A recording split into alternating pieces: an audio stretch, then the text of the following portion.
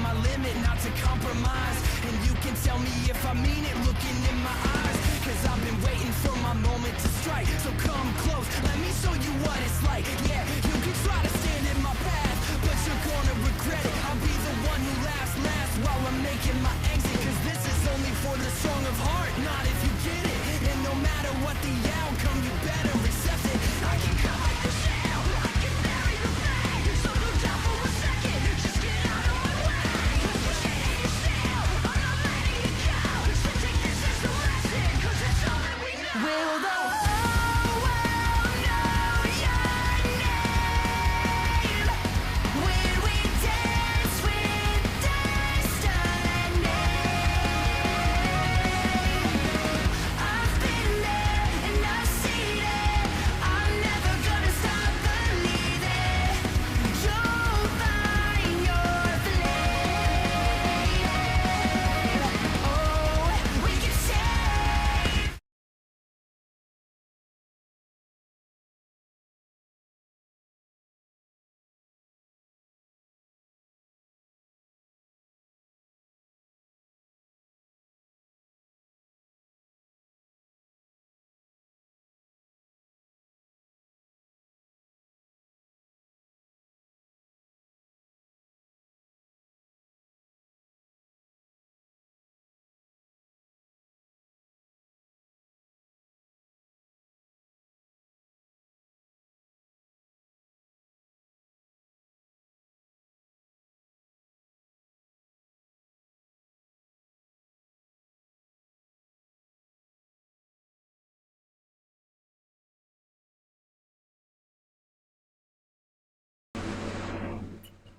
Hey, um,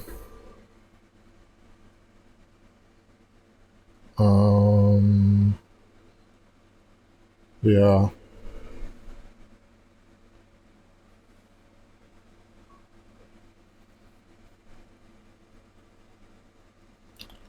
What the fuck?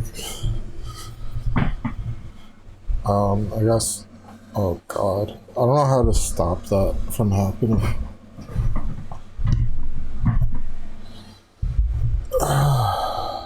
Like moving forward, just doing it. I got some food here.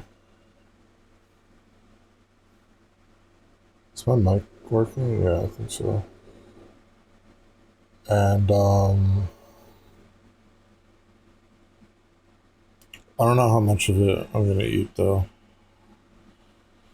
I was looking at like different phones, like foldable. I don't even know. I mean, I don't know what I would get if I like upgraded.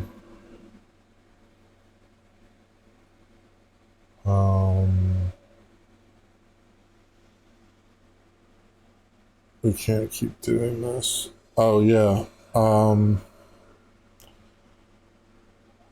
think I eat a little bit of this and watch something. I don't know how much I'm gonna eat.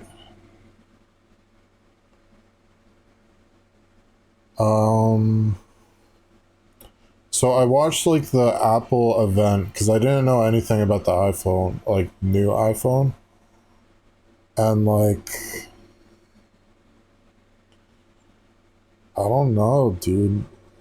Kind of like the orange one. Because it's like so different. But I don't know if I would. I feel like perfect with like my phone right now. Like I love it how it is, but like this is iPhone 14 Pro Max.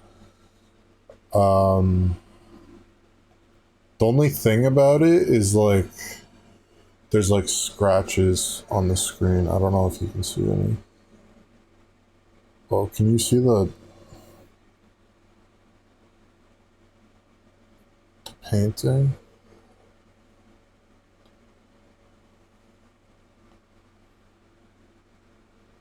I've had this like lock screen thing for like 10 years, like over 10 years, but like there's like scratches on the screen.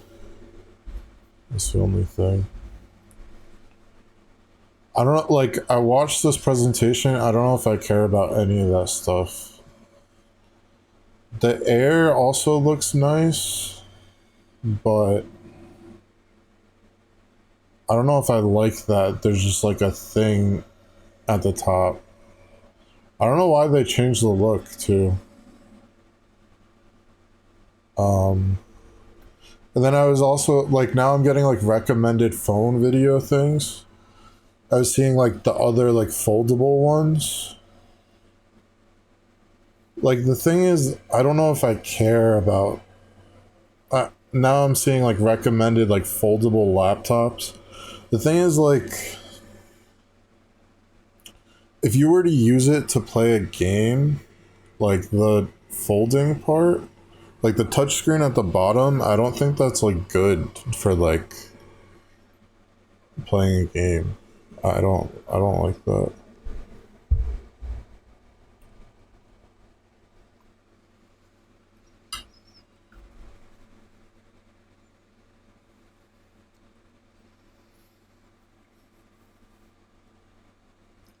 Like I don't know if I want to use my phone as like a retro handheld. I already like kind of can. You can with the iPhone, but it's definitely not going to be as good as an Android. But also like apps, like the thing I like about iPhone is like apps are, they feel like more up to date. Like people, if you were to compare like Snapchat on iPhone versus, this was like a thing I felt like 7 years, like whenever I first made,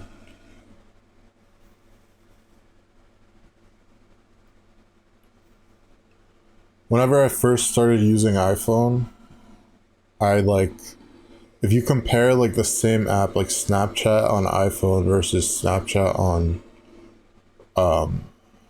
Android, like that's a thing I see. Like I feel like the apps are just like more up to date. There's like a newer version. Like you kind of feel like they care more a little bit. But that was like years ago. So I heard this thing gets like scratched up. Like the back of it gets scratched up. But I don't know. Like because of the scratches on the front of my phone, like if I was to get a new one, like it would, I would just like put a case on the, I already like saw a case that I want. There's like case that any like, I don't, can I even show this? D brand, the idiot proof phone case, like screen protector, because I never use one, and I have like such a, like it says it's idiot proof, but this is always such like an annoying and like bad process. There's always like little bubbles in there. So I don't know, maybe this would be good if I got it. Like maybe I should have a screen protector at this point, but I still don't. There's like bad scratches. That's the only thing. I was also even thinking like, do I even like, why do I even need a phone? Do I even need a phone at all?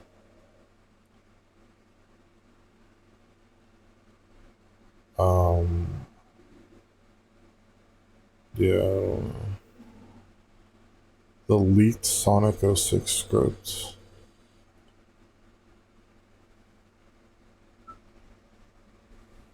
Um,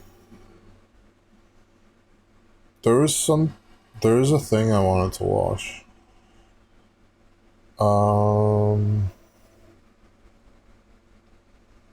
okay, how about this? I replaced my iPhone and iPad with the Z Fold 7 2 months later.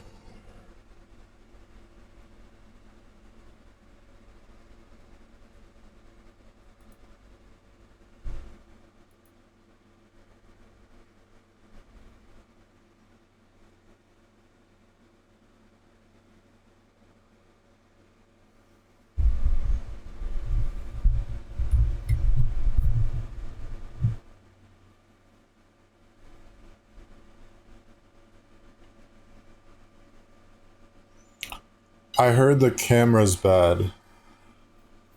Because now I'm getting like related videos about these, and now it's like I see like some YouTube short about the Galaxy Fold 7. I don't think this is even out.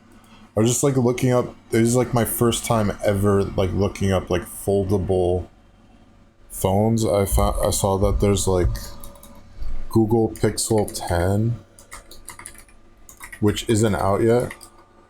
Foldable, Pro Fold.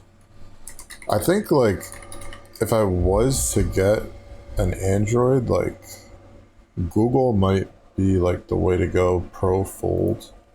But I don't think this isn't even out yet. Oh shoot. I don't really have a reason to have an iPhone right now.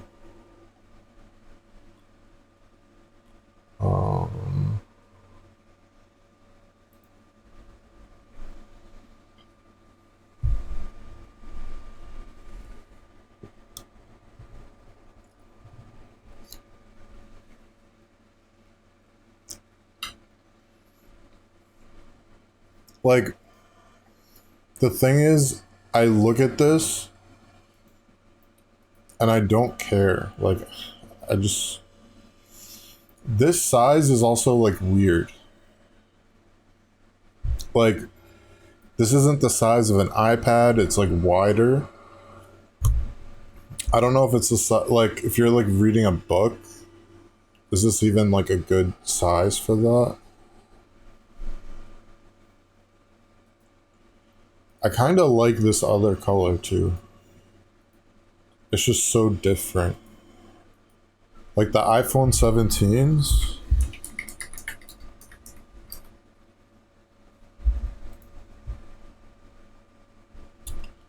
Like, I love the green one. Alright.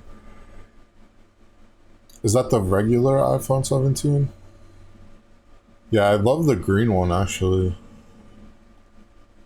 And like, with the Pro though,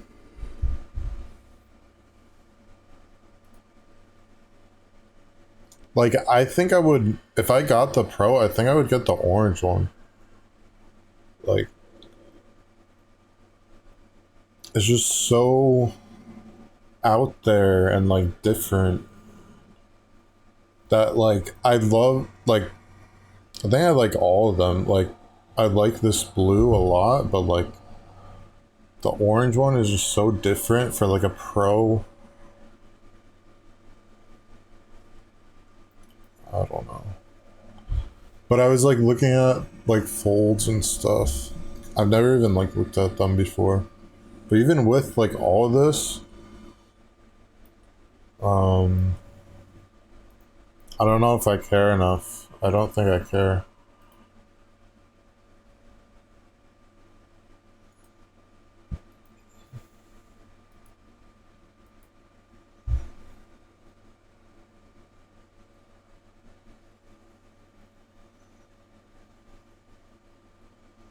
Okay. That is not a good comparison.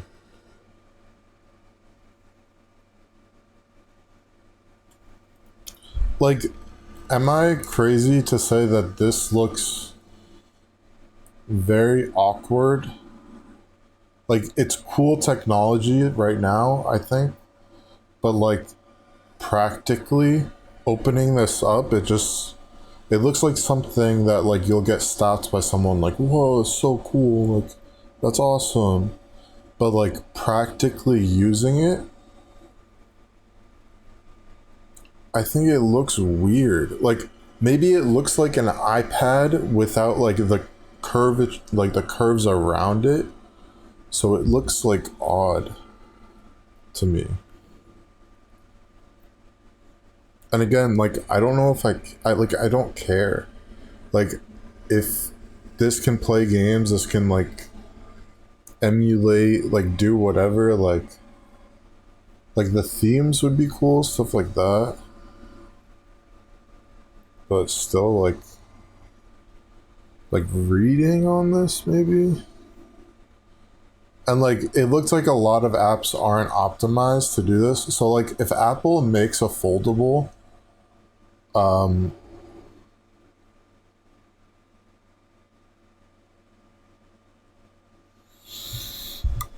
you know, like when Apple does something, they do it like really good. You know, like if they made a foldable phone to like iPad type thing,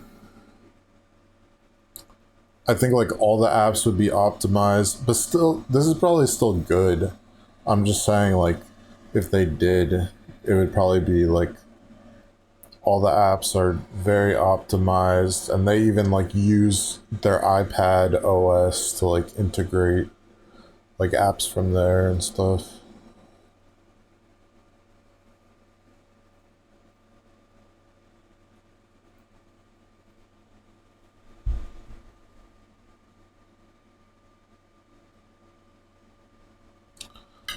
But I look at like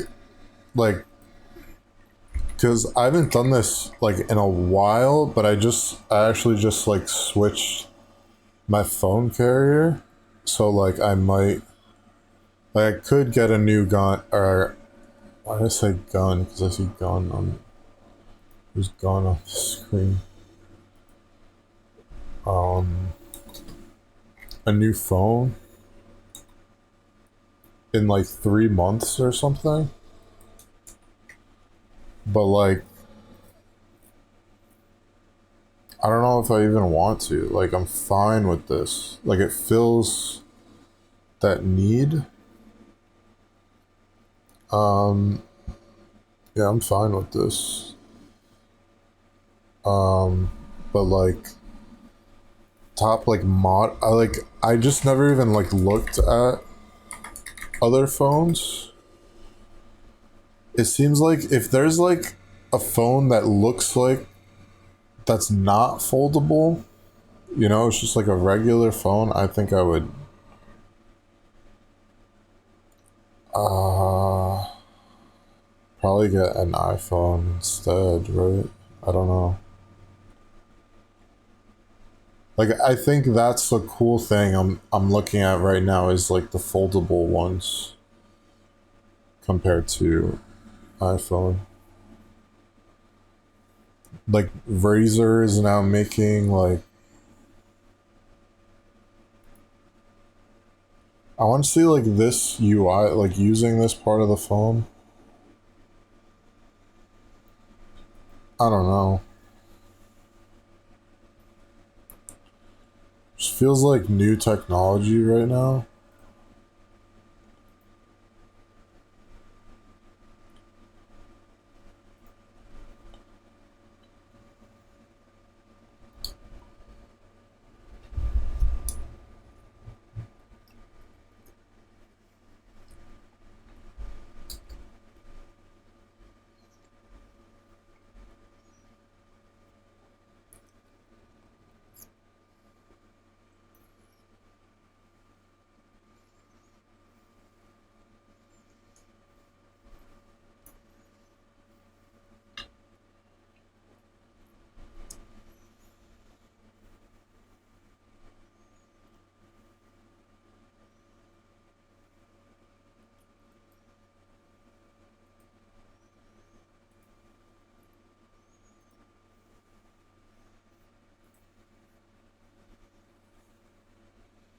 This is crazy. Is my browser audio on?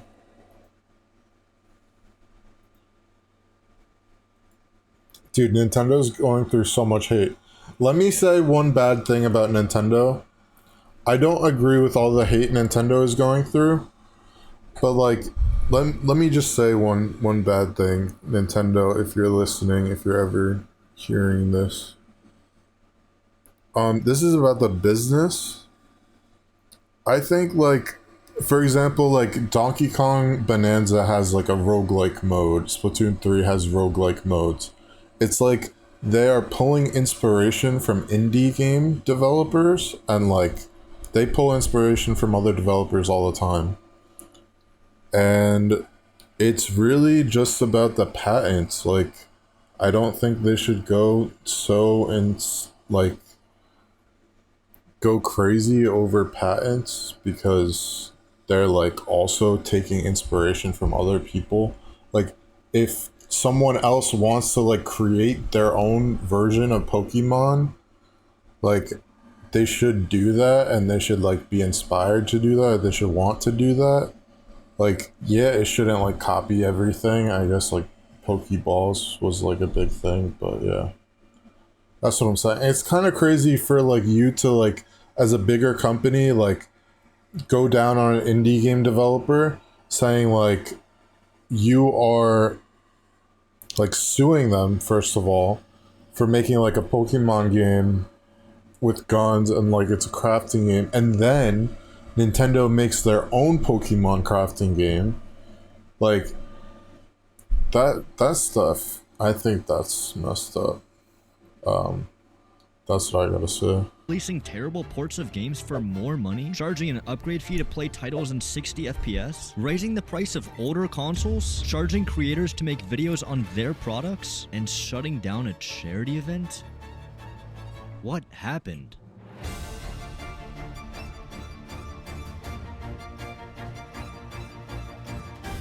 Wait, what?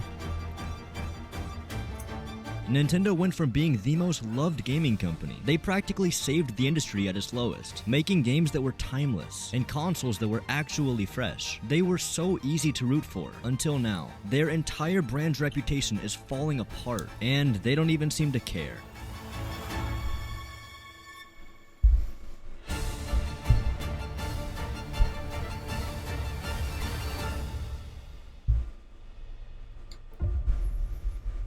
Hey, by the way, I'm trying to beat Chipotle in subscribers. I used to work there before they fired me. Anyway, according to YouTube's analytics, only like 1% of you guys are subscribed. So if everyone's subscribed right now, we could beat Chipotle.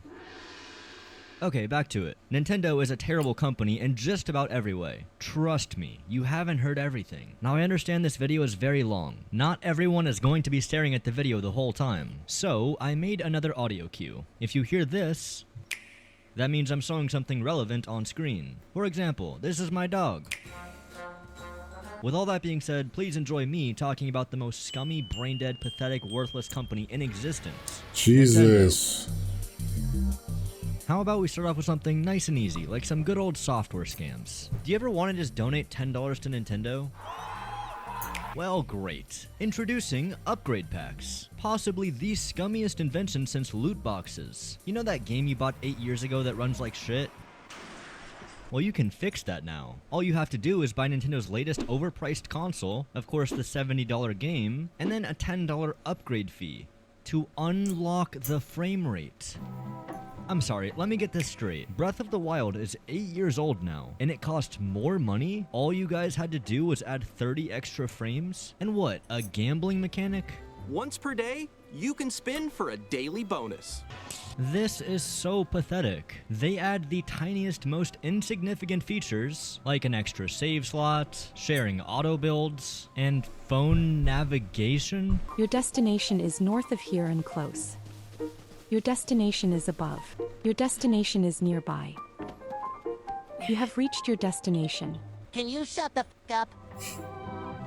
Did we really need Google Maps and Tears of the Kingdom? Isn't the whole point to explore? I mean, this is obviously an excuse to charge you money for a higher frame rate cap. I gotta really disagree with this guy, but like, I like the navigation. I think that's like, it's like such a big game that like, I was doing this anyway with like other websites, and I'm sure other people were doing the same thing. But now it's just like integrated into the game. I thought it was good. There's also voice memories and stuff. Can you shut the f up? Did we really need Google Maps and Tears of the Kingdom? Isn't the whole point to explore? This is obviously an excuse to charge you money. It's not DLC. It's definitely not. The same but goes like for Kirby, Metroid, and of course, Mario Party Jamboree. This one is especially bad. It's $20 for this upgrade, which makes this game worth $80 now. Crazy. In return, you get a couple shitty minigames that utilize the camera, and better resolution, Kind of. The new minigames run in 1440p. The old minigames run in 1080p. And if you're playing handheld, it runs in 720p, even though the Switch 2's display is 1080p. And this is $80. Nintendo believes this game is worth more than Grand Theft Auto 5, Hollow Knight, and Minecraft combined. Why not let people that bought the console and the game just play the game at a higher frame is worth more. And if you're playing handheld, it runs in 720p, even though the Switch 2's display is 1080p. The new minigames run in 14. This game worth $80 now. Crazy. In return, you get a couple shitty minigames that utilize the camera and better resolution. Kind of. The new minigames run in 1440p. The old minigames run in 1080p. And if you're playing handheld, it runs in 720p, even though the Switch 2's display is 1080p. And this is $80. Nintendo believes this game is worth more than Grand Theft Auto 5, Hollow Knight, and Minecraft. I don't know, dude. It feels like this video is literally called I Hate Nintendo. Like, it's like he's literally buying a game he knows he won't enjoy and won't like just to like play it and shit on it. Like Mario Party Jamboree. Like he probably already knew the value of what he was getting and then like bought it anyway, and then like, I mean, I just didn't buy this game is what I'm trying to say. And it's like he bought it to make fun of it. This game is worth more than Grand Theft Auto 5. I see a lot of people Minecraft combined. Why not let people that bought the console and the game just play the game at a higher frame rate? Because that wouldn't make them any money. You know what does make them money? This guy. Everybody loves Mario, right? Yeah. Wouldn't it just be awesome if they remaster some of the best Mario games? Yeah. Yes. Yay. Okay, good. Because for Mario's 35th anniversary, they packaged Super Mario 64, Mario Sunshine, and Mario Galaxy in one bundle. Wow. He's asking for like 3 remasters.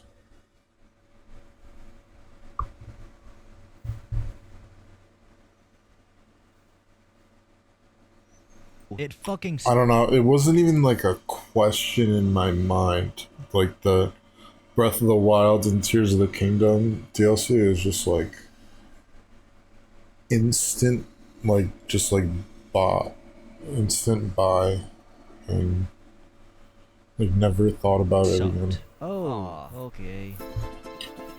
Yeah, this game is trash. There is no widescreen support. 2 of the 3 games are just being emulated. The controller input mapping is terrible. Super Mario 64 is locked at 30 FPS. They weren't even trying on this game, but they still sold it for $60. And the cherry on top, they made it a limited release.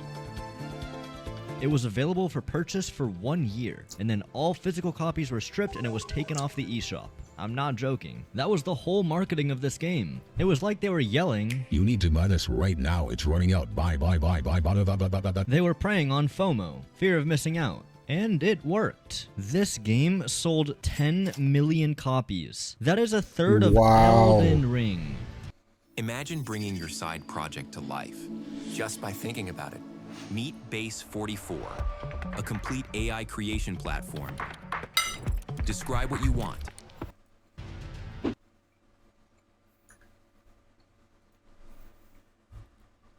Yeah, about the physical copy. I think this was like the first video game I ever played. I mean, it's like the earliest memory I have.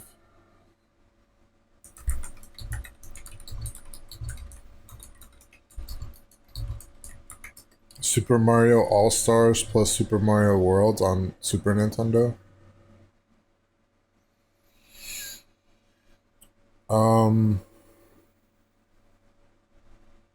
And this was like 30 years later. Super Mario 3D All-Stars. This is what I was thinking, like the price of it would just go up. But I just bought it and opened it, played it.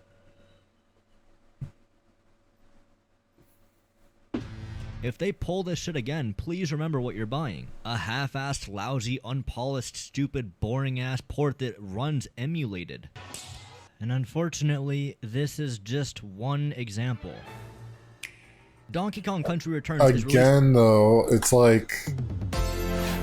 You kinda knew that before you bought it. And you can also, like, Google that. You can ask someone, what is this? Is this an emulated game? Is this, like... What is the quality on this? And then, like, you bought it. So, I don't know.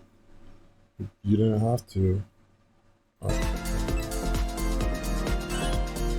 Like, I'm trying to say, like, I knew exactly what that was. I knew it wasn't going to be, like, the perfect way to play the game, but you can, like, play Super Mario Sunshine on a Switch anywhere, and, like, just like, yeah, why not? Alright.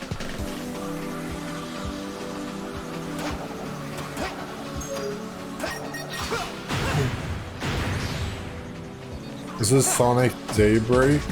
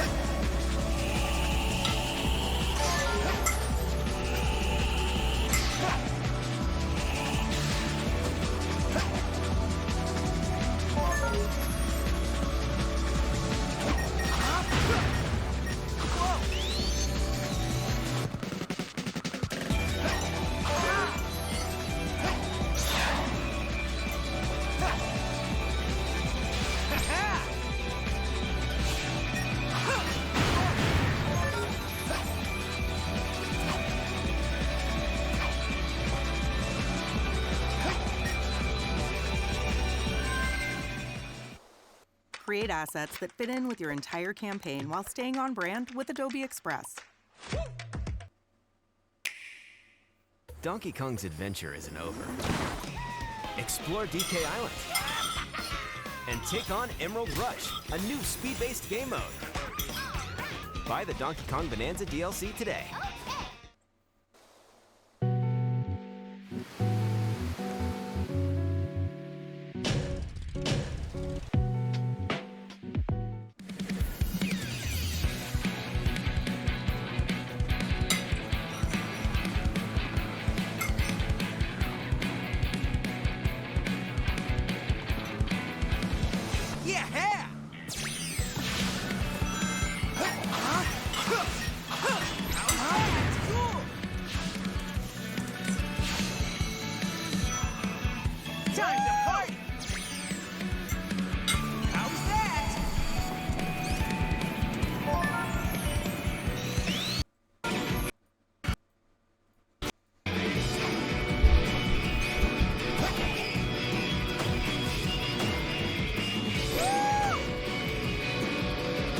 I don't want to watch. This is too much, like...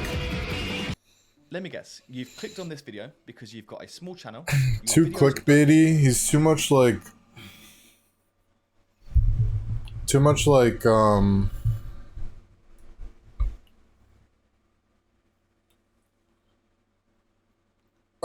person will, like... It makes no sense to me. Like, first of all, like... You're not a Nintendo fan. Like, a person who, like, hates on Nintendo... Like, you're not a fan. Why did you buy the console? You know, like, you don't like Pokemon, you don't like Mario, you don't like Zelda, you don't like why did you buy the console in the first place? Like, to shit on it? Like, you just buy something to, like, make fun of it and, like, shit on it? It's just, like, weird. I mean, I guess people do that with, like, games. They, like, buy a shitty game and like make fun of it, or I don't know. That's like no, those are like cheaper games, but these are like pretty expensive games to just like buy just to like shit on it. It's like odd.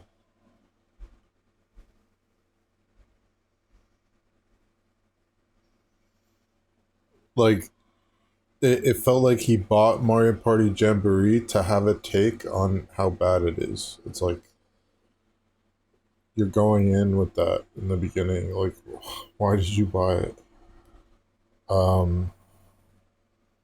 Be right back.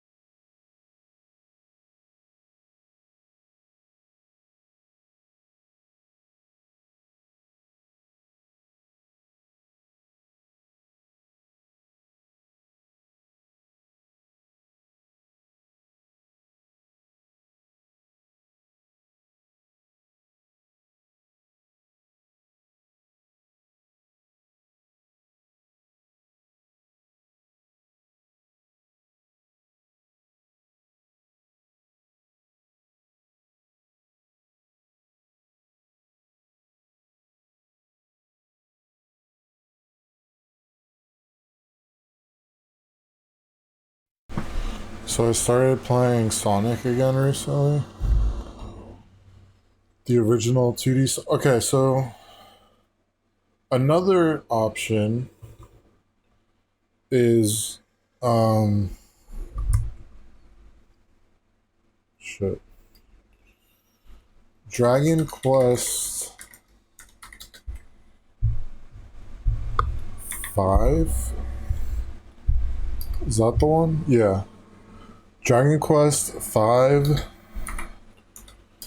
PS2. Like, this is an option. Maybe I'd play this game. I kid you not, like, this might be like one of the best RPGs like ever made. Like, I was like playing this on the DS version. Like, there's a DS remake I've been playing on my like actual DS, and like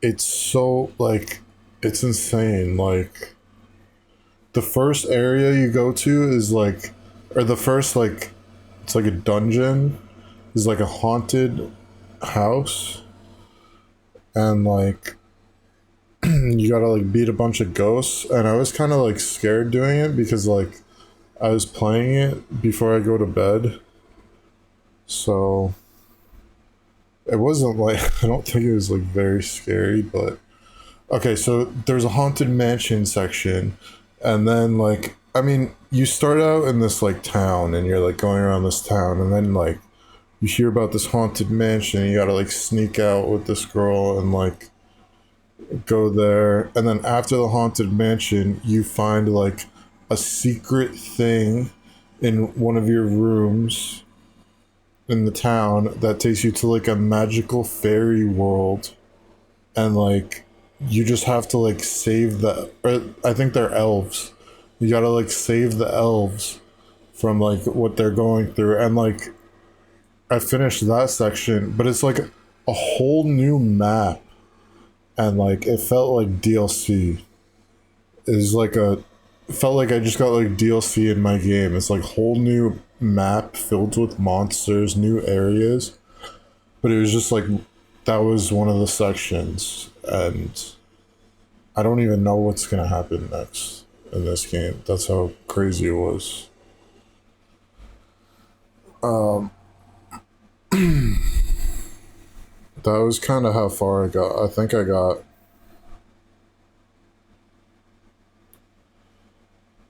past the fairy world, and then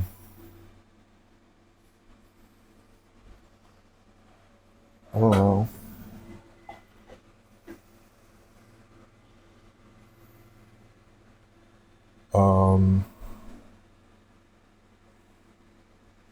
So maybe I play this.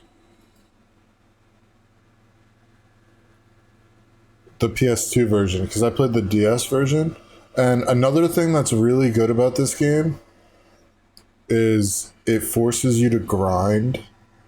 Like, you get to the next area, and there's like, I mean, I get to this next area I'm at right now, and it's like there's all these weapons. You like, it doesn't say you need them or anything, but every like, the new shop has new weapons, and like, to get all of those you need to like grind to get gold and like XP to like get all these new weapons and like new armor, new stuff like that.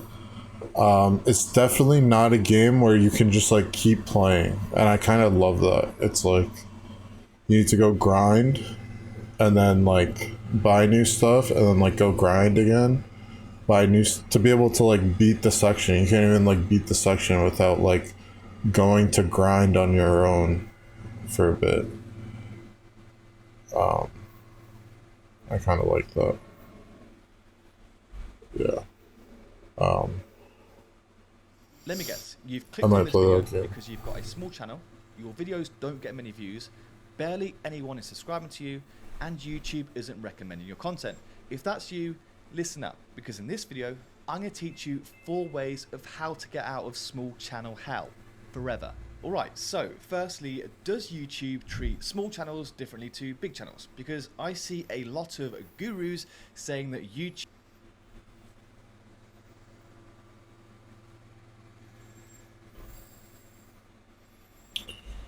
Alright,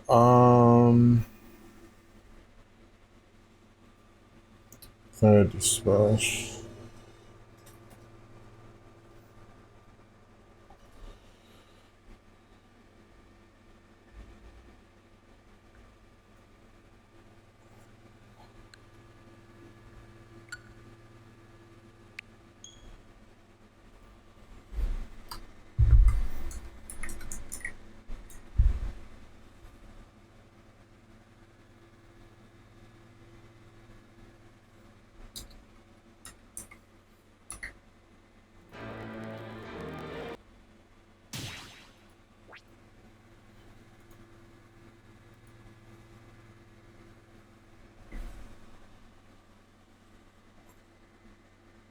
I don't know why that's happening.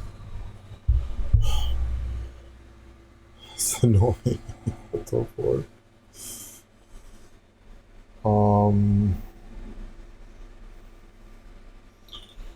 Okay, so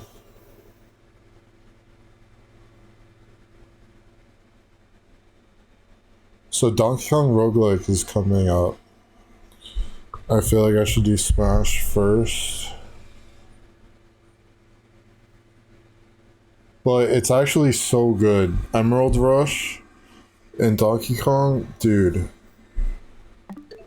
Like, I actually got, like, I had to, like, stop myself from playing. Like, it's really good. I didn't know the rounds were gonna, like, go up past how many rounds I was having. And when I saw that, I was like, holy shit, nice. Like, oh shit, what did I just do?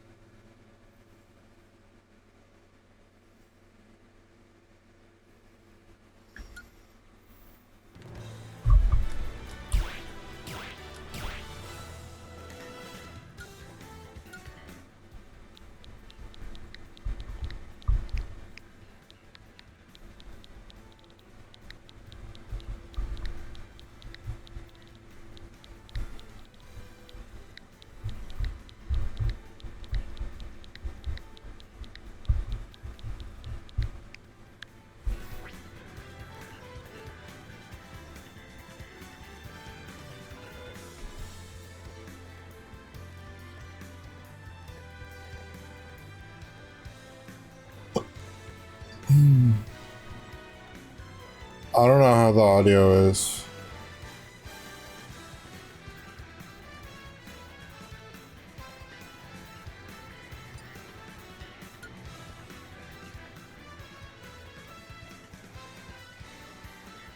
Step into the ring.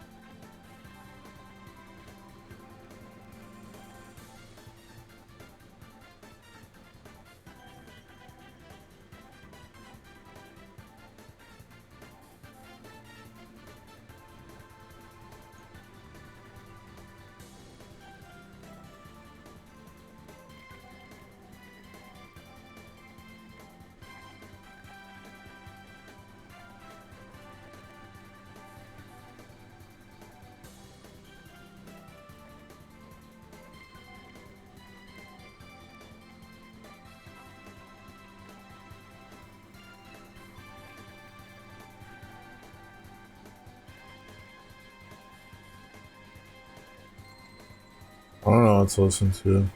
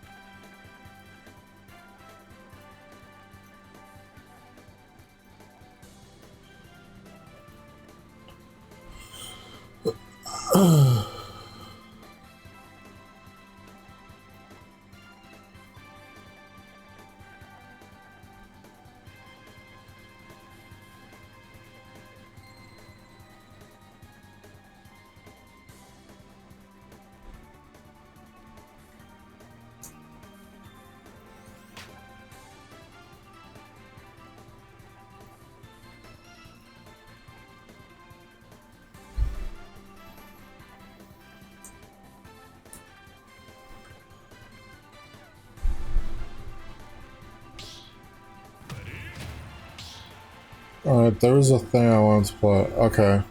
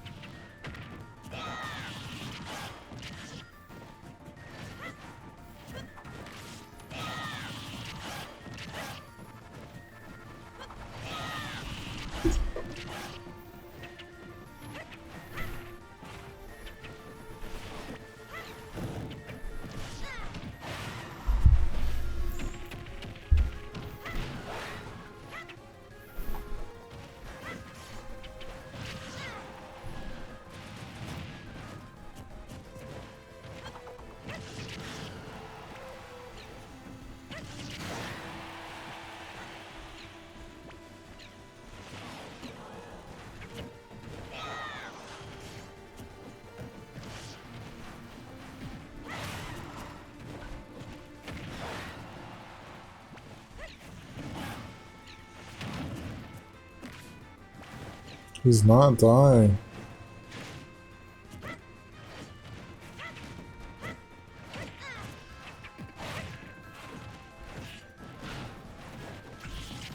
Come on.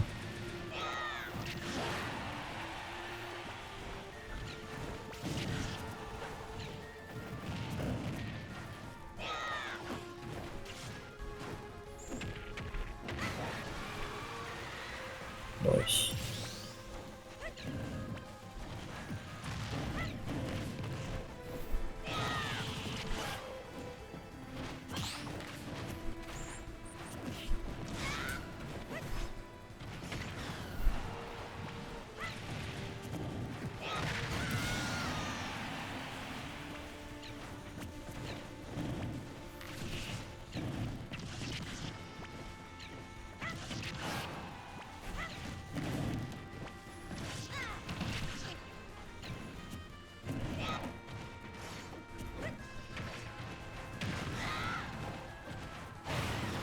Oh god. No way, dude. No way he killed me that fast. No possible. What?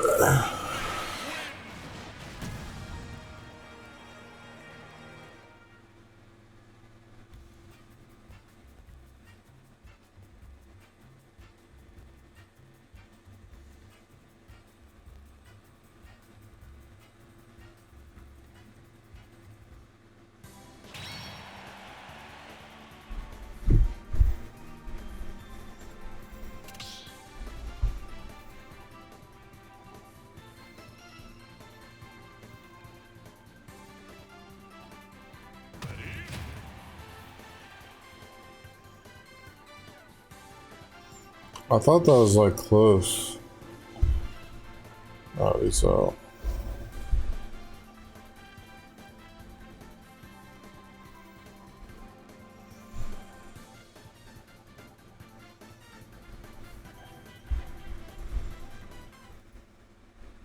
Actual reason they get treated differently is because of you, like viewers and people. Because naturally, viewers on YouTube will always subconsciously treat small channels differently to big channels. And let me explain. By now, you should have heard the term social proof. But if you haven't yet, a quick definition is social proof is the psychological phenomenon where people look to the popularity of others to determine who they should trust, value, or engage with. This unfortunately means that naturally small channels are going to struggle because most people will simply not watch a video if they see that it's only got like 5 views, and they won't subscribe to a channel if they see it's got like 150 videos but only 23 subscribers. This is simply because of social proof. Like, people will automatically assume that if you only get like 5 views on a video, or if you only have like 15 subscribers on a channel with over 150 videos, then your content must be rubbish, and they aren't going to trust what you say. This is the harsh reality, and no, it's I need not fair, to hear I completely this. understand. Now, to show you what I mean, like in principle, these 2 videos on screen here, pretty much exactly the same topic, but one's from me and one's from a random creator you might not have heard of before. Now, if you saw these 2 on screen,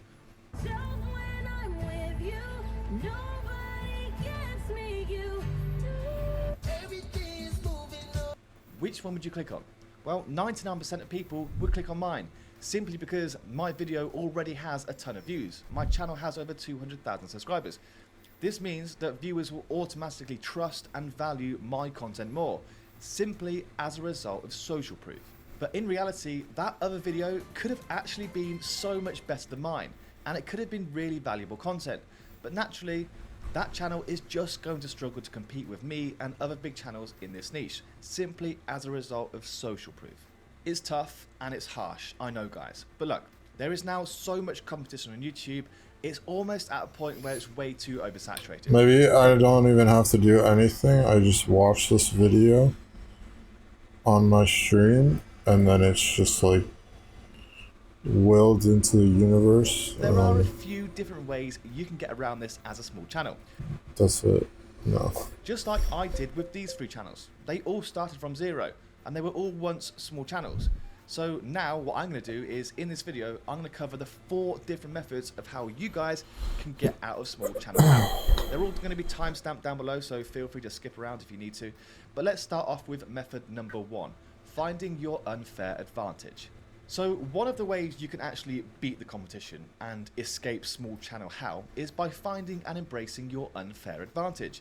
And for those of you that don't know what this is, an unfair advantage is this. It's a unique skill, experience or trait or circumstance you have that sets you apart from other people and gives you a competitive edge that can't easily be copied. This is basically you just finding what makes you different, because there's only one of you in the entire world and nobody can compete with that. So if you can find your unfair advantage and start channeling this through your content, it's the only way you can truly stand out from the rest of the crowd. Now, I'm going to give you some examples, successful examples, and hopefully you're going to see what I mean. First up is Ali Abdal. His unfair advantage was that he was a Cambridge medical student, and when he first started his YouTube journey, he actually just made videos targeted just towards people going into medical school at uni. This was his unfair advantage because he had superior knowledge and experience in that space to share with people. And now since then, he's grown to be one of the biggest channels on YouTube in the productivity space. All because at the start of his journey, he channeled what made him different and his unfair advantage. Then, for example number 2, we have Nisha. Her unfair advantage was that before she started her finance YouTube channel, she was actually a high-level female accountant at an investment banker firm. So she was able to use all of her knowledge and her experience in her content, which is why Ass it did so well. Ketchum. Like, people immediately trusted her content because of what she did as a job previously. And then for me, my unfair advantage was the fact that before I started this YouTube growth channel, I had already had success with 2 other accounts. So I had a ton of knowledge and skills in the YouTube growth space when I set up this channel, which made me more qualified than most other people to teach you guys about YouTube growth. Had I have not done those 2 channels before, you might not have trusted me. And look, most success on YouTube isn't just random. Those people that I don't know if I are trust actually you. the ones that find their unfair advantage early on and run with it. Not enough You, to click the your unfair video. advantage could be your experience in a certain type of job. It could be your storytelling skills. It could be that you're really good looking. It could be literally anything. But if you don't know what yours is yet, here's a quick way of how you can find it. Number 1, look at your background and experience. What jobs, studies, or skills have you had that give you unique insights? For example, Ali Abdal's medical background made him instantly credible in that space. Number 2, leverage your personality and natural strengths. Are you naturally funny? Are you a great storyteller? Are you charismatic on camera? Or are you super analytical? Those traits form part of your edge, and you should always embrace them. Number 3, use your personal story. People love relatability. Maybe you're a single parent juggling YouTube, or maybe you're a 70-year-old retiree. Or That's maybe probably you're my someone who quit your problem. 9 to 5 and started a business. Those kind of stories make you stand out, so make sure you channel them through your content. This may be the last ad you ever see. Because with the free ad block extension from Capital One Shopping, you can say goodbye to ads on sites like YouTube. No more interruptions, just non-stop streaming on your favorite sites. Capital And while we're One, blocking that's so ads, why random. not save some money too? After you add ad block, download the Capital One Shopping extension and get free. Number 4, we have consider your resources and network. Do you have access to interesting people or cool places or opportunities that other people don't? For example, if you're working in a specific tech startup industry or an investment banker firm, or you know experts, these can be really helpful. And then lastly, we have number 5. Ask other people what they see in you, because sometimes we miss our own strengths. Our friends, our family, our colleagues, they can often point out what makes you different, so ask them. Then method number 2 is to feed the algorithm better data. Now I say this because I've heard plenty of gurus telling people to just create and post out as many videos as possible. And whilst you should be creating a lot of content to grow your channel, you just need to make sure it contains the correct data. Because it's already so difficult for the algorithm to find the right audience for your content, especially if you're a small channel. But the more data we feed the algorithm, the easier that job becomes. Now, data actually comes in 2 forms. The video itself and how you optimize it. Both of these contain all of the data the algorithm uses. So how do you improve this as a small channel? Well, firstly, you need to seriously improve the quality of your actual videos. Most gurus will say that you need to just post out 100 videos, like as many as you can. But I would always personally recommend that instead you post out like 50 extremely well planned and executed videos. And to make sure that each video provides the algorithm with a ton of positive data. Data that's closely linked to your niche and the people you want to target. This means when posting out a video, you need to do the following things. Number 1, use searchable titles and keywords. Make sure your titles, your descriptions, and your tags clearly tell YouTube what the video is about and who you want to target, so the algorithm knows who to push it out to. Then you need to nail your title and thumbnail combo. If nobody clicks, the algorithm is just going to assume the video isn't interesting. So a strong hook and eye-catching thumbnail both result in higher click-through rates. And higher click-through rates result in better data. Then we have stay laser focused in your niche, in one niche. Don't confuse the algorithm by posting random topics that don't relate to each other. You need to feed it consistent signals about your own audience.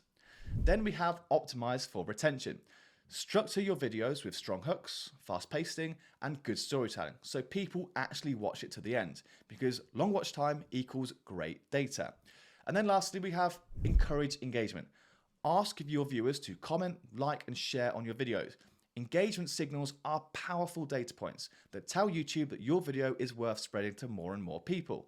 And once you've begun creating these kind of videos, I would then recommend you clip them up and post them out as shorts, because posting shorts directly taken from your long form content will give you an immediate boost of viewership and reach, while still giving the algorithm the right data. Now, an easy tool you can use for this is Nexus Clips. Its AI tool will basically analyze your video, it will pick up the best segments, and then it will create up to 5 viral shorts from that one video. It has features such as facial recognition, and it can even add subtitles automatically. All you have to do is drop your videos into the tool and it will do it all for you. Then method number 3 is to upload proven winners. Thousands and thousands of people each and every day will start a new YouTube channel and upload some videos, which means YouTube is now becoming incredibly oversaturated, and it's now more difficult than ever to stand out. And not only that, but the algorithm will actually build a data profile about your channel, and it will obviously take the data from each video you post. So if you're a small channel and you keep posting out really bad videos that get like no views and nobody enjoys them, then in the algorithm's eyes, your channel's data profile rating is going to be bad. And it's probably going to restrict your future videos because it's going to assume your new videos are going to be as bad as your old ones. And if nobody liked your old ones, then it's going to think that nobody's going to like your new ones either. Damn, that hit like really hard. If they don't like your old videos, they're probably not going to like your new videos, so they probably won't get recommended because they didn't like your other ones. So yeah, that's messed up. I can show what I tried. Like, I tried this today. I don't know. I feel like this job is a lot of experimenting. Like, here's what I tried today. Right, I made this thumbnail for this video. I'm like going back and like trying to like salvage my old streams, make them like very good, like as good as possible. I made a new thumbnail for this video I just made.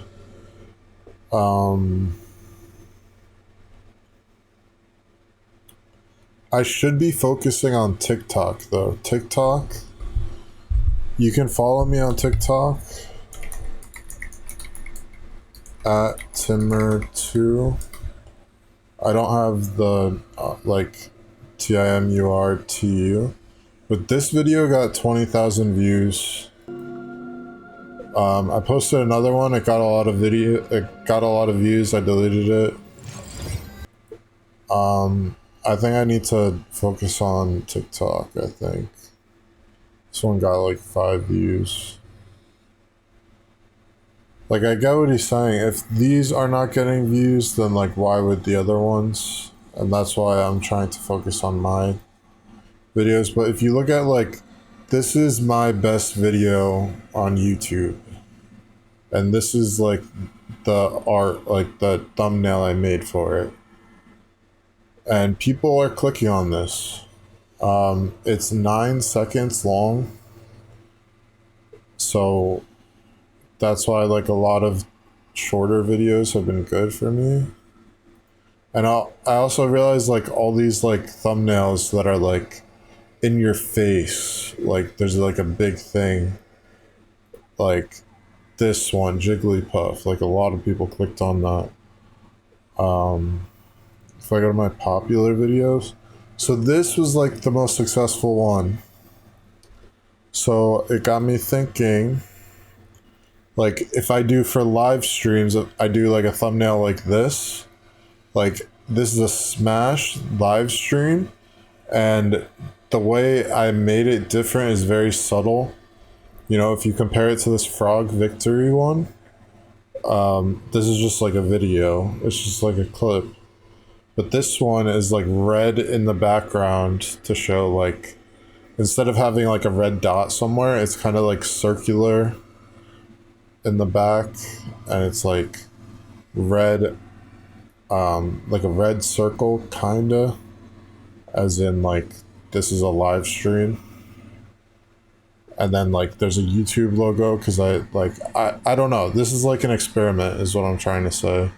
And I've tried using like this kind of thumbnail before and it did not, never did anything like this one. But like the font's the same. I don't know what to title them. If I title the live streams, it just says that's just the title of the live stream that I put. But there are like very, very long ones. Like this title is very long.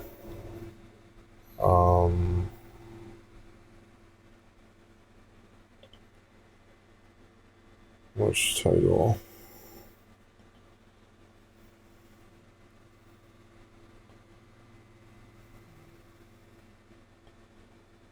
There's like long titles. So I'm working on this right now. Like getting all my streams in like a good state, like good thumbnail, good like chapters I think are important because it's like very long. So I started doing chapters. Does this one have chapters? This whole, like, I just made a whole Mario Kart World video that's like 40 minutes long, which is kind of crazy. But there's no chapters here. Because I'm just like going through like so many different points. But I saw that the average view duration of this video is crazy. Like, yeah, it has like 20 views now, 21 views. But like 9 minutes 29 seconds is the average view duration out of that, which I think that's really good because it's on Switch too.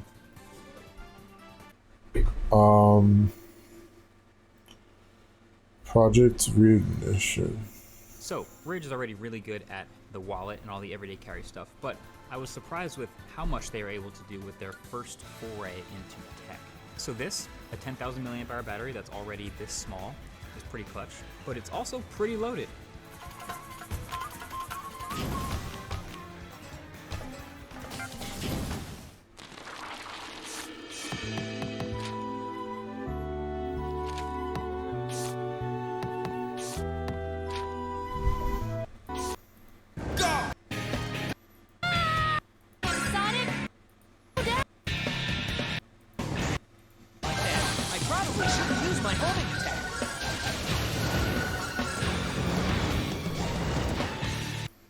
I want to play this game at some point. Tap in my bros in the Jonkler event.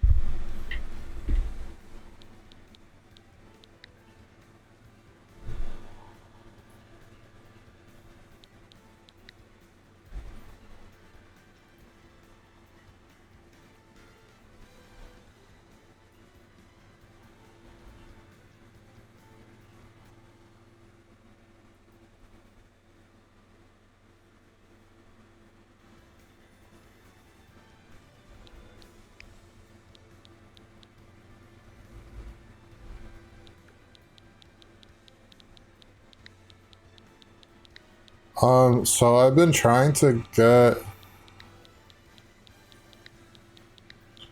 I think there's another Timmer who owns this name on Twitch, and he said I could buy it, but he needs to like message me back. He said I could buy it with like CSGO skin money.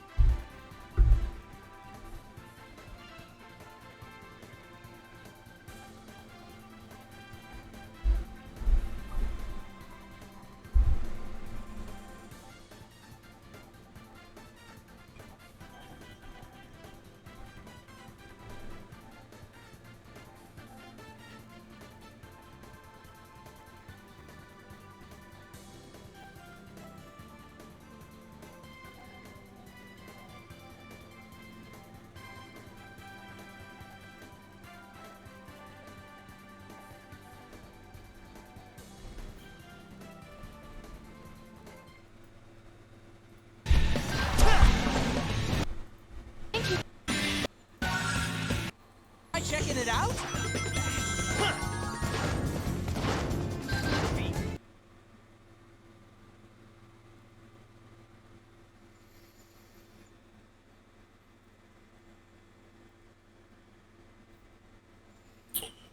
Yeah, I heard Husband Gold's dad died. Sucks. Hey guys, I don't really have much of a script for this one, just gonna kind of do it off the top of my head. And I guess I want to talk a little bit about my dad. A lot of you guys probably already know, but earlier this week he passed away. And it was pretty traumatic, to say the least. And I was there with him the whole time. It was just me and him, and I kind of want to talk a little bit about it and explain kind of where I'm at, and also kind of like give you guys an explanation of, oh, why hasn't he been on? Well, that's the reason. 3 or 4 days before he passed, the doctors told me that, well, actually, let me take a step back, okay? So ever since about 2023, his health has been on the decline, and it has been on the decline despite his best efforts. He had fought against multiple infections. He got pneumonia 6 times in 2 years, basically, maybe a little bit longer than that, and one of them ended up, the most recent one, ended up leaving him hospitalized. That was the one later in June, and that's whenever things really, kind of the temperature of things really got turned up, and it started getting really bad. But for about 2 years now, I've been doing a lot. I've been going over to his house, multiple times a week, doing a lot of chores for him, doing things like, anything from going shopping for him to, like doing the sheets on his bed, making sure that his floor is vacuumed, etc. Right? I was basically maintaining his entire house and cleaning it because, I didn't want to have to, I guess, it's in a way dishonorable, I think, to him to like ask for maids to come clean up his house, especially. And so it was my responsibility, I thought, as his son, to do that for him, and I did. And so that was the reason why a lot of times I would end my stream at about 7 to 8 p.m. It's mainly just to call him and, make sure that he has everything he needs. And this has been something I've been doing for the past 2 years, ever since June of this year. And I mean, this is let me one more. I apologize, as I said, I don't really have like much of a internal script for this one, but when he got his pneumonia for the 4th time, before the 4th pneumonia, he's 76 years old. He's been through Vietnam. He's had heat stroke before. He has again 78. Half of one of his lungs was gone, and he was still walking a brisk 5K every single day in like 30 or 40 minutes. And this is like at 76 years old. He would do this every single day. And this is after 3 pneumonias, but the 4th one really kind of, it pretty much almost got him. I mean, and, we were talking about this, and, he was a fan of boxing, and so, he was saying, it was like the count was 6 or 7, right? And, it was like 4 or whatever. It's like he was almost out with that 4th pneumonia, but somehow he managed to pull through, and with a good type of new antibiotic and everything, he had recovered pretty much, excuse me, pretty much entirely. And this was kind of like, this had gone relatively well. Like, he was going back to being at the store. He lived alone pretty much his whole life. And, even at the end, I would come over every single I heard day about and help this. him for hours, but he did live alone. Like, he would shower by himself, he would be able to take care of himself, cook himself meals, etc. Although that was something that I was kind of like, because I could see, not stupid, right? And like, I could see where things were going, so I had a lot of, home care stuff, personal chefs set up, and everything, for whenever he thought it was time, I would be ready for it to be time. And so, ever since 2023, he and I have been on relatively the same page, that we were kind of living on borrowed time. And it was a miracle that he even came out of that pneumonia at all. And we ended up being able to, earlier this year, go to Florida. And Florida is where I was born. It's where he grew up as well. And it's where the majority of my family is. And so we went out there, and I think back right now to, the fact that we were able to go out there. He was able to see everybody in the family and spend all this time with them. And at the time, I was very frustrated because I had to take time away from my stream. It was the same week that Expedition 33 came out. I was very frustrated and annoyed, also Oblivion. But, you know, I look back on that, and I'm just so proud and happy that I ended up making that decision at this point, right? Because he was able to see everybody, and he saw them in good health, too. Like, he was... I don't know how this even happened, but he was 78 at the time, and he was still walking around and, you know, like going from like 9 a.m. to like 2 a.m. every single day. And so he had an incredible amount of energy, had like multiple jobs. And so now I guess now I can finally go to the recent period of time, which is whenever I kind of started being very intermittent in my streaming. You can look at my graph, and you know, like my stream hours had went way down, right? And this was the reason. It was because my dad had been to the hospital 3 times, and the third time was obviously the time that he didn't leave. But the first time he had pneumonia, and he called me, and you know, things just progressively got worse. The second time he called me, and I'm on the phone with him, and he calls me in the morning. He says, "Hey, I don't want you to freak out, okay? Like you always do. But I've got acute liver failure and need to go to the emergency room right now." And I'm like, I was like so in shock. I was like, I didn't know what to say, and so I asked him. I said, "Are you cooked?" And he's like, "What does that mean?" I'm like, "Are you dead?" And he's like, "I don't know. Let's go find out." And I'm like, "Are you dead?" Are you in shock now?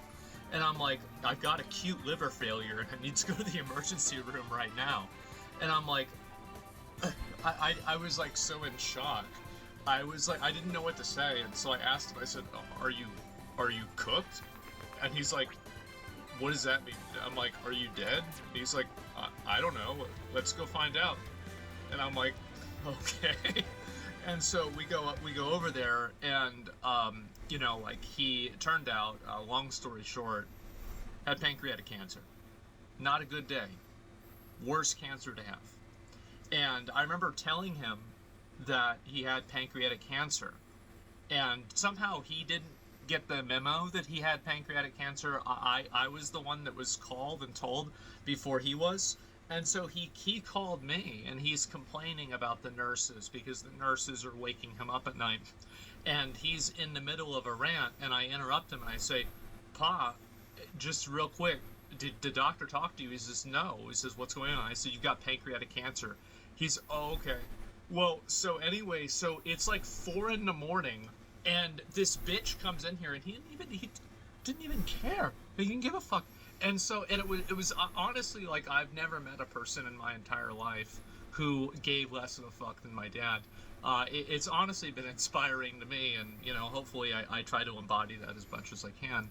But it was really astonishing, and so he was in the hospital for that, and he came out of that, and obviously we went to the oncology place, and guys, I hate to say it, man, like, I've been to hotels that are worse and that don't look as good as these oncology fucking, you know, places, these, like, clinics, everything. Never curing cancer, bro. Like, this is, like, they've got, like, fucking, like, everything is wood, like, you know, like, polished oak, and, you know, like, you go into the bathroom, and it's got, like, almost like a golden fucking toilet. So, yeah, guys, I don't know about this whole cancer cure thing you've got going on. A little bit unlikely. But anyway, so my dad, you know, he and I went there, and, you know, he got along really well with the doctor, and, you know, he's walking in there, by the way. This is like after he's supposed to be on oxygen, and he had recovered so much that he would be walking around. This is like literally like at this exact time, right? More than about 2 weeks ago, he was walking around the local grocery store here at HEB. He was walking around with no oxygen, the whole store, just talking to people, shopping like normal, right? And then, you know, it was really the chemotherapy, I think really was what got him, is that he had his first, I think it's chemotherapy, and then this is like the same week that he was actually walking around the store. So like he had even got chemo, he was still walking around, no oxygen and everything. After the pneumonia, after the pancreatic cancer diagnosis, he was stage 2A with pancreatic cancer. So we were talking about like maybe, you know, like they were able to do a procedure to remove it. In retrospect, this procedure You know, if I think back on like what do they really do? This is like something that they would do in like Game of Thrones, right? It's like this isn't a surgery. This is like a procedure done by a medieval alchemist, and I don't really think that he would have probably enjoyed that. And it's, you know, like realistically, I talked to my aunt about this, and she said, like, just do not get this procedure. It's really, really bad. It's actually worse. You know, the treatment is worse than the disease. You know, just enjoy your last year and a half to 2-3 years, and, you know, like, trust me, it's going to be better. Because also, whenever you remove it, there's a chance that on a microbiology molecular level, the cancer does end up spreading anyway. And so, but there have been no metastasizing, etc. And my dad wanted to go through the chemotherapy, and he said, all right, fuck it, let's just do it. And I said, okay, all right, well, this is what you want to do, we're going to do it, right? It's his life. And so anyway, we went through it. Second chemo, the day of the second chemo, like, he had been feeling like kind of not really great, but I had kind of chalked that up to the first time he had gone out and done all that stuff that one day. And it's like, you haven't gone out or done anything for an entire month. You haven't even driven a car. Like, I haven't been watching Asmongold in a while, but like, I don't know if any of this information was like publicly available, like him talking about like, I feel like this is the first time he's ever talked about this. I don't know if that's true or not, but it sounds like he like knew he was gonna die, and it's so sad. For a month, and you do all of this, and you go to the bank too after this, and big surprise, you know, you're not really doing super great after that. But anyway, this is like maybe about like a week and a half ago. Like, we go to the second chemo appointment, and he comes home, and he's like talking like, he's, oh my god, he's talking nonstop, right? And so on the way home, and then halfway through the way home, he was just like, right, he was tired. And like, I get it, like, because he's done this before, right? I didn't really think much of it, but he comes back home and he just collapses on the bed, and he's like, after that, he's like super like cold, he's shivering. The house, by the way, like, we forgot to turn on the AC. It's like 90 degrees Fahrenheit. It's so fucking hot. And so anyway, you know, he's sitting there and he's freezing cold, and his back's hurting him, he can't fucking catch his breath, everything is awful. And I'm like thinking like, okay, well, I want to go home and get ready because, you know, I want to go live tomorrow. But like, I couldn't do that because he was just in this situation.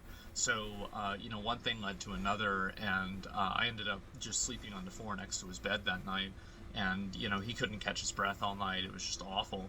The next day, we had an appointment for a pulmonology appointment, and we figured, well, I mean, instead of just going to the hospital, we might as well have them admit us to the hospital, because it was pretty evident that that's what was going to happen. And so we go, and, you know, I have to, you know, take him in a wheelchair and, you know, everything like that. He's on his oxygen, etc. And, you know, like, he's not even like super really responsive. Like, you know, usually, like, you guys have seen him like talking like multiple times. Like, he used to be a college professor, right? I mean, like, he was extremely sharp. And, you know, this is something that, like, I mean, besides, like, this last, like, week and a half, he'd never really lost much of his edge. And, anyway, so, you know, basically, like, this is what happened. Wow. And, you know, he just kind of, he went to the hospital, and obviously his blood pressure was, like, 70/50. So, that's not a very good one, is it?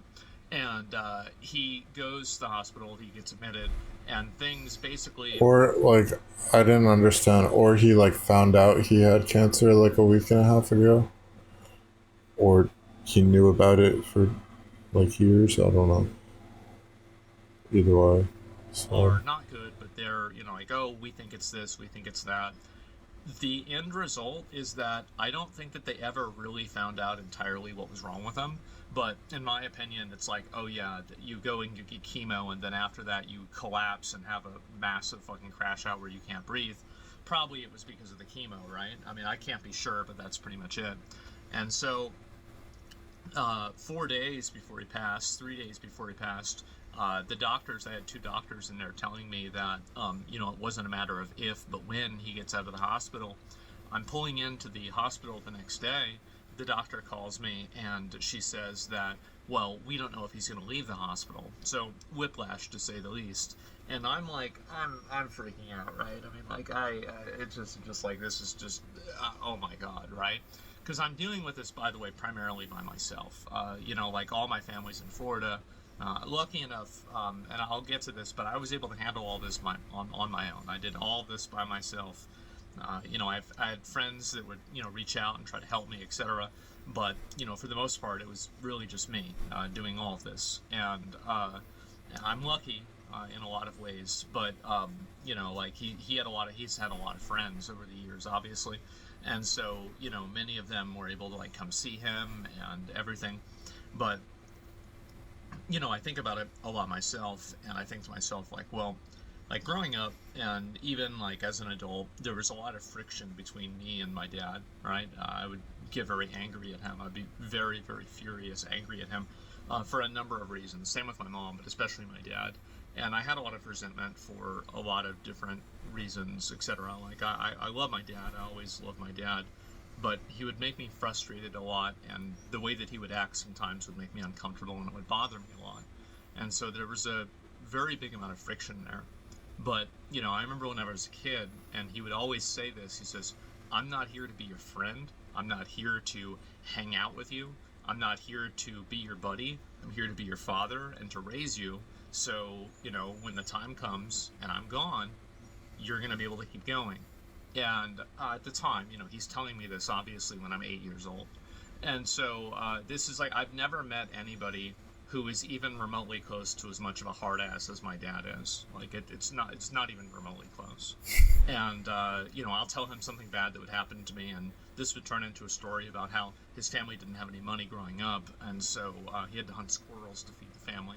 And so it was never a time that I could complain to him, and he wouldn't be able to one-up it, which would be frustrating for me, right? And there was a lot of resentment and frustration there, but at the end of the day, he was a massive fucking hard ass, and that harshness and everything, I think, is probably a lot kind of where I get it from too.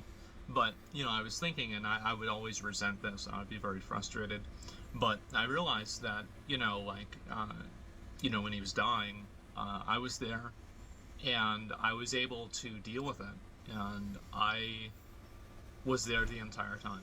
I went till the very end, and you know, I think to myself, at the end of the day, he did it.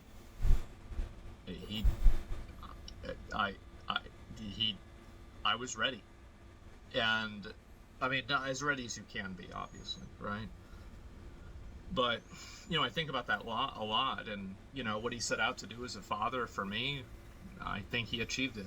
And, you know, I've had a number of days right now just to think about that, and it's been, I have a lot of very, very complex feelings about that, and that's been basically what's been going on. I've obviously, you know, had to contact all of my family members and everything, and organize everything, and deal with his will and everything. He's giving away most of his stuff to his friends, and we made a video of him, you know, like, oh, this is going to this guy, it's going to this guy, it's going to this guy, it's going to this guy, and I even made sure in the video, I was like, Pa, who's the car going to? He's got a 2014 Dodge Challenger V8 Hemi Performance Package car. I'm like, Pa, who's the car going to? He says, oh, it's going to you. I said, okay, all right, good. That's in the video. So I'll be getting the car. Everything else, don't give a fuck about it. But I'm getting the car. And obviously a few other things that, you know, growing up, you know, would have sentimental value to me. But otherwise, he's giving away a lot of the stuff to, you know, like different family members and friends, etc. And, you know, I've had to organize all of that and do all of that. It's been a lot of work for me, and the work is not over, but it is beginning to recede, which is good. So, you know, I've lost my mom in 2021, lost my dad, and now it's just me. And it's a weird feeling, it certainly is, and I think to myself a lot about it, and I don't really know what to think or how to feel, or I don't think there is a right way to I don't know, like, to feel this way, but, you know, my dad, at the end of the day, always really did try to do his best for me, and, you know, like you guys know on my stream and everything, he was a part of my stream, and, you know, I don't think I'll ever really be the same, after losing him and going through all of this, but, you know, I to be honest, the only thing that I really felt is that I felt really sad, when he passed away is because, you know, there was things that I had wanted to do for him, right? Like, for example, you know, he's a veteran, he's a Vietnam veteran, and I had wanted to go and have him take one of the honor flights to Washington, D.C. and see the memorial and everything. And this is something he had wanted to do, and I had agreed to go with him and to do that. And because you have like a +1, and, you know, they take a lot of the old vets there, and, you know, I was really sad, and there was that and a number of things. And to be honest, like, not capitalizing and not doing more of those things, obviously, like, I did a lot of things with him, but I have a tremendous amount of regret for not doing more. And it's one of those things where, you know, I've had only a few of these in my life where you actually can't undo this. You can't go back and redo it or fix it or undo it or anything like that. You just simply have to live the rest of your life with the consequences of it. And knowing that is Consequences. I hope I don't make that mistake again. I will do my best to never make that mistake again. I'll tell you that. And that's pretty much about it. Wait, what? You just simply have to live the rest of your life with the consequence and do this. You can't go back and redo it. Things where, you know, I've had... As if, like, it's his fault or something? But Like, I have a tremendous amount of regret for not doing more. oh, okay, like, he could have done more, it's one okay. of those things where, you know, I've had only a few of these in my life where you actually can't undo this. You can't go back and redo it or fix it or undo it or anything like that. You just simply have to live the rest of your life with the consequences of it. And knowing that is I hope I don't make that mistake again. I will do my best to never make that mistake again. I'll tell you that. And that's pretty much about it. You know, it's weird even now. Like, I'll, like, think about it. It's like, you know, it's 7 o'clock, 8 o'clock now, right, when I'm recording this. And I'm, like, thinking, like, oh, I should probably call my dad, check in on my dad, and, you know, there it is, right? And so, you know, it's going to take me some time to kind of, like, get past it. I remember this is the day that we agreed to put him on hospice. I come in and it's like 2 p.m. or like 3 p.m. I come into his room, and he says, well, why aren't you streaming? And I'm like, what do you mean? Why am I not streaming? You're fucking dying. Like, he's like, just whatever. Well, you need to go live. Like, what are you doing? And so, you know, this is the kind of guy he was. And you know, I intend to honor that wish, and I'm not going to be gone forever. I'll be back soon. It's what he would want, and I think it's what's best. I'm incredibly lucky that I was able to deal with all this by myself. My dad growing up, and, you know, is like the oldest member of the family, patriarch in a lot of ways of the family, would help people with all kinds of stuff, etc. And I find myself tremendously lucky and fortunate that I was able to deal with all of this by myself, and nobody else had to see him in the state that he was in at the end. And, you know, they can have the memories of him being a strong, smart, you know, nice, kind guy, and funny, you know, very funny. You know, I'm very glad that, you know, I was able to do all that myself, and nobody had to see what I saw. Not a good time. But anyway, I will be back. I don't really have a time frame, maybe a week or so, right? I mean, I don't know, maybe a little bit less, maybe a little bit more, something like that. If it's longer, too bad. If it's shorter, surprise. So, that's pretty much where I'm at. And also, for all you guys, I made a post about this on Twitter. All you guys that left positive comments and messages, you know, is in this hospital bed. I showed him. I was fucking scrolling. I was like, look at all these messages. Everybody wants you to get better. They, you know, they're praying for you, everything like that. And, you know, like, he really appreciated it even then. Like, I think he was kind of in shock that it was so many of you all. And so, that's really appreciated, and it means a lot. It meant a lot to him. It means a lot to me. And, thank you. And so, I'll see you soon. That's about it. You know, son of a bitch. It's been a fucking crazy past 5 years. Oh my god. Oh my god. Past 5 years. That's where we're at. So, I wanted to tell you guys all what happened, and, that's pretty much about it. And, thank you guys, everybody, and I'll see you soon. Peace.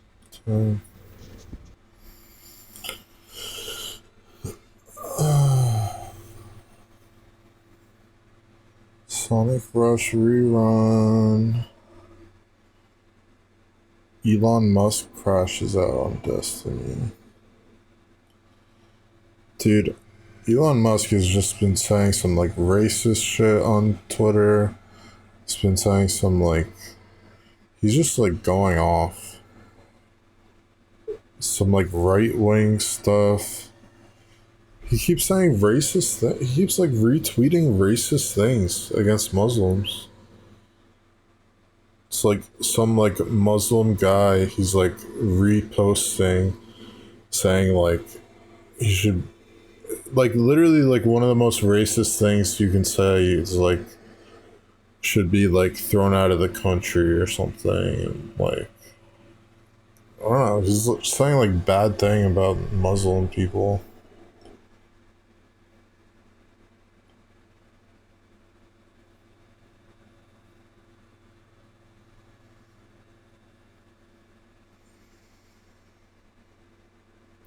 Like, I can see, like, he's, like, making memes and stuff, too.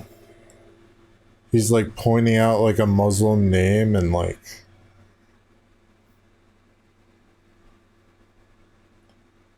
just saying, like, racist things. Maybe that's what he wanted, like, freedom of speech for.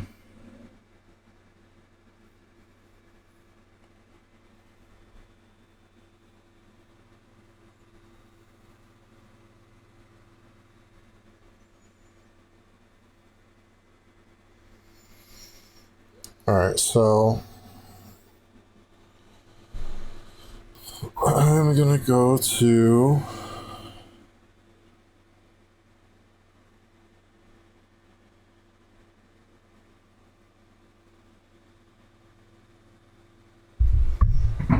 butt hurts. This shirt. Oh. Oh.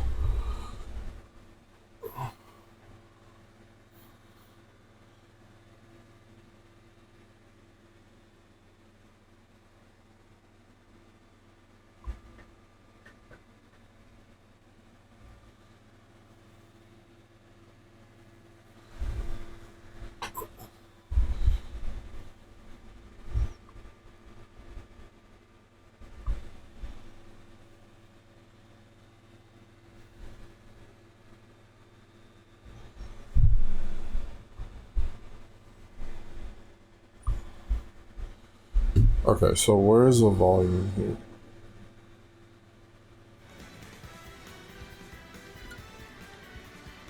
I definitely need a new song.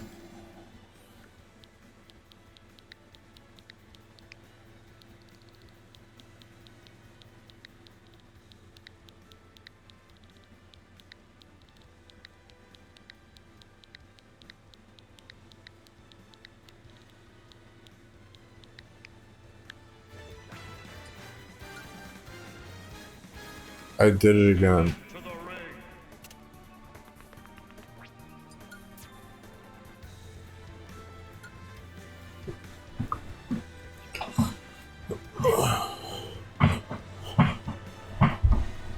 Okay, backup camera.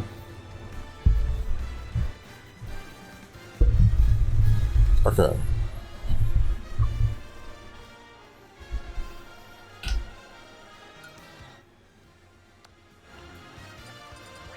More settings.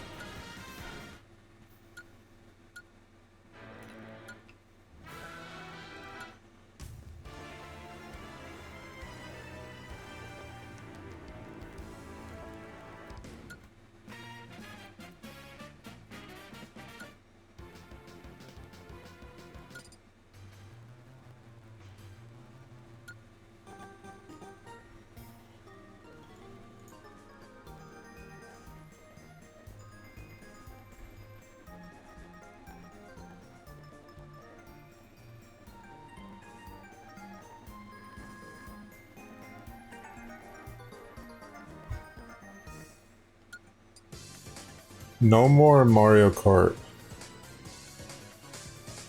Kirby.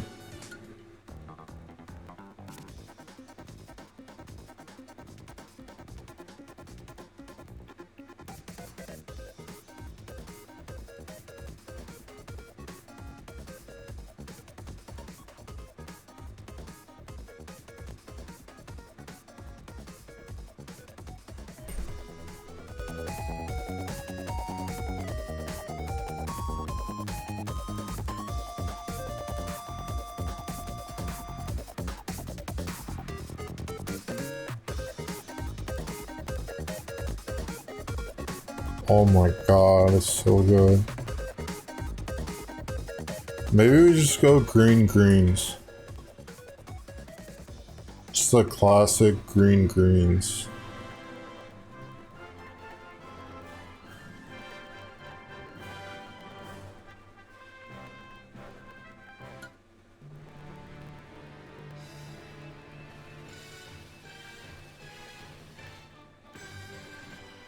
What's Kirby Retro Monthly?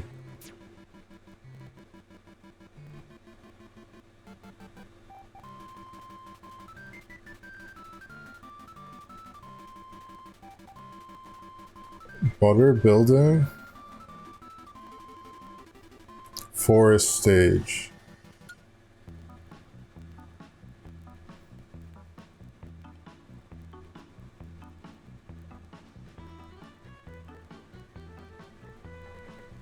Planet Popstar.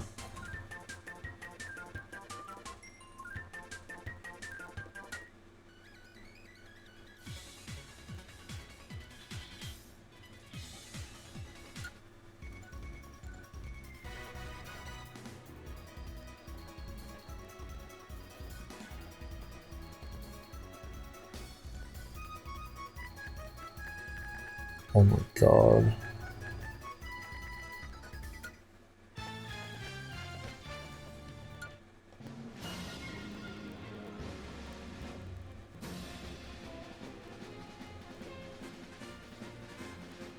Alright, now I want Kid Icarus music.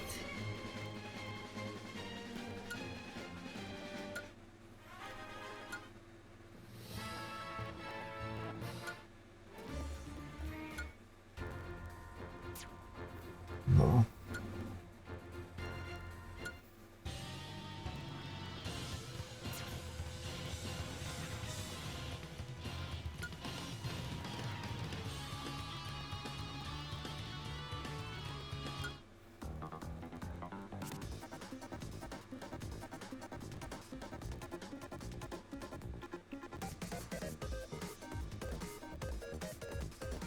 I think I gotta go Ice Cream Island.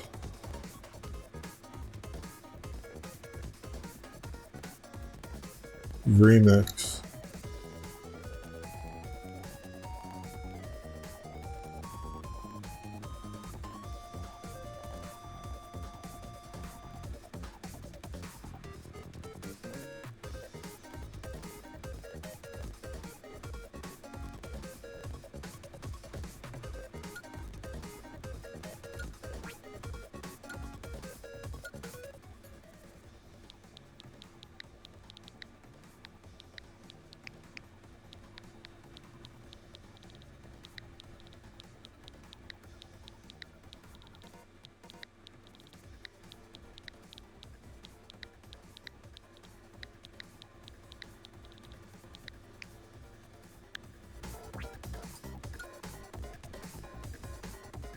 Step into the ring.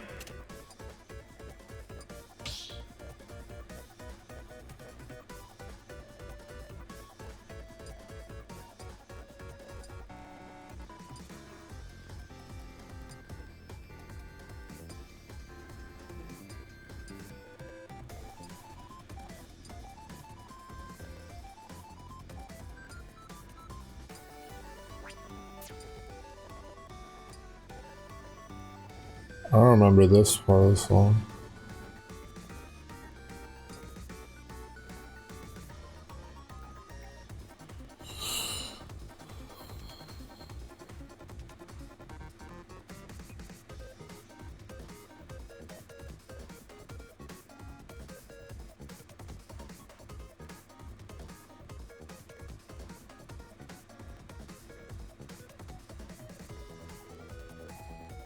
Oh, what am I doing?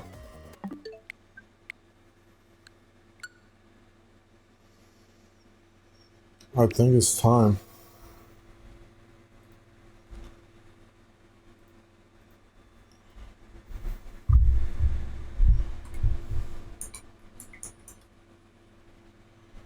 Dude, 84 viewers. Huh? Huh?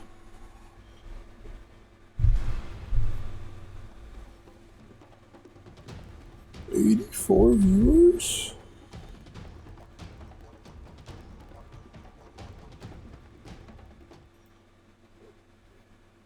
Okay, we are gonna... Well, I want to do something real quick.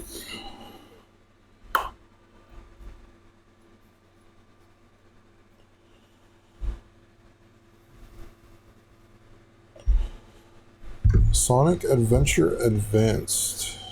What is this?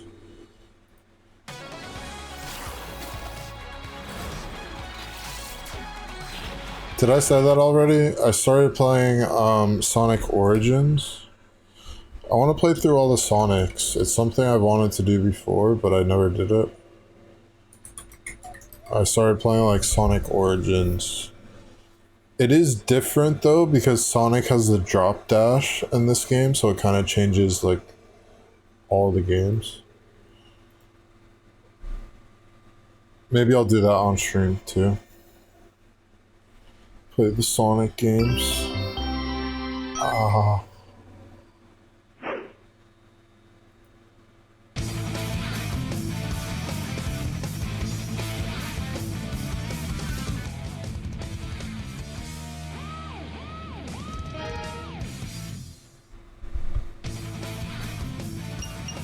I mean, I don't know if I've ever had a problem with browser audio being too quiet.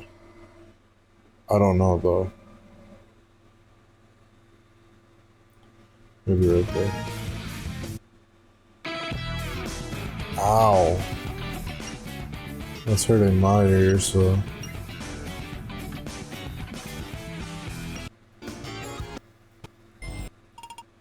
Okay, it's one of these. That's really hard to get out of small channels. That's why it's more important than ever for small channels to identify outliers in their niche and then recreate them, just to get that bit of like initial traction and have those views come in. And what I mean by outliers is where specific videos have performed exceptionally better compared to the creator's subscriber count and average view count. Like for me, these videos here are my outliers, as these videos performed much better than my channel average, and they both got far more views compared to my subscriber count. Now, the thing is, I didn't actually think of these video ideas myself. I actually saw other creators post similar videos first, and their videos did really well, which meant I knew that if I made my own versions of their videos, it's guaranteed to get me views. And it did. Nearly 2 million views between them. And these were the videos that took me out of being a small channel and put me on the trajectory to where I am now. Wow, so what this means is, according to my calculations, what this means is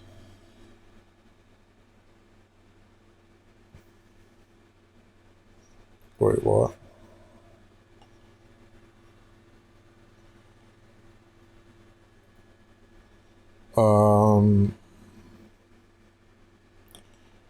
So do I copy someone? So my channel is like dump, like stream dump right now. It looks like this is what I would normally do maybe, and like that's not doing like amazing. Like it's definitely underperforming from what I thought what I hoped. But before I streamed, so I stream dumped everything because from Twitch, because Twitch said they're gonna stop storing all the streams. I was putting them all up as highlights for Twitch streams on Twitch highlights. If you go to twitch.tv,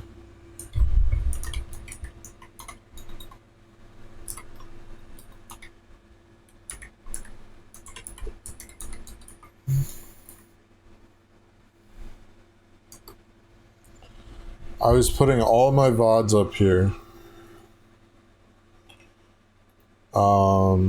So you can see like the last ones, but like as highlights, I was putting up all my VODs so they can just stay there. And then Twitch is like, oh, we're gonna give you storage. You can only have like 100 hours worth now. So I had to delete so many of them, and then that's why I dumped them all on YouTube. And now that's why I'm continuing to upload them on YouTube. But in doing that, I started to realize like some people on YouTube are like doing more streams now.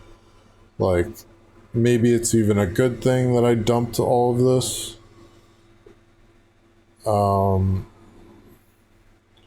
But before I dumped everything, what was I doing? Like reacting to TikToks. Like I tried to do, I gave this a border even. I'm like trying to do videos. Elden Ring, I don't tweet about.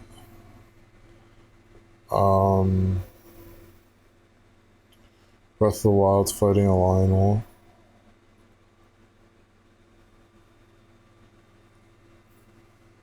New CODs, 4 views.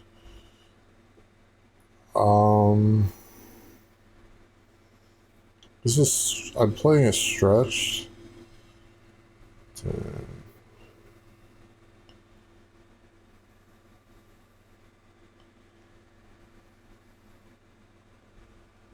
2 views. Yeah, I need to work on my YouTube. What was I talking about? Oh, what's the outlier here? Popular, like Final Fantasy VII Frog Victory. I did not steal this idea. It was just like a... you love with Wix. I didn't steal any of my ideas, I don't think. I don't know.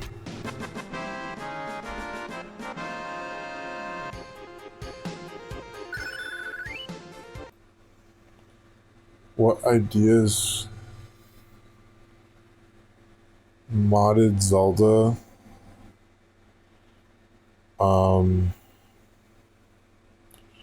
If the idea is to like play a game modded, then I just played a game modded. Like I added a bunch of mods to Zelda, and then I just made like a little clip.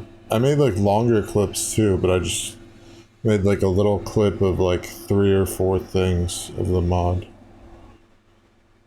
Maybe this thumbnail was just really good.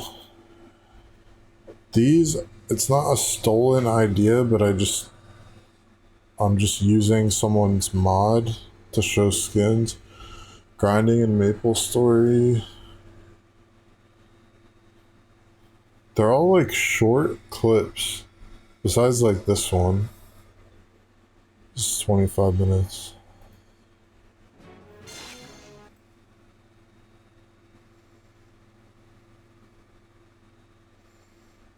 Average viewed 1 minute 48 seconds. I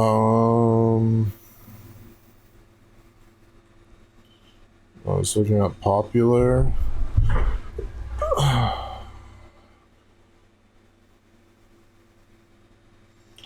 I don't think I stole any videos. If the idea is, I was just like thinking like maybe some like inspiration from Donkey. Like I'd say that definitely. You could say I copied Donkey. Just like playing old weird games on the GameCube. This is like GameCube Jimmy Neutron, the video game. This one has to be good. This is Jimmy Neutron Boy Genius for the GameCube.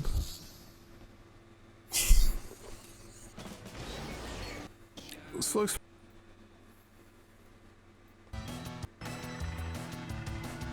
Alright. Alright, this looks kind of cool.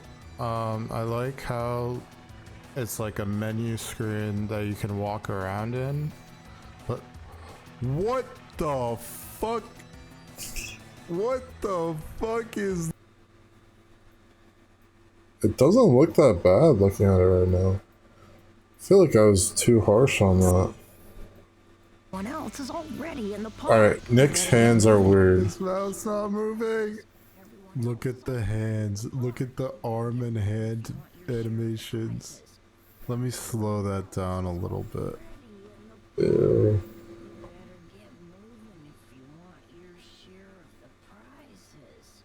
What prizes? What is this? Wait a second. What prizes? Look at the fingers though. Like, his pinky is bending that like the other way. Why would it do that? Why would his pinky be bending backwards? Bro, his fingers are moving in different directions. What the hell is this? Like 6 prizes to show. Yeah, did I steal that idea? I'm so excited for Psychonauts 2. I don't think I stole any ideas. Mario Party Jumper. I have no, like, dude, I have no idea why this video got views. I just uploaded it and, like, people liked it. Like 2 minutes maybe is a sweet spot. I think people just like these thumbnails. I think I should make like cooler thumbnails like that.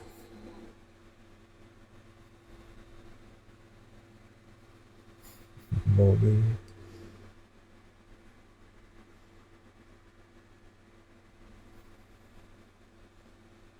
I don't know, people just like them, so I kept making them. I could make more of these.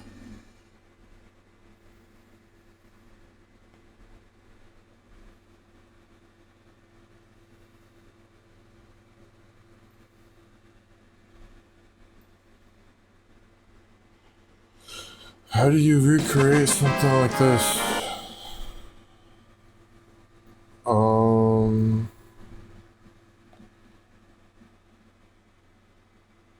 yeah. So how can you do this too? Well, there are actually 2 easy ways of finding proven outliers. The free way and the paid way. Now the free way is literally just using YouTube search bar and a notepad. And what you're going to want to do is I want you to find the top 10 or 15 competitors in your niche. Subscribe to them all and then individually go into each of their channels and find their best performing recent videos. Look for videos posted within the last 6 months that have performed exceptionally better than all of their other videos. Once you've found them, they're your outliers. Then you need to watch them, analyze why they did so well, look at their titles and thumbnails, and then make your own version. And then keep doing this until you've got like 5 different proven video ideas. And when you do come to recreate them, guys, just make sure they're unique and they're your own words. Or of course, you can do it the paid way, which is actually much easier. Now, this way is using 1 of 10. It's an AI tool literally built around finding proven outliers. Then finally, method 4 is your titles and thumbnails. Now, you're probably really bored of hearing me talk about titles and thumbnails by now. And if you are, don't worry. I actually won't be repeating anything of what I've said before. This is actually brand new information. Now, for those of you that don't know, I've actually made plenty of videos on titles and thumbnails already. So if you are looking to improve yours, then give them a watch after this video. But for now, I'm going to show you a new trick. Obviously, earlier on in this video, I talked about how difficult the competition on YouTube is now and how much oversaturation there is. That means the only way you're going to be able to get views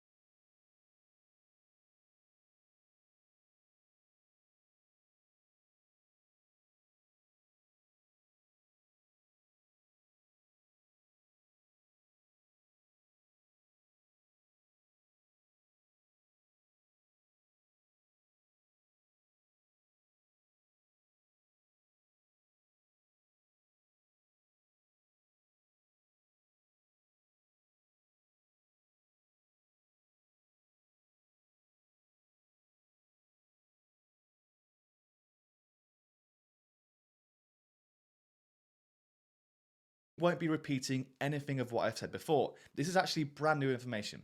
Now, for those of you that don't know, I've actually made plenty of videos on titles and thumbnails already. So if you are looking to improve yours, then give them a watch after this video. But for now, I'm going to show you a new trick. Obviously, earlier on in this video, I talked about how difficult the competition on YouTube is now and how much oversaturation there is. That means the only way you're going to be able to get views is by having a title and thumbnail combo that stand out and stand out clearer than every other video on the home feed. But how exactly do you know if your titles and thumbnails stand out compared to everyone else's? Well, the easiest way to check is literally just by doing this, like watch up. All you've got to do is, I'm going to need you to go to your YouTube home feed, take a screenshot of it, and then go to your channel page and take a screenshot of that too. Then just head over to Canva, which is free, upload the screenshot of the YouTube home feed, and then upload the screenshot of your channel page as well. And I want you to crop the screenshot of your channel page until you have only just one video, like one title or one thumbnail. Then all we need to do is basically just cover one of the videos on the YouTube home feed screenshot with your own, and then just sit back, look at it, and honestly think to yourself, does this really stand out compared to everything else on that screen there? Because if it doesn't, then trust me, nobody's going to click on it. Now, this is actually a really simple trick you can do when you create new titles and thumbnails, just to see how well they I'm probably going to do that. like how well you compare to the competition. So if you're ready to get out of small channel how, if you're ready to grow faster, and you're ready to have your videos finally getting the attention they deserve, hit the link in the description below and I'll see you inside.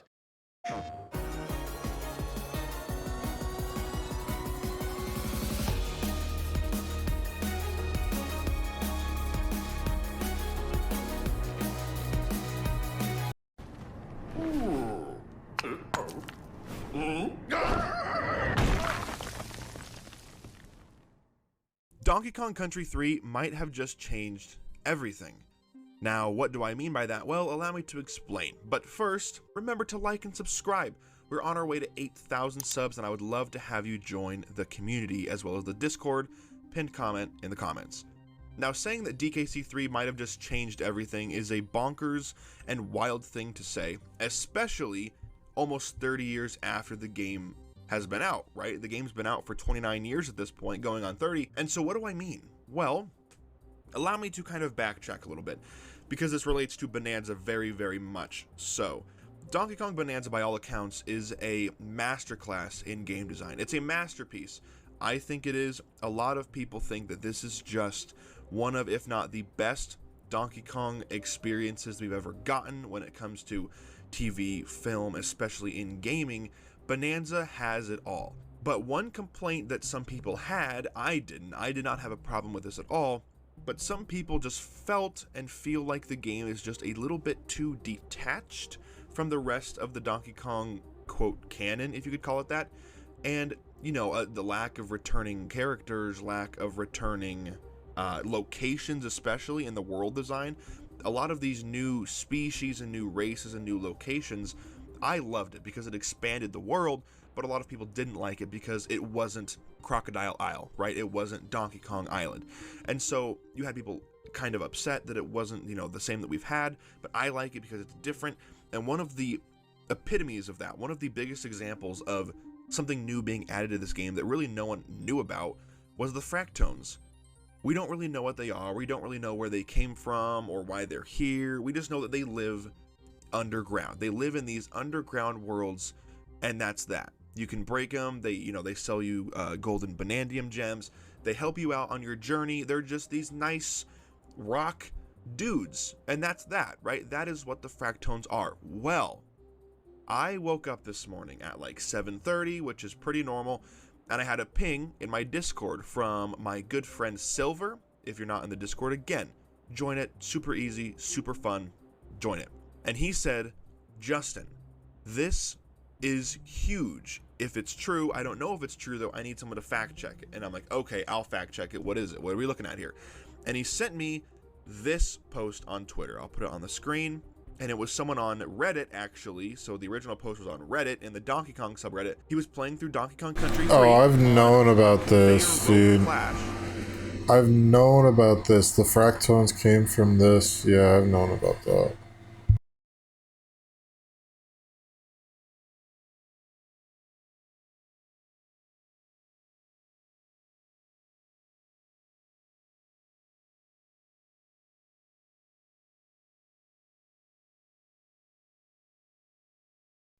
"50 useless Sonic Adventure facts."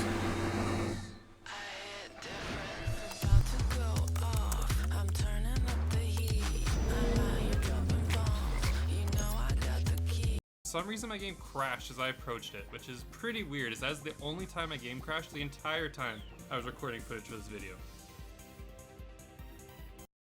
Other users have reported that after dying in Twinkle Park with Knuckles, the game would stop playing music and a red mist would follow Knuckles around throughout the stage. You could easily make some kind of creepypasta with this. In Twinkle Park, you're able to find some very special non-magnetic rings. If you get an electric shield and bring it to the mirror area, you can see that the rings do not automatically go towards your character like they should. This is because the rings in this area are different than normal rings in order to make sure they work with the reflecting mirrors. This is only noticeable in the Japanese release, as the developers removed the only electric shield in the stage for the international releases to fix this issue. If you jump into this section of the roof here at the town hall, you can clip out of bounds. By doing this and using the light speed dash, you can reach the loading zone for Knuckles' speed highway, even though you're playing as Sonic. This allows you to access this stage much earlier in Sonic's story than you're supposed to, as it spawns Sonic normally in his version of the stage, not the Knuckles version of Speed Highway. You can do this as soon as you get access to the City Hall area, which happens pretty early on in Sonic's story. Sonic Adventure was the first Sonic game to have voice acting for the main characters, and it shows, as there are lots of questionable lines and the voice acting is not exactly perfect. I think it's better than like a lot of recent ones. Very poorly synced mouth movements, as they are programmed to be synced up to the Japanese dialogue and not the English dialogue.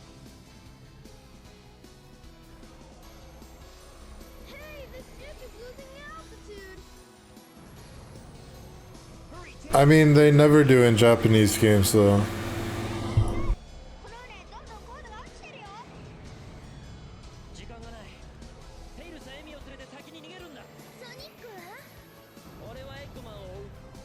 Sonic who? Gamma's Hot Shelter boss fight against E105 Zeta has an Easter egg hidden within the boss itself. If you look closely, you can see that the boss is actually made up of many different Sega Dreamcasts. Wow. At the start of Amy's Hot Shelter stage, you can find a bunch of sculptures on wooden pedestals. One of these pedestals has a badnik on it. If you take them out, you can jump on the pedestal yourself and see a weird animation from Amy. From what I can tell, this losing balance animation only happens on this one pedestal and nowhere else in the rest of the game. The Hot Shelter stage for Big the Cat features a secret extra section to explore. You first have to go away from Froggy over here, where you can then cast your line onto a drain plug. Once you pull that up, water will drain and give you access to a new area with bigger fish. Froggy isn't actually here, so there isn't really any reason to explore this area, as there isn't even a lure upgrade for Big here either. I'm guessing they originally wanted to add Froggy here to this area, but likely moved him to the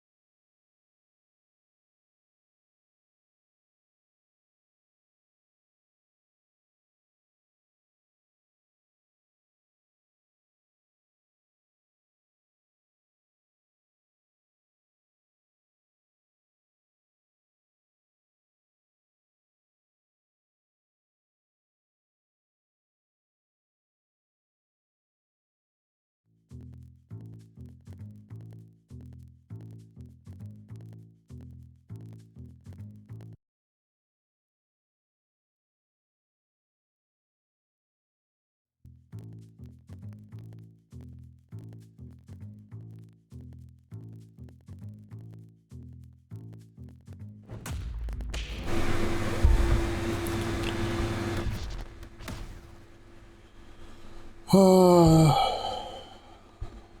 don't know if the camera's good. I want it to stay like this.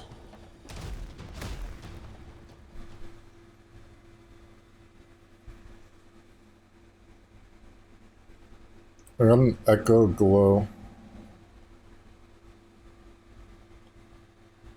Whoa.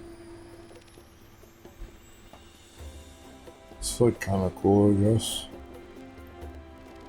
I just wanted like a little light, but like it can do like so many other things I probably won't use. I also got a smart bulb like above me, thinking like I could use it for some light, but I don't know if I will. Is there anything else I wanted to do, or do I just go right into run? A run.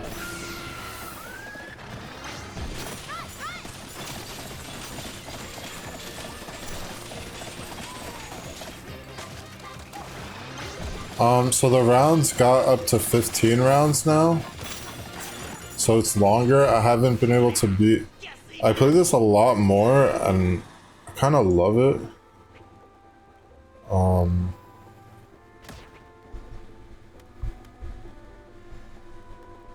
I have to clear 15 rounds and I've only been able to clear 10 so far. And I've like hardly done the other maps.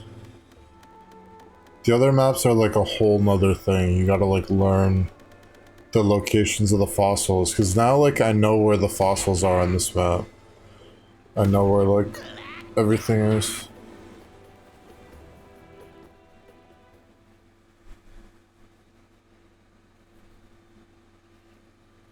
Yeah, I love this mode. It's so good.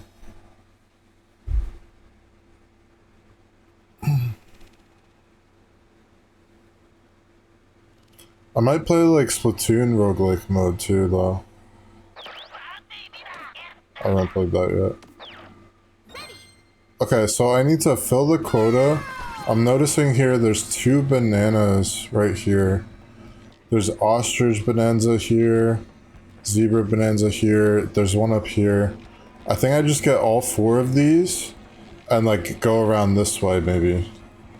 So there's a lot of fossils here. There's like 3 fossils here. There's fossils over here. Let me also like grab this fossil. It's good to like get them.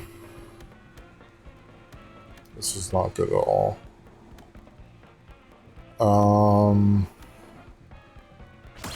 I guess void bowl. There's a banana here. It's good to like get these perks because like it affects, let's say I destroy that thing over there, it's gonna affect what I do. I would like to go like elephant mode and do like elephant builds, but I haven't been able to do that successfully. Maybe I try to do that elephant build. So elephant forager. I don't know if I explained that right. Like, it's good to like get like the perk, the effects first. Like here, I just want to like fill the quota and that's about it. Like 175. I want to focus on like getting these bananas for these effects, for these perks. Zebra forager. I already got elephant forager. So I think I should just stick with one of them. More health skill remains locked. I think I'll do that, lonely heart. I think that just means I don't upgrade this health skill. I don't really know though. I don't know if I'm allowed to like... Okay, so there's another banana here. I don't know if I'm able to... Wait, there's a fossil over there.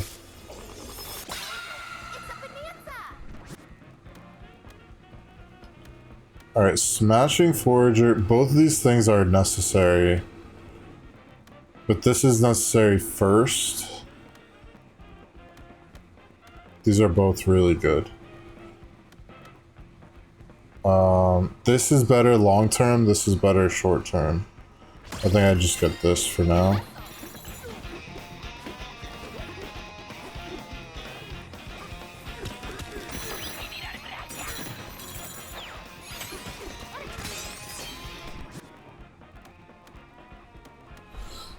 Alright, more emerald ore appear after defeat. I don't want any of these. I think I refresh.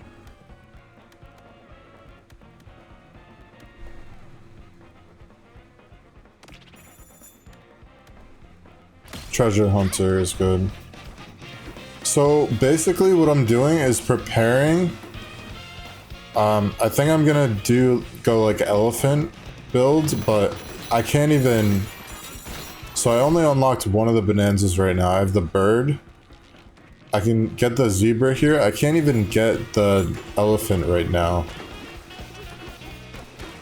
But I'm like going towards an elephant build. Okay, Smash Forager is like it's like required. So I'm like building towards okay, for a limited number of times, 300% more emerald ore will appear after defeating enemies by punching. I don't think this is good here because there's no enemies here.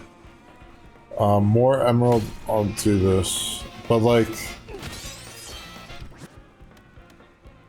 fossil radar, I don't think I even like need this at this point. I kind of know where the fossils are, but I think it's good to have just to be sure.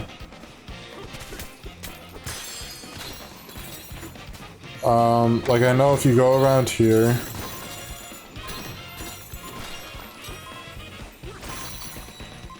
I also noticed this guy's like huge, this statue. And if you throw it, it does like huge destruction. Damage. Huge damage.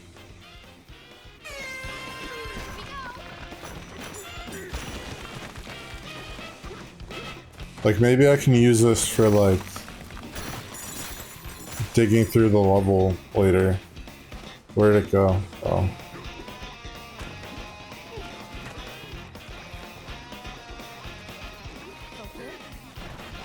Me at least make sure I don't lose it.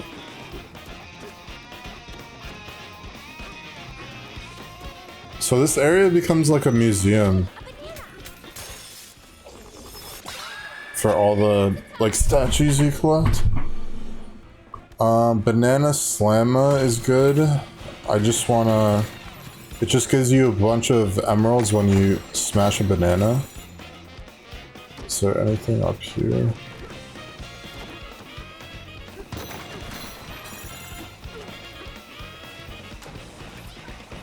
Alright, so I got a zebra, so I should be like running around all the time.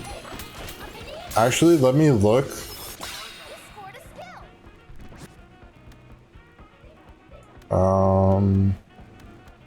Gold shard.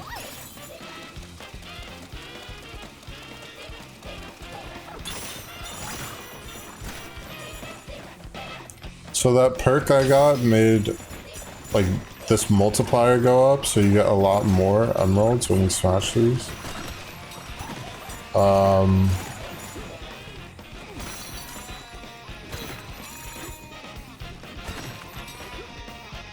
But so I have like one of these purple barrels so I can teleport somewhere. But hold on. Like it's good to use it before the timer runs out. I don't want to use it though. See, I can like go around this way, get all the fossils. Eventually I'll get everything if I like survive, if I make it that far.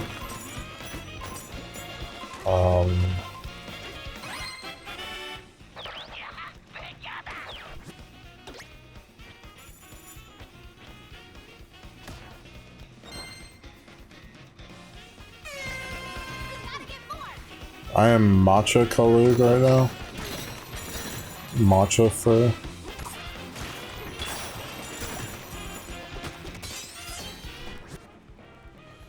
Alright, balloon treasure. So there's a strategy. You can like make sure you get 1,000,000 balloon treasures, and then when you defeat an enemy after having a certain number of balloons, you get a lot more emeralds. So that's like a strategy. But green geysers is what I'm gonna go with. More emerald geysers.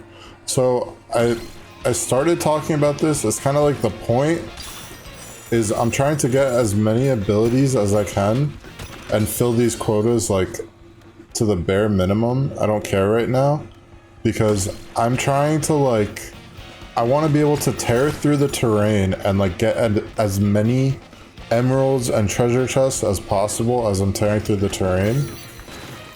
So like to do that, I need to get these abilities that like upgrade the amount of things that I will see in the terrain.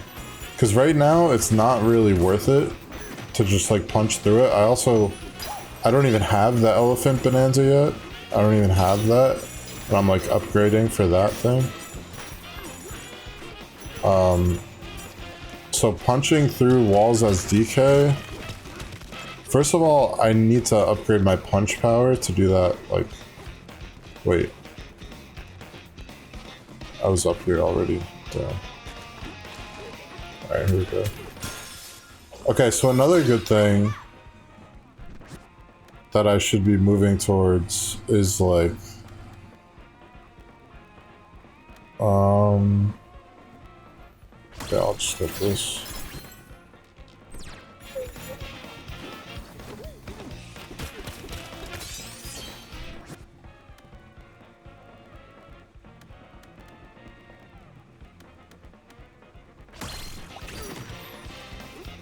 What was I talking about? Another good thing I should be moving towards.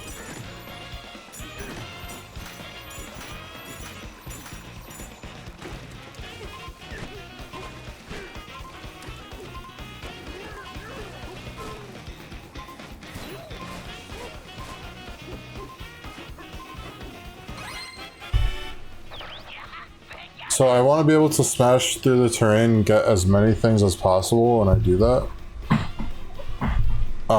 But I also wanted to... What else do I want to do?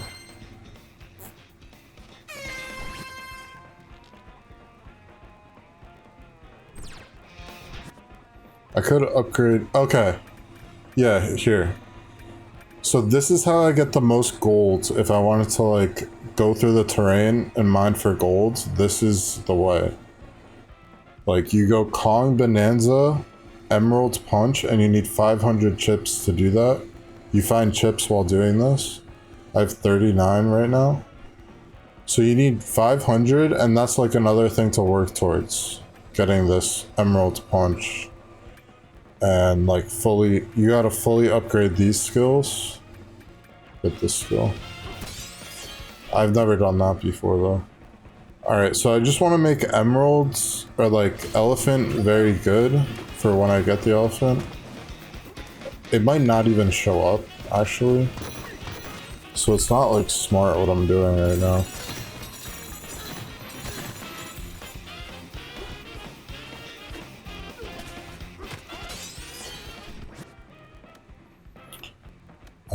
Apple hunter. So there's also a strategy with apples.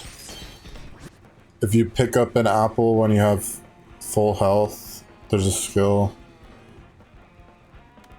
Okay, more treasure chests will appear. That's like the most important thing for treasure chests to appear.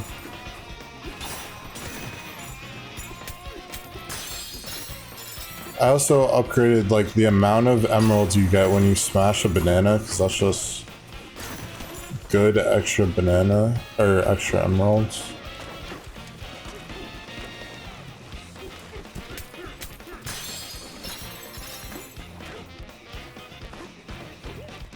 I would try smashing through the terrain, but I don't even have like Kong Bonanza.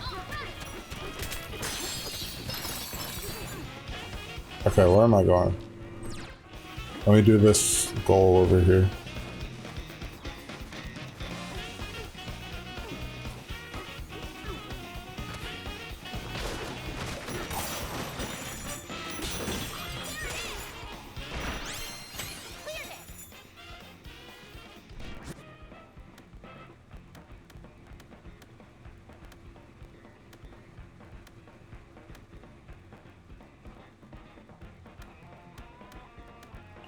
I think that's pretty good. I think that's what multiplied it. The fact that I had this skill that said, defeating an enemy when your health... Okay. Number of extra hearts you recover while your health is full. So you find hearts while your health is full. And when I do find extra hearts, it makes me get like more emeralds. It's like health, heart build, no. Okay, throwing a chunk at them, I'll do that. I will go down to this island to see what that is. Let me see if there's a banana up here first.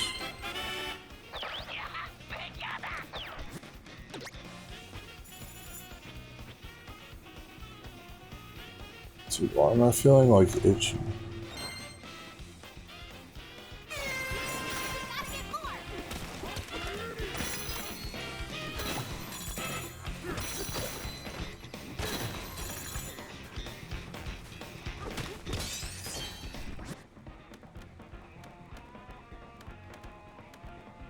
Alright, refresh. Check. I feel like the strat is to build like a giant multiplier on one thing, and then like when you do that one thing, like I did that with bananas and I got a lot from... Okay, elephant forager, that's what I want. I do want smashing forager too, that's just for everything. That might have been better to get actually. Alright, what else was there over here?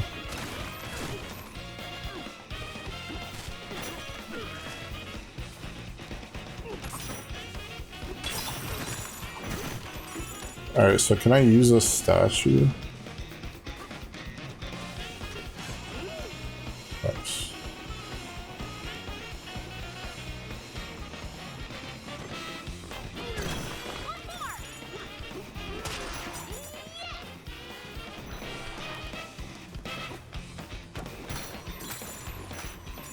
I gotta hit them like not off the edge of the level actually.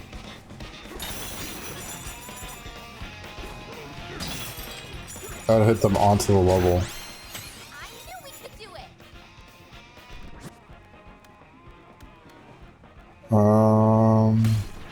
Chip warrior.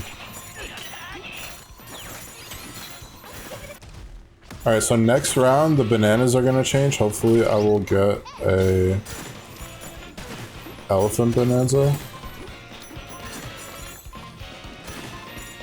You're on the last unlock, the steel skin. Yeah, I think I'm on the second to last unlock.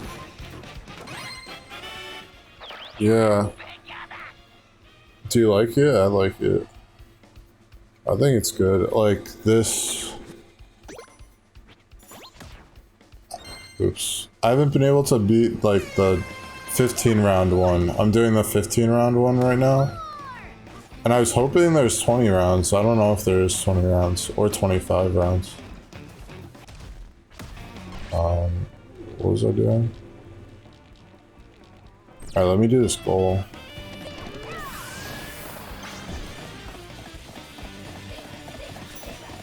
More crocoids.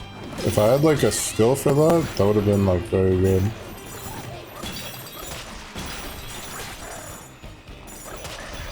Maybe I should have like some type of skill for the...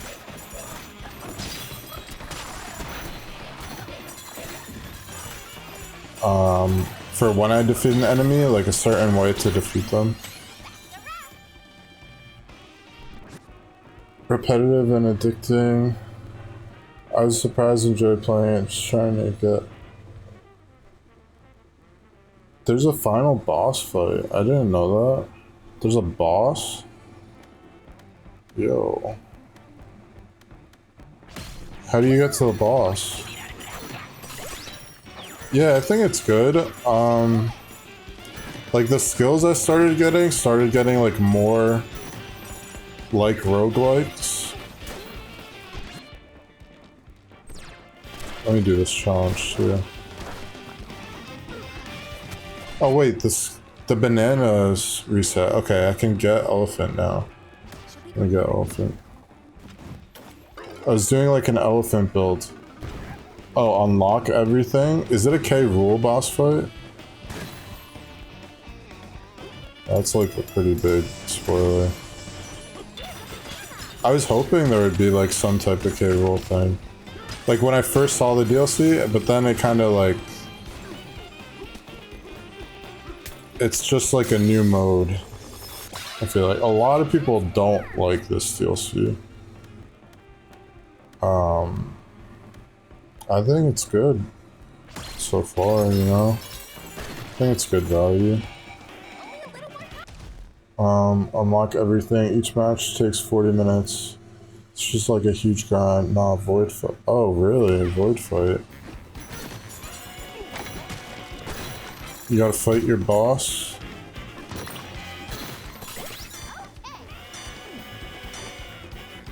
Okay, so I just got Elephant Bonanza, and like, I've been making this build work for Elephant Bonanza, but it's never worked for me. First I thought $20 was steep, but it's fine. Yeah, there's like a lot, I feel like. It is kind of messed, like, if people are saying like, they might have like withheld this content. Oh, I just lost. Damn, I just lost. I haven't used any bonanzas at all. Move better with... Oh, really? You don't even unlock the bonanzas?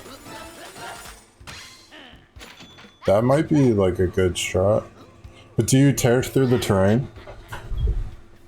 I went past that too fast. Okay, yeah, I got one more unlocked too. Just these noises are reminding me of Splatoon, and the icons. These icons are straight out of Splatoon, actually.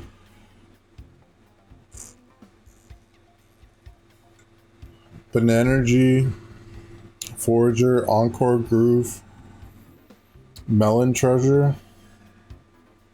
A lot of them are generic, but there's some cool ones. There's like one that kind of changes the way you play. You gotta like start throwing terrain, and that leaves like huge craters everywhere. I'll unlock them if they complement another perk, but that's it. Oh no, you are not done. Yeah.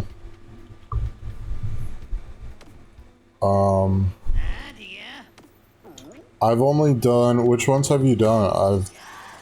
I've only done, like, I've tried some other maps, but I've kind of learned DK Isle at this point. Like, I kind of know where the fossils are, know where things are. I'm on difficulty 5.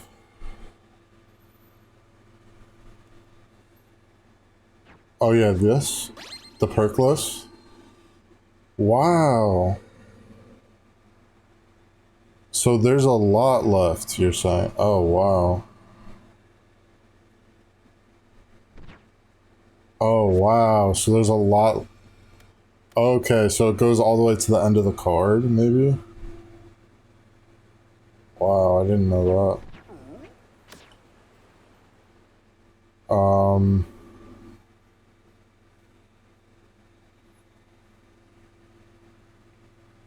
I want to see how many banana chips I got.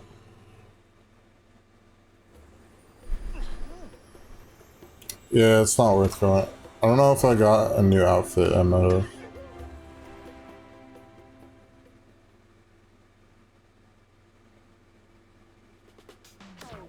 No.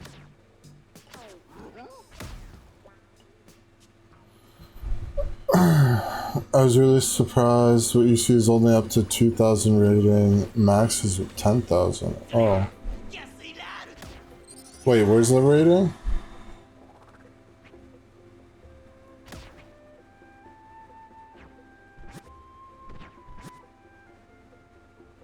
Oh, I see. Max is 10,000. Wow. So you'll probably have things to unlock like the whole time you play through all this. Actually, like I didn't want the freezer layer. I never did it. I never tried the freezer layer. But, the forest layer I feel like would be fun for this. Because there's just like a lot of enemies. And I don't know. I feel like that would be... Forest layer would be fun. Canyon also has like a decent amount of enemies. Let me try 5 again. So what you see is 1/5. Yeah. With like the unlocks, yeah. I feel like... Do you see like the popular opinion about the DLC? Like most people hate it. Like, I feel like a lot of people were expecting like more game, like more layers with bananas and stuff. But you're really getting like a mode.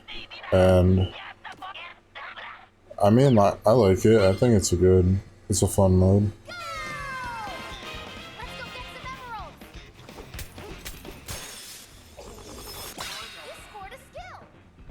Charge dash up.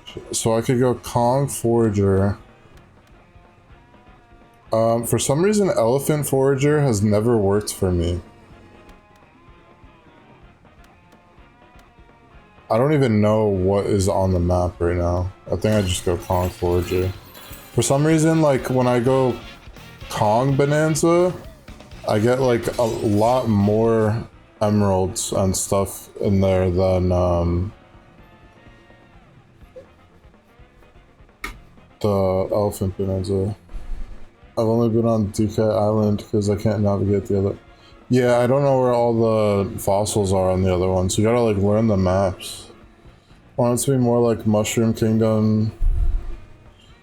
Done a little more with the island, but I mean, I didn't. There was like some good things in Mushroom Kingdom. I was kind of like disappointed with Mushroom Kingdom in Super Mario Odyssey. It was like boss rush mode. I feel like they could have made that like a lot, like amazing. It was like really nice to have that though. Charge groove. Yeah, just refresh. More emerald ore will appear. Wow. I didn't know that would be a thing, melon hoarder.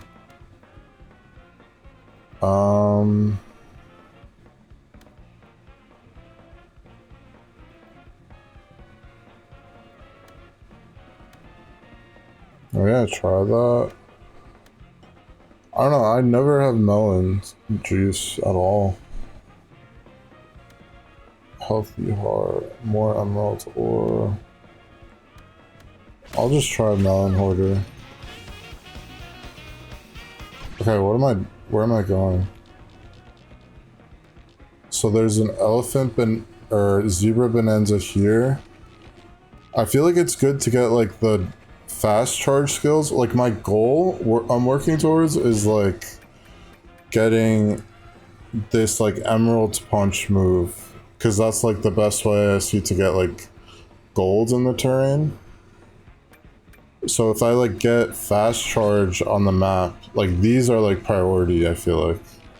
Fast charge, punch power, zebra bonanza, and this punch power.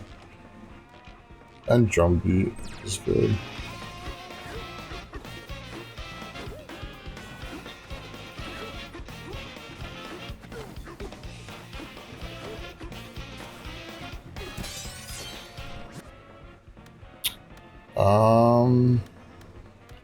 Let me just go fossil radar. I went past this one, but let me just go over here. And I was saying this before, I don't know about you, it's like at first I'm focused. What is this? More items will appear while smashing terrain with fold Bananergy. This is my first time seeing this one. Like I'm focusing on getting fossils and stuff, not really on emeralds right now. On getting like abilities right now. More emeralds or... Okay. These are both new to me. I think I go with Encore.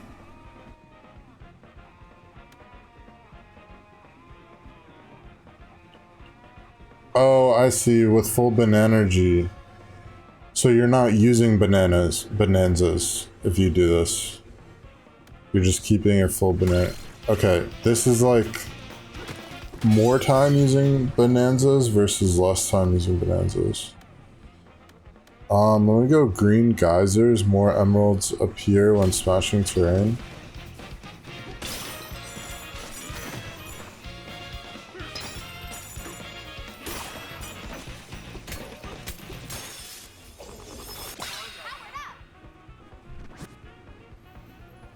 Bonanza.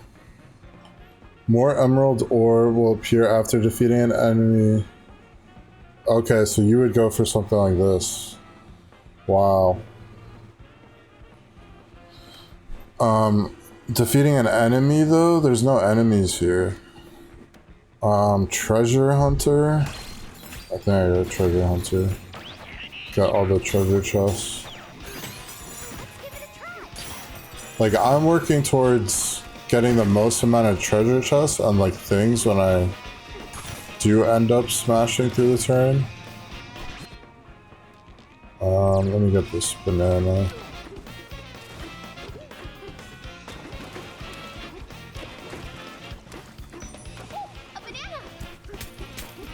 Yeah, that's the only time I pick up bonanzas, when I get full bonanza meter. Okay.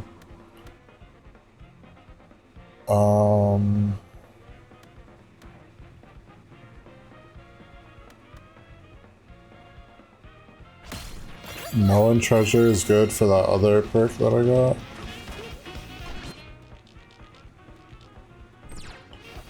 Alright, let me go up this way because I want this punch power. Let me just teleport up there. Should we go there? I feel like it's good to use these like teleport barrels every round. Encore groove. Alright, smashing forager I think is just necessity. I need to have this. More, like, I've realized this late that this means golds. Like, more emeralds appear when you smash terrain.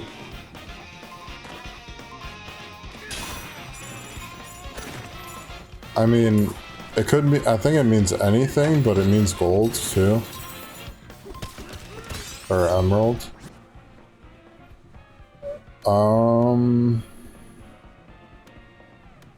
Banana Slamma I think is good. You get some emeralds.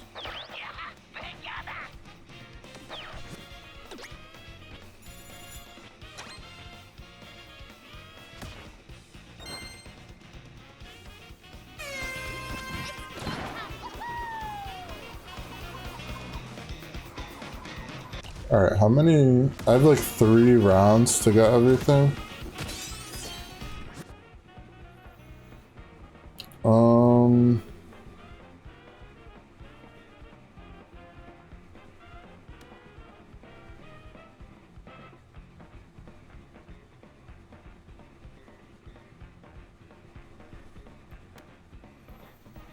Treasure trove. I just want to upgrade the treasure chests as much as possible.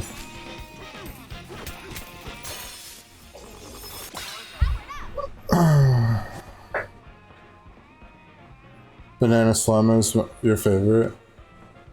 Did you upgrade it like all the way?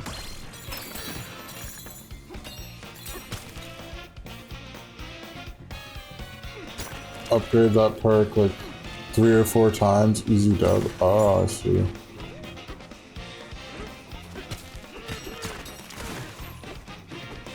Like clear the whole thing?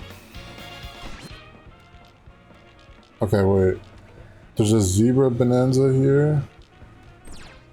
There's 2 fossils here though. Wow, I just hit that with it. That was like a trick shot.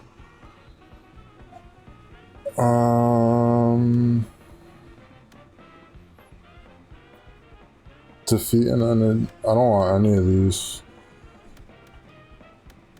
Refresh.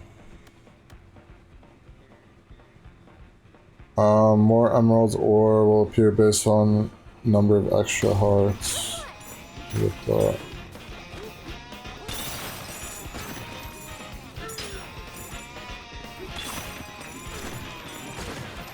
Yeah, maybe I shouldn't. I should just like save up bananas.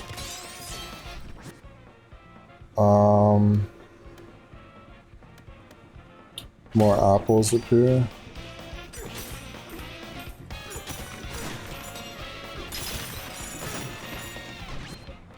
Wait, where am I? Let me go out here.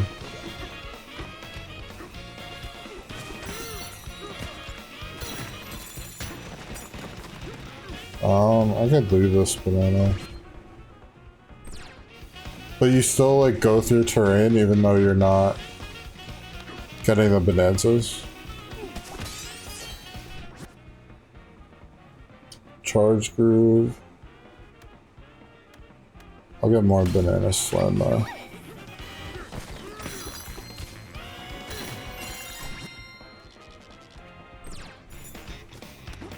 Alright, I could use that drum beat.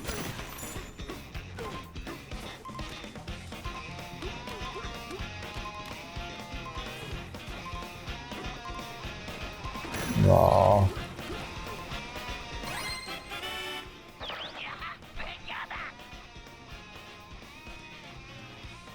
I've gotten into level 10, 11. Ended with over 1 million emeralds, wow.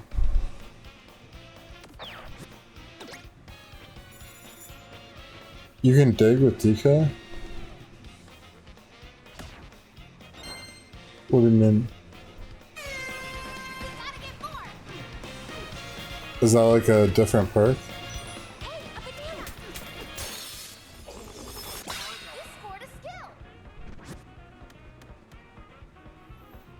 Yeah, I think I need that. Oh, I should just stay in Bonanza form for this.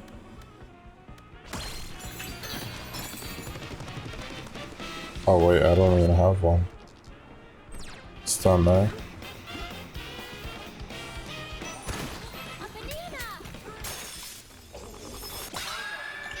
Like, at first, I thought that upgrading those... let me go perk check. Like, upgrading these things, I forget what they're even called. Upgrading those so you get the most amount from those, I thought that was like a good strat, but I don't think it is anymore.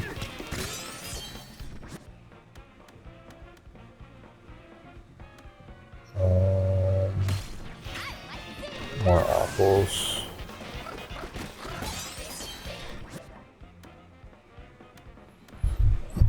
Why does it even give me this option? If I have the bonanza already.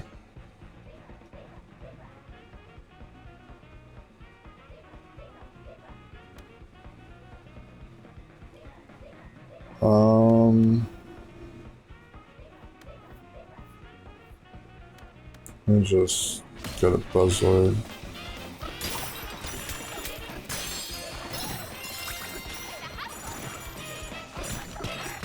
Yeah, eventually you just like run out of fossils, you run out of bananas, so maybe it is good to just like save them.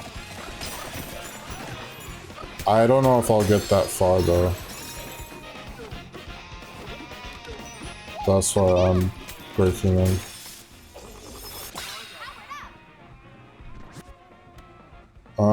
Elder's Apprentice. Impactful punches. More emerald ore will appear after defeating... Okay.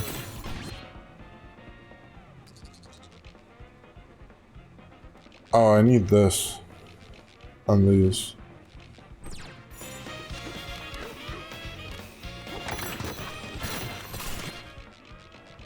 Should we go there? I use the polish perk. But I wait to break all of it until the end once I built up a bit. Oh, okay. So it makes it like enough to be worth it. Maybe I'll leave this banana here. I always think like it's not worth it because there's only one polish thing in the whole map.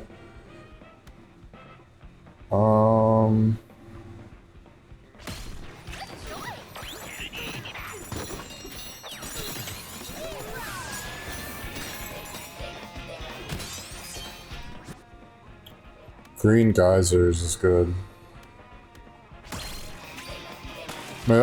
Should I try that? Emerald polisher? Batter up beat. Cause that's kind of what I do. I like wait to do everything. Yeah, very worth it. The multiplier gets really high.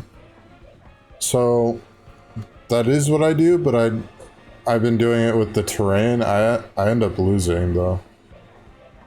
Let me upgrade the Buzzard.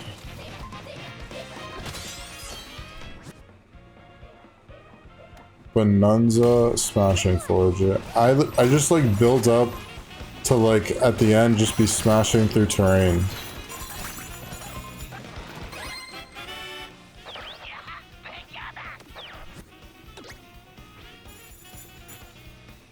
Alright, I gotta get these bananas fast before it runs out.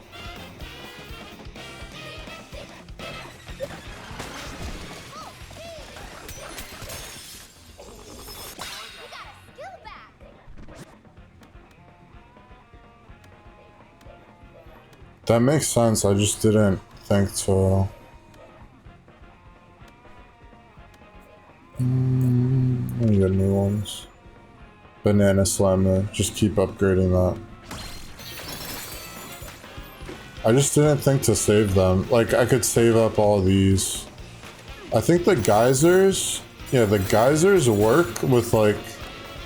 There's, like, a green geyser multiplier, but it also multiplies, like...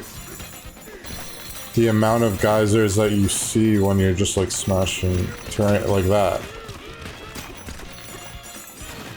I think that's just, like, a really good perk.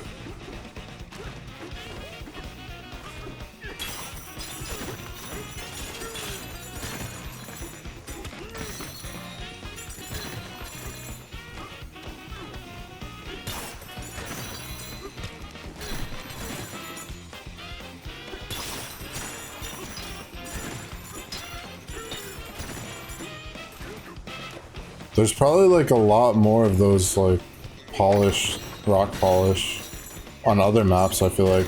And also like all these enemy skills, I feel like on other maps are probably really good. When you get like emeralds for defeating enemies.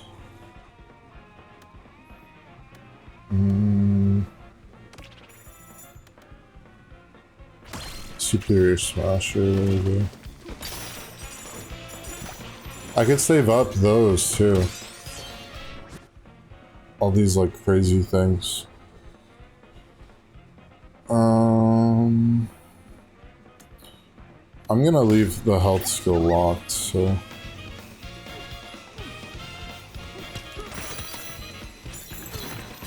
I could leave like the area in the middle. What are those even called? Superior Smasher, Emerald Roots. I could leave them all in the middle. You need to go for the Void Con goals and get everything else as you go along. Let's go first.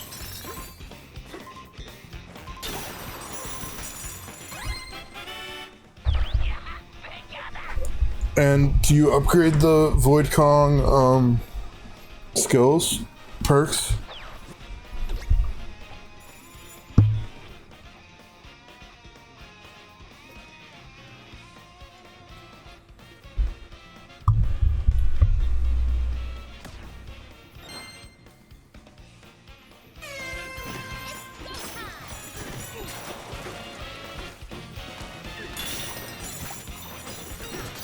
Alright, Jungle Ruins.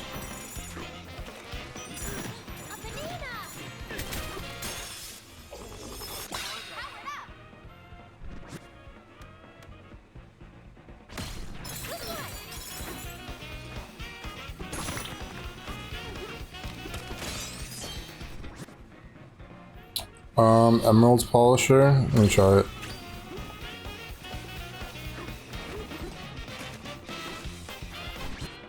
There's a banana over here.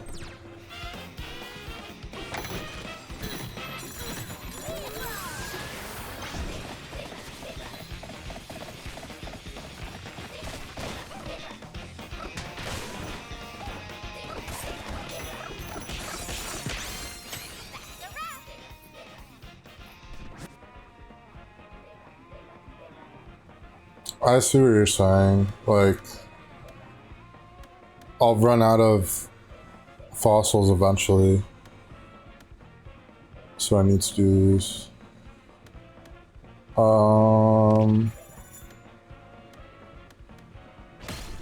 Crocodile Demolisher.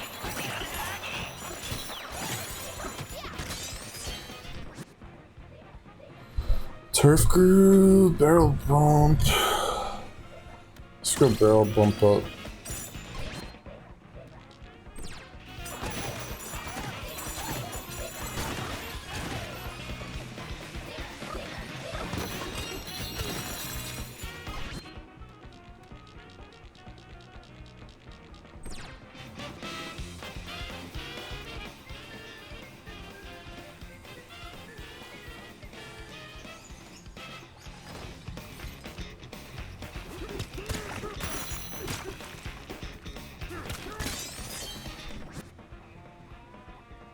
Bare Knuckle would be... Yeah, let me do that.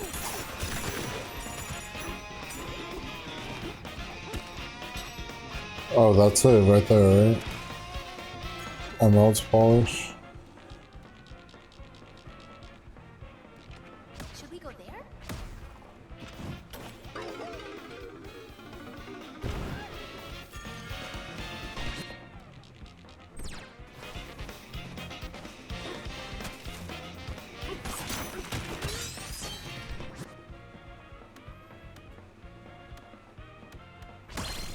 Banana Stone though.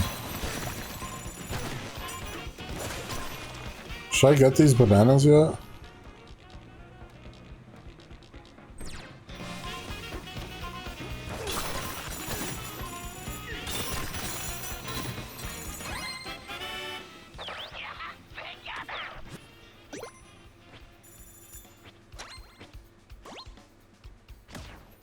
Bananas all changed.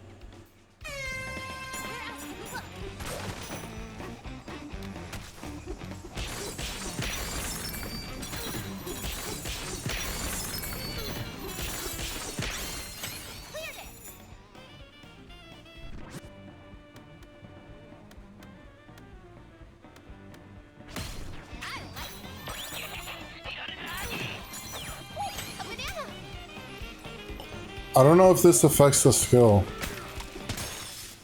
If you find a heart.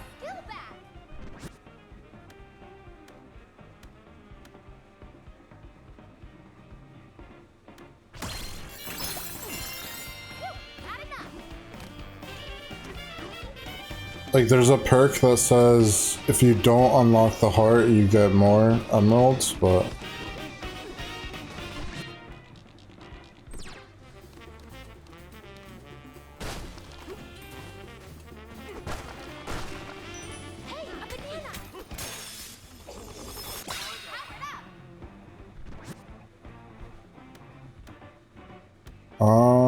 go Kong Forager. Kong Forager. Wait, I don't even have Kong. Why did I do that?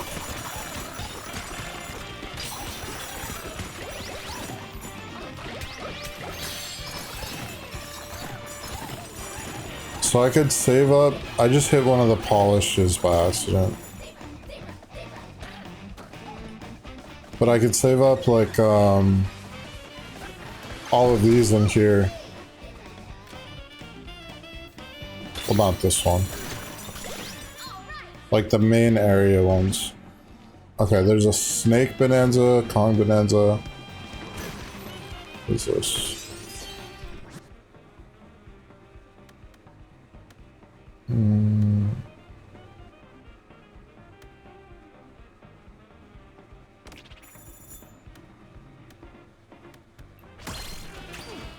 champ.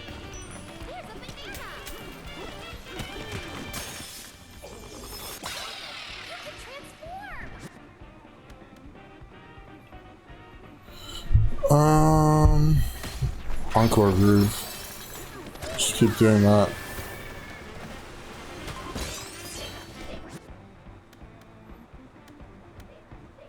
Green geysers I just think is very good.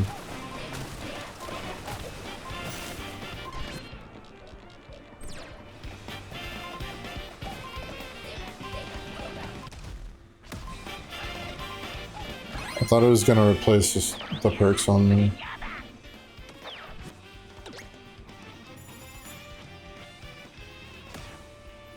Alright, I don't know if I can clear this. I've never been able to get past round 10.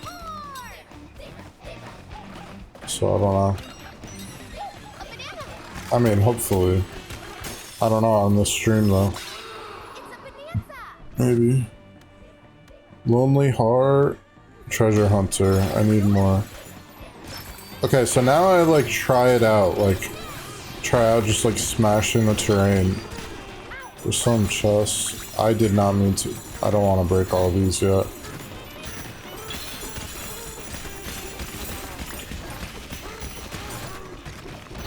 Like, I'm building towards this. I'm building towards, like, smashing through the terrain and finding a bunch of emeralds.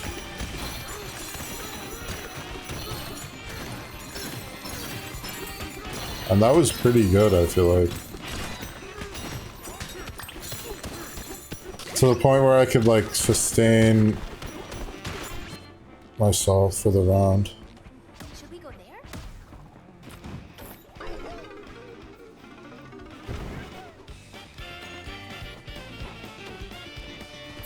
I think I get bananas now. Maybe I upgrade that skill again before getting those.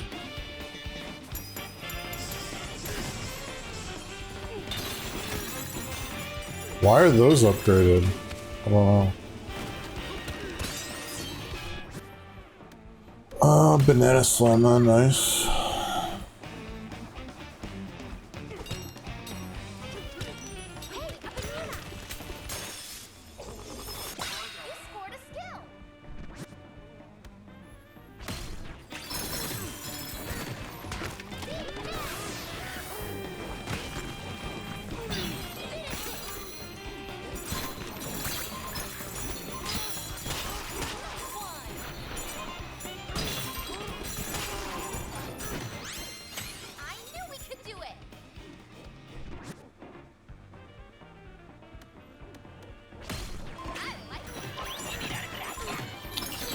I've been doing the heart type things.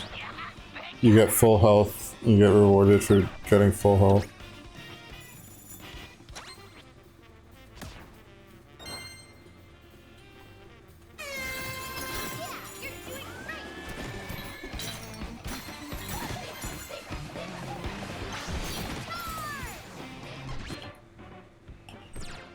Alright, I think I go that way anyway.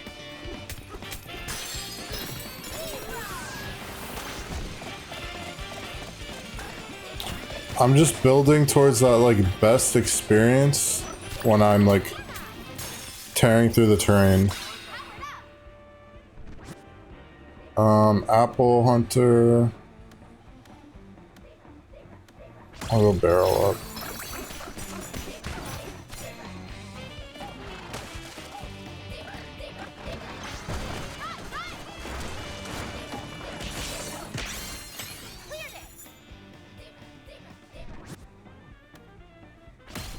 Emerald Polisher.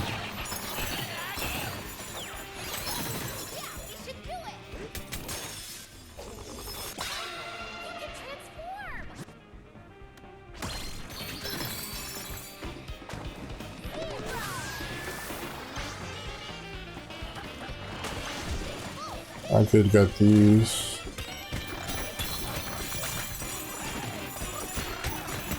That's pretty good at that point.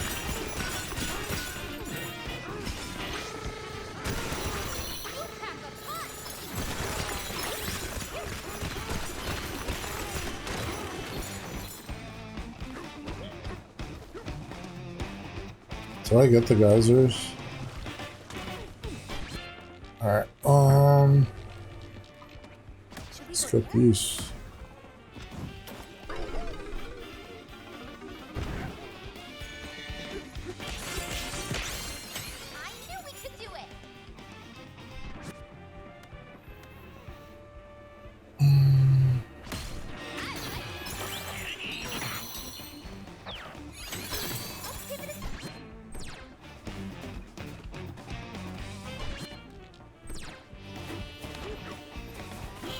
I don't know where I left bananas left over though.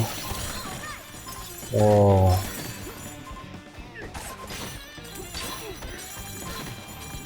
I wish there was like an endless mode. Like, it's gonna get crazy with this long mode though. I want to see it go like crazy multipliers.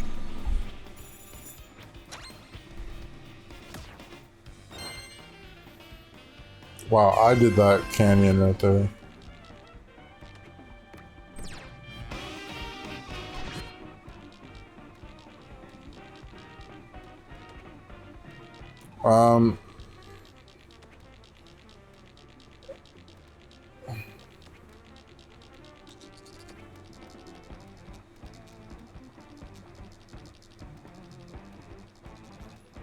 This is such an odd one. Alright, let me just get these bananas before the thing runs out.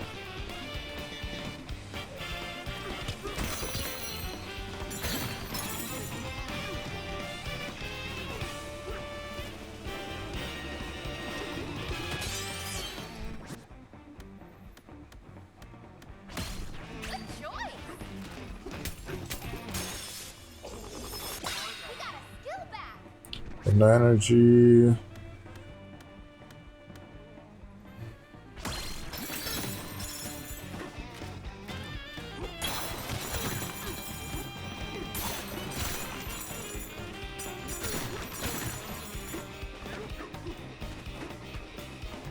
said like level 20? What level did you get? The level 11, okay.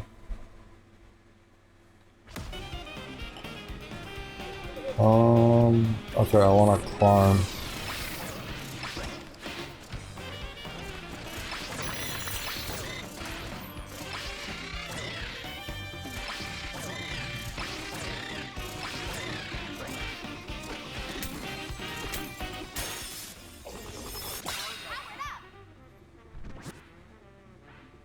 Kong Forager.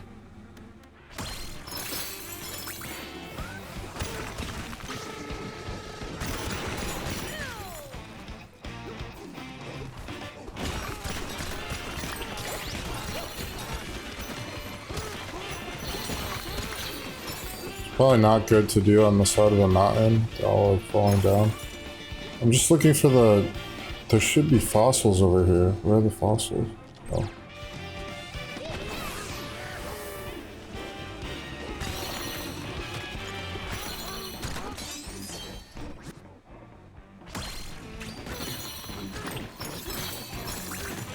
They're all like falling down the side of the map.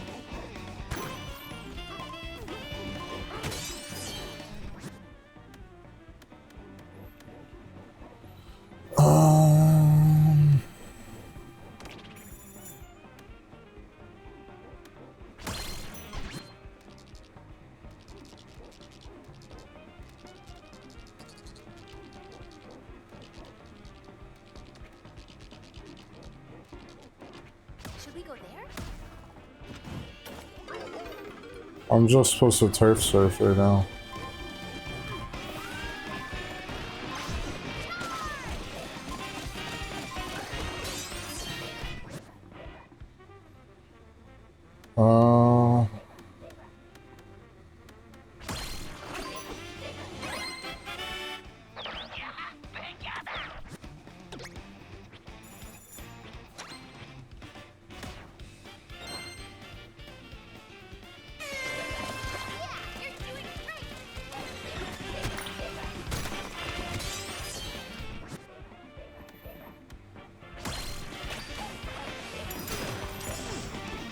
Alright, I think I can smash through the terrain and get some good stuff right now.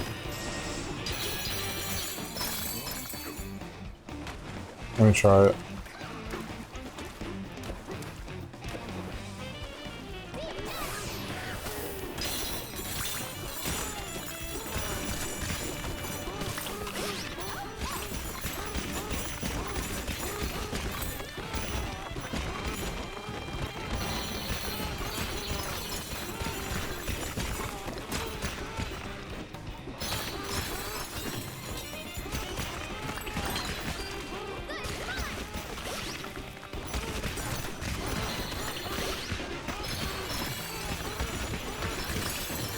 Wow.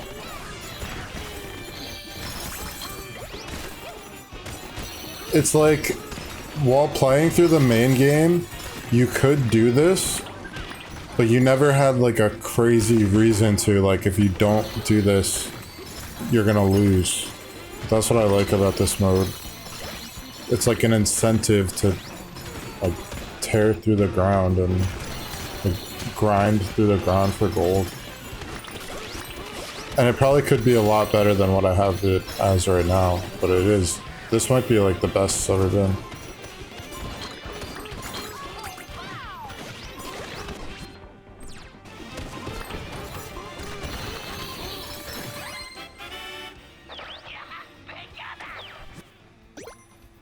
That's really good.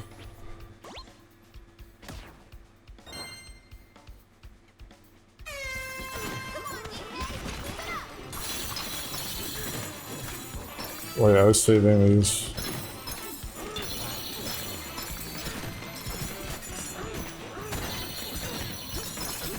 Wow. I've never gotten this much before. Okay.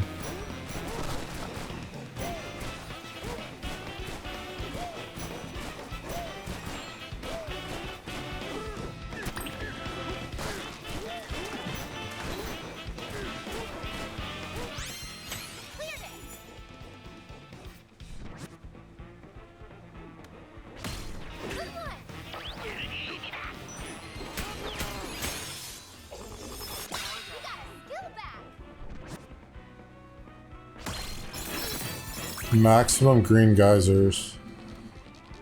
Let me get all these.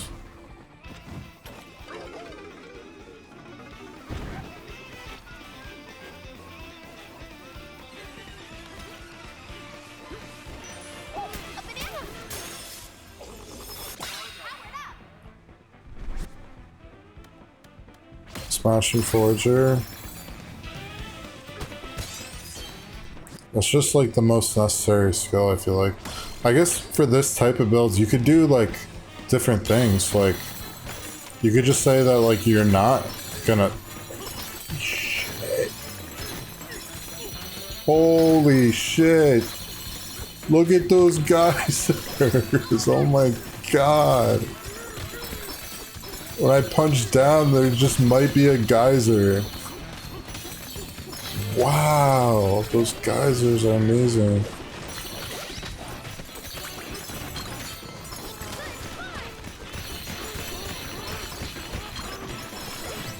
Wow. It's like more dopamine than the original game. Like more dopamine than the golds in the original.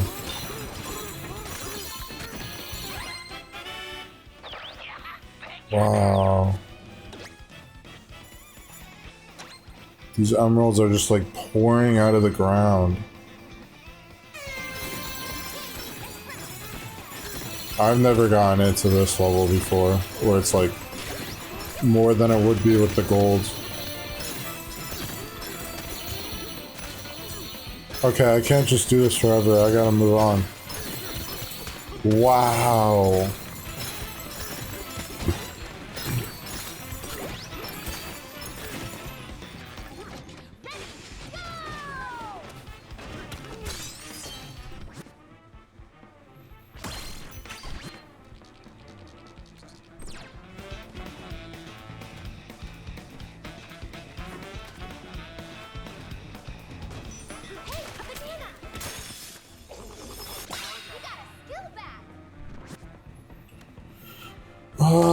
Emerald Polisher, you think that one's ready? It's level 4.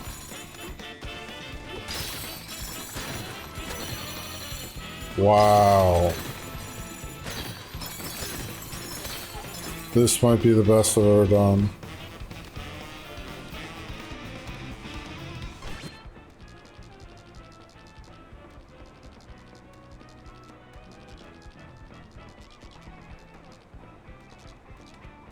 That's it.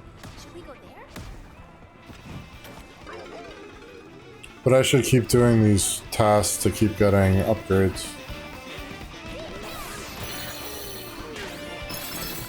I just picked something up, dude. Why are emeralds exploding everywhere?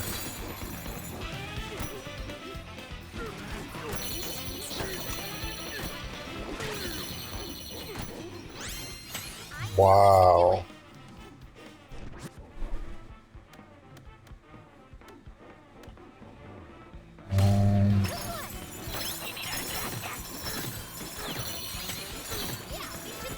I just want to pick them up and more come out.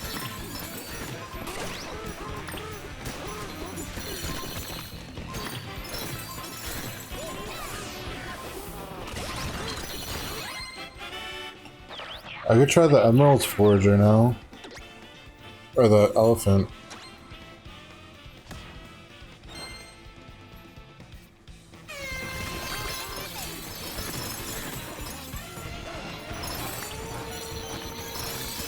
Wow.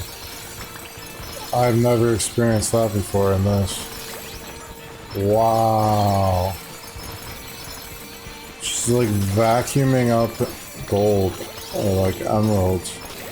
Wow, there's big ones in there. They got big ones in there.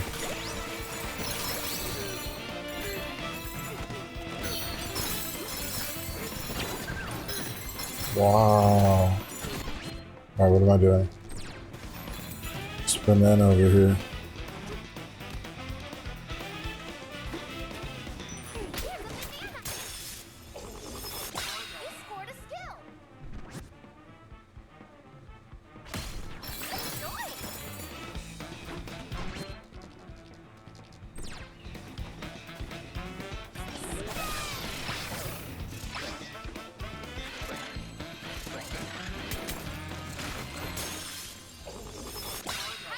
I think I can smash all the bananas now.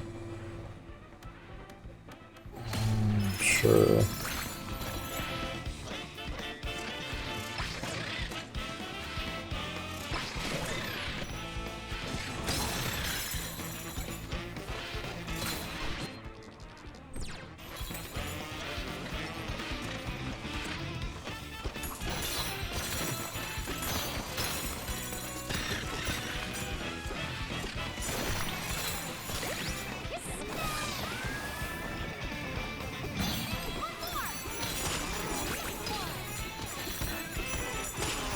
This is insane, dude.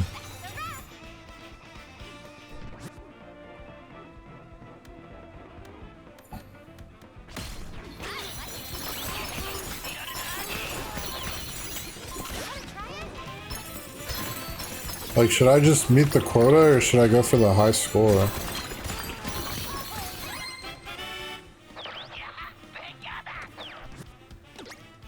Alright, I'm getting cocky. I gotta be able to do this whole thing.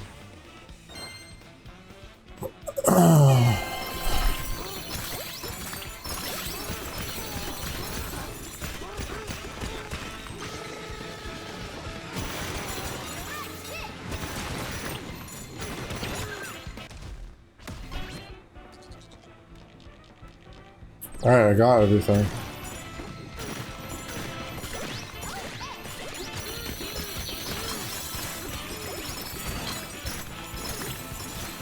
This is like when I'm God mode. Just going God mode.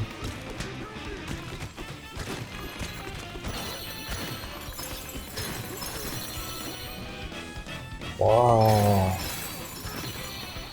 I'm just trying to pick those up and more come out.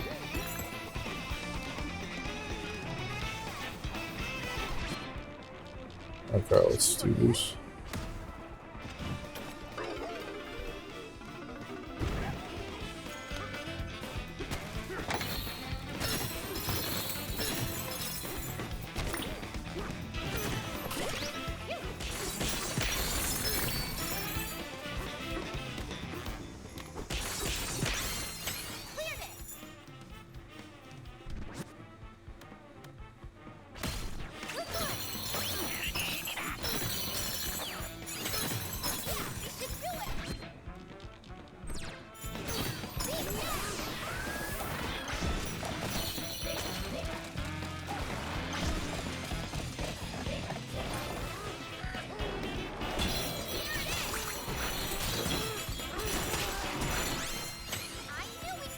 $299.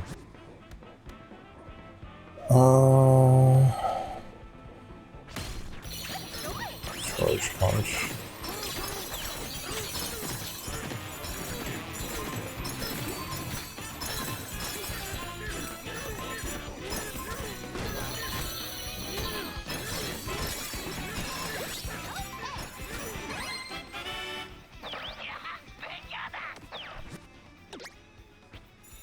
Alright, this is the last one. I beat it.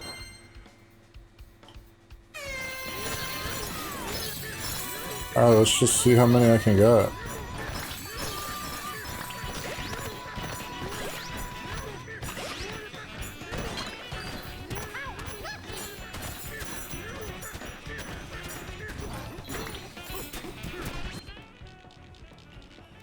I know I left a banana over here.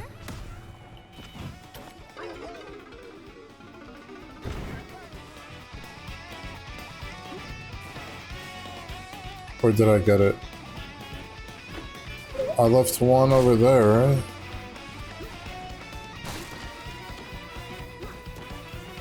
Which one did I leave? I thought I lost one over here. Fuck. Alright, whatever. Should we go there? Alright, so I'm gonna get all those. Wait, first, what is this challenge?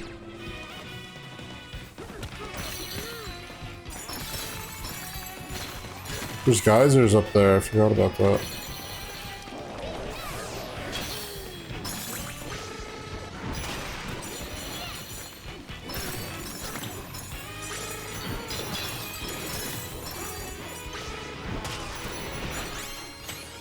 Alright, I gotta be fast if I'm gonna do this.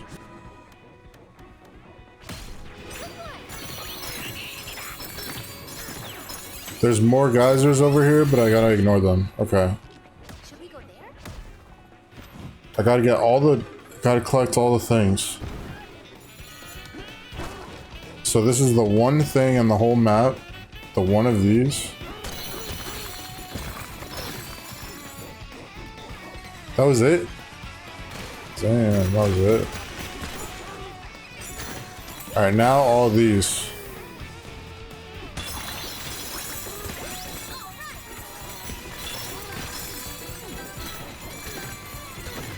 I've been saving those.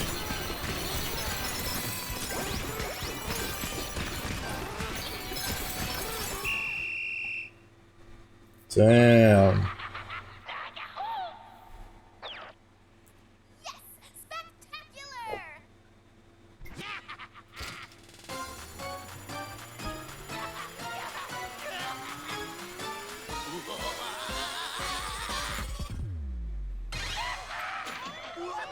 $295K.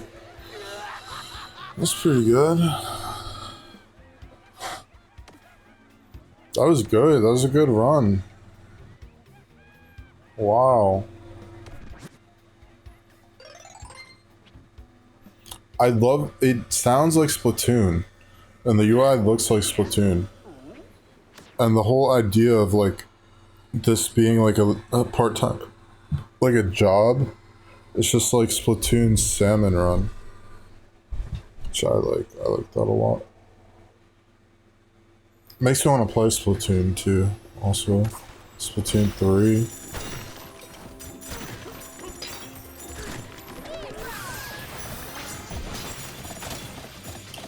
could just teleport over there, but...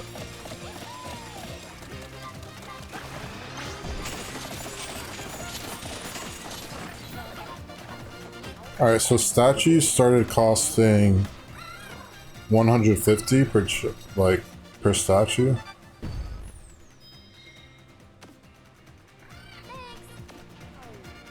This whole map's like a museum.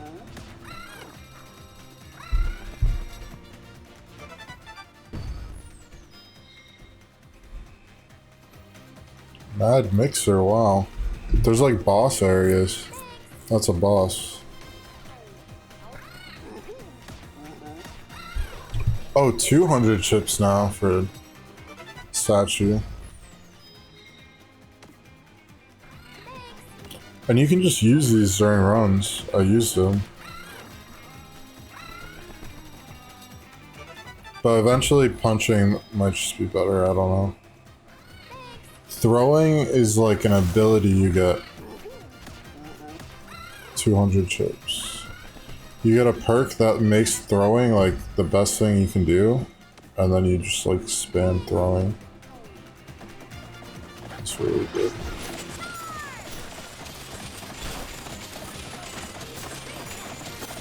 Alright, let's see round 6.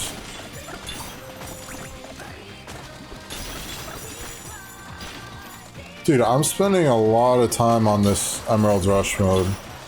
And I still have, like... Main game, I still have 101 bananas to get in the main game. I've been just doing this Emerald Rush mode. I'm like thinking about playing other games, but I'm kind of like hooked on this mode now. It's kind of good, dude.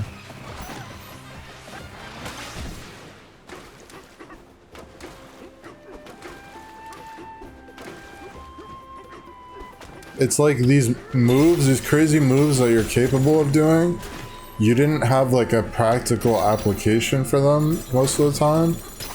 Because the game's very like relaxed and you just like do things at your own pace. But this adds like urgency. So you like do the craziest possible moves you can do and like move as fast as you can. Okay, 15 rounds again. I'm thinking that the last one's gonna be 20 rounds. I don't know, it might just be 15 again. But the quota is times 4.5. You don't get barrels in this one, maybe? Holy shit. Maybe there's no barrels in this one? I like that a lot.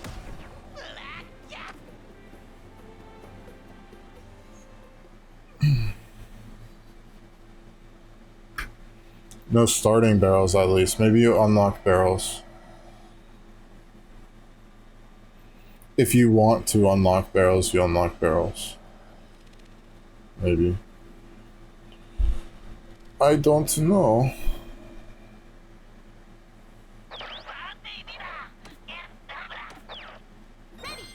$225 is the first quota.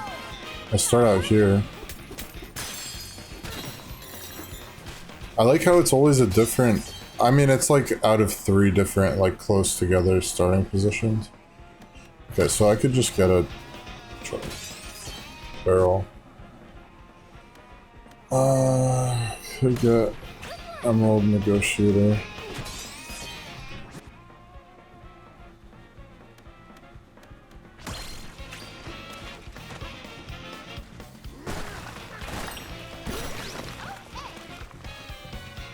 Oops. Alright, what do we got here? There's melon juice over here. Let me just get the Kong Bonanza. I kind of just bought this teleport.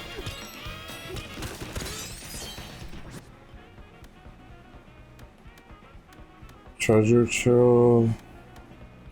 Maybe I should try that. No bonanzas. Alright, punch power, I need that. Like we were talking about, maybe it's a good idea just to not... I mean, once the game runs out, I like... I end up smashing everything anyway. Like, I ran out of things to do with 15 rounds. So I think I just, like, reach that point. If I can. Or maybe I won't be able to. Alright, smashing Forager again is, like, the most important perk there is.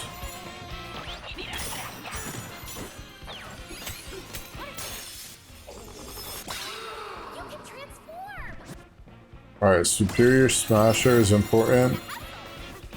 Makes those emerald roots good. So we are going for this right here. What?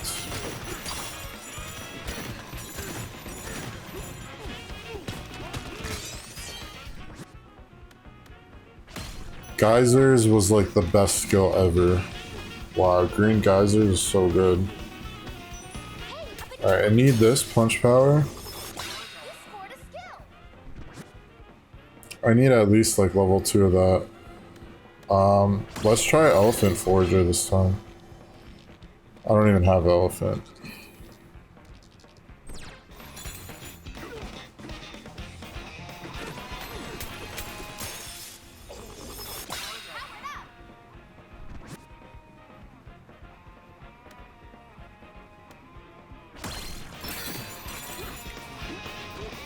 I would like to get to like full skill level.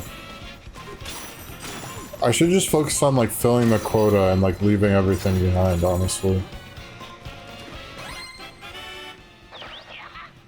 Don't smash everything. Unless I need to. Okay, so now warp barrels refresh.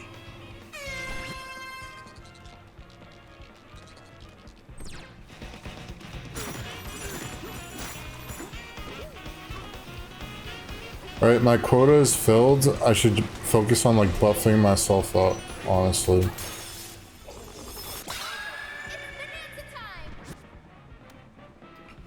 Elder's Apprentice. Let's go Elephant Forager.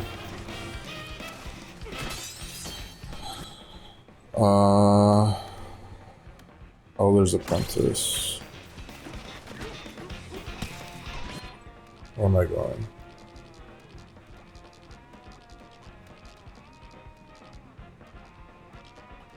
Let's just go here.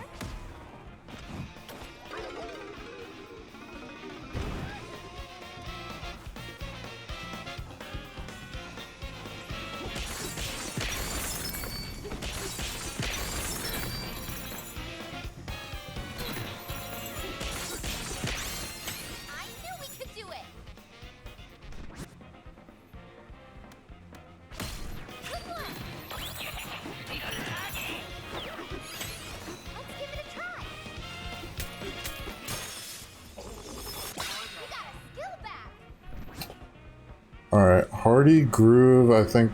Let me go Crocoid, Demolisher. Always gotta break some Crocoids.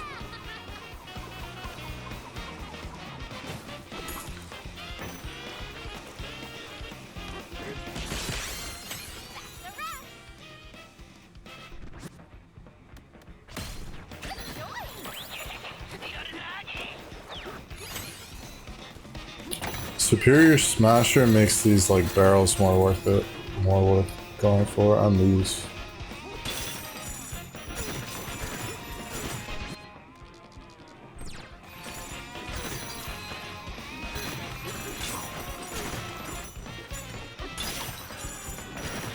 Like I should try to be at least like 2 quotas ahead.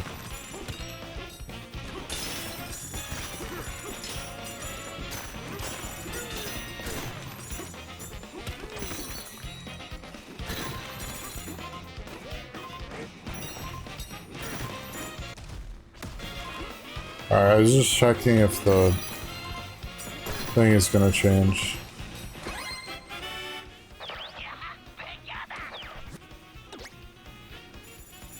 I should be using bonanzas like this whole time. They're $4.50 a piece. I finished everything else trying to complete it. Oh wow, you finished everything? Yeah, dude, I love this game. It's so good.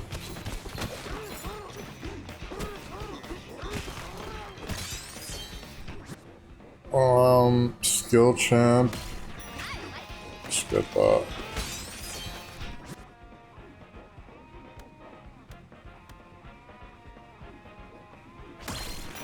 Let's go balloon setup.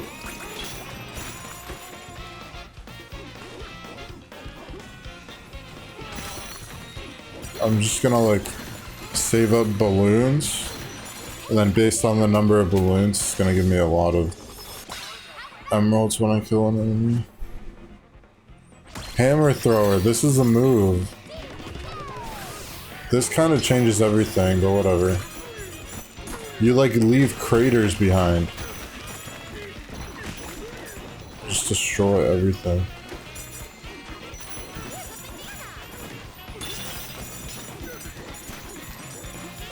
I mean, it doesn't work with sand.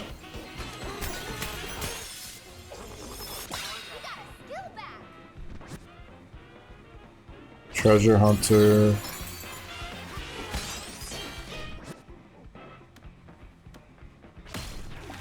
So if I like throw terrain,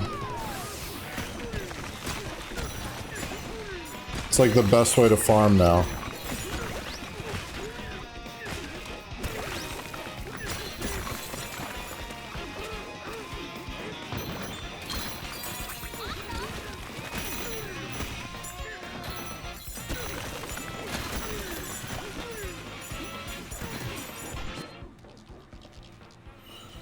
Alright, where should I go?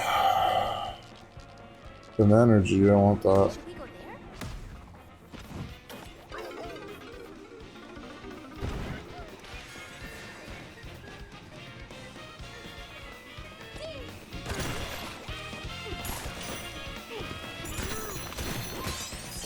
They actually set those up for like trick shots.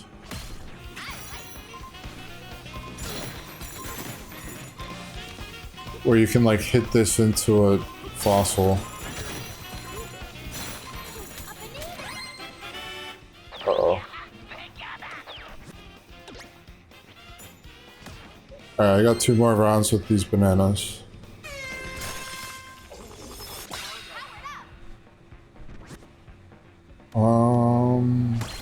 Balloon treasure. I'm just gonna do the balloon build. Get like 1,000,000 balloons. I have 0 balloons right now. That's not good. Buzzword.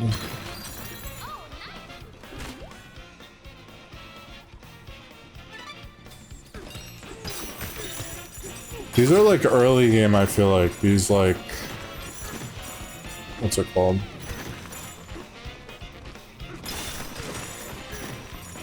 Emerald's roots.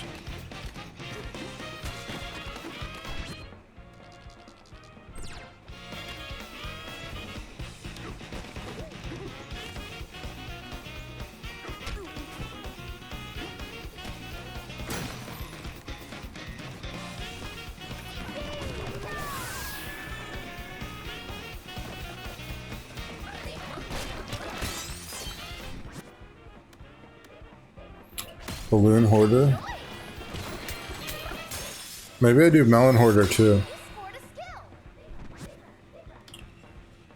I'm like getting cocky because I beat the last round, but I don't know if I'll be able to like beat this, you know?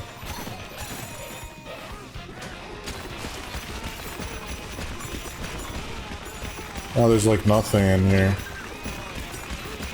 Alright, there's a balloon.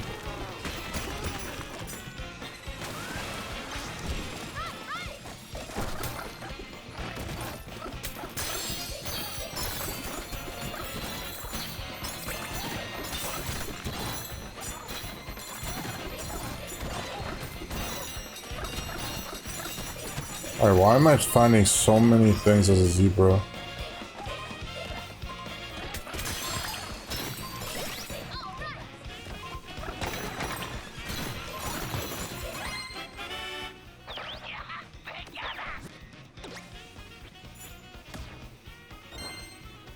Alright, I gotta do the Void ghouls. There's a void ghoul. Oh, ride on a zip line.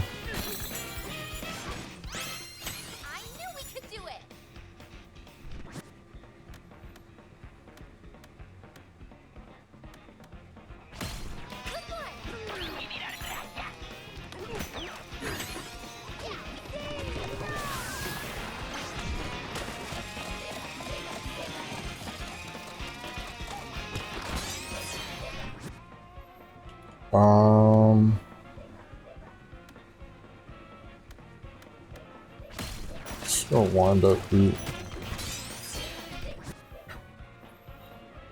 Oh, big boss, apple hunter.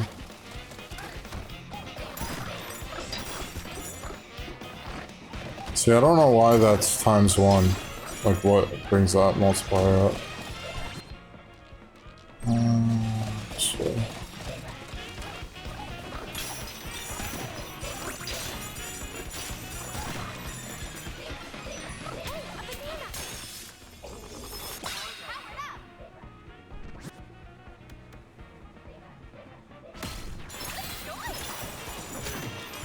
That was kind of dumb. I don't know why I did that.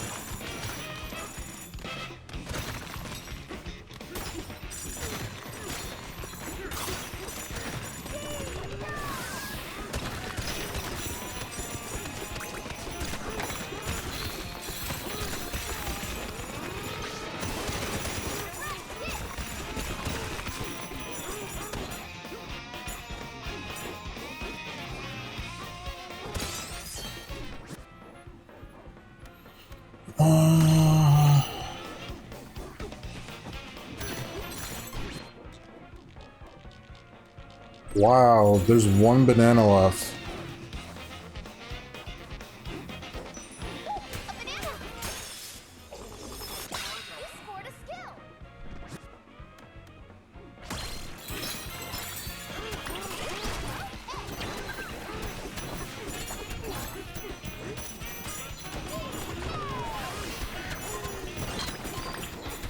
Which means I'm about to find the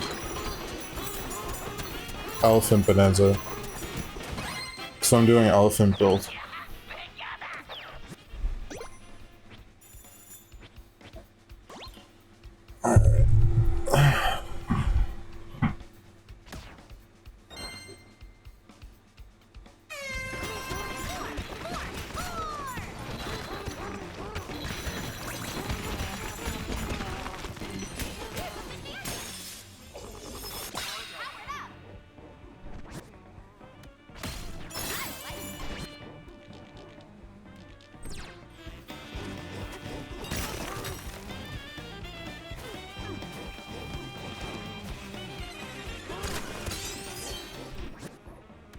Kind of know that Crocoid Demolisher would be a good thing to get.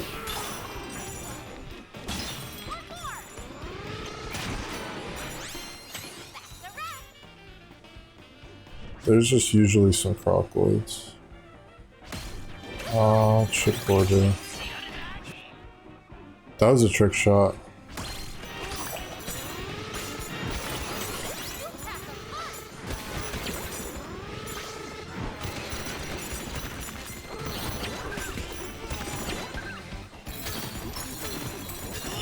Alright, so I'm saving up balloons, and that's like a multiplier.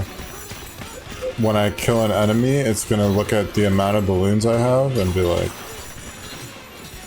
that's a lot of emeralds.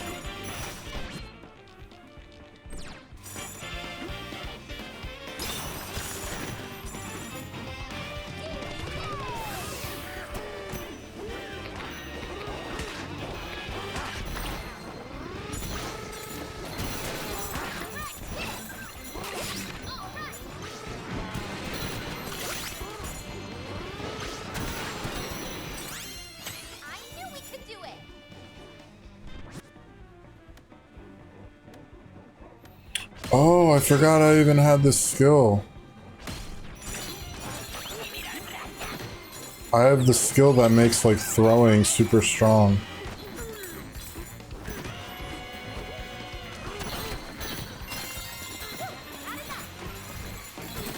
Okay, there's a lot of treasure chests here.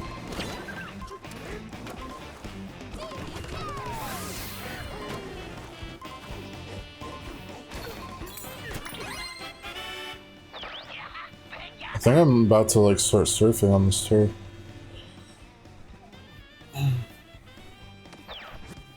Alright, so am I losing this? God damn. Uh-oh.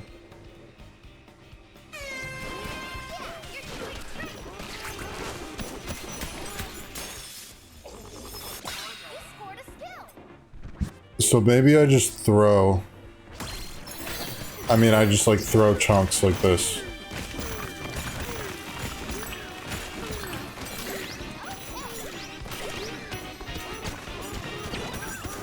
No, I might need to punch.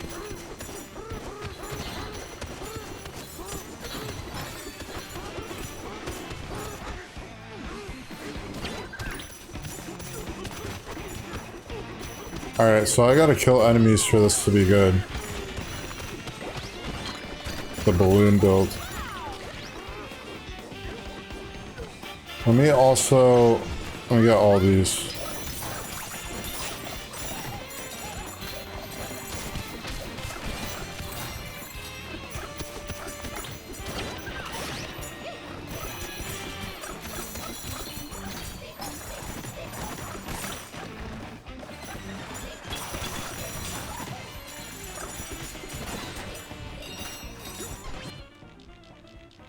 Alright, Donkey Kong's house always has a lot of things.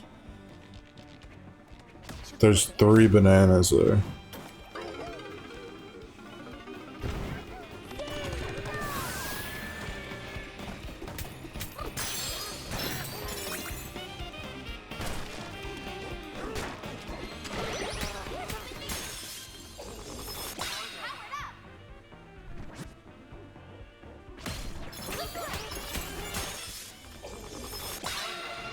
Elephant Bonanza, there we go.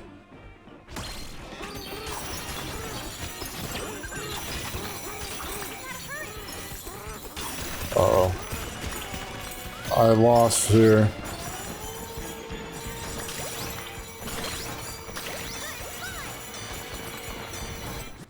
Yeah, I lost.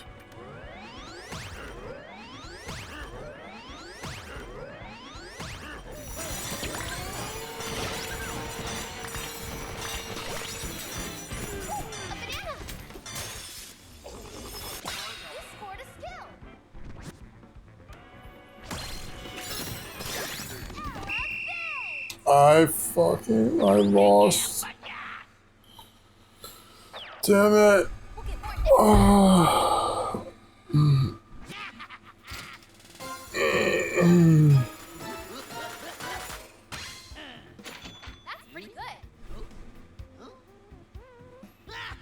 Okay, I got a pee break.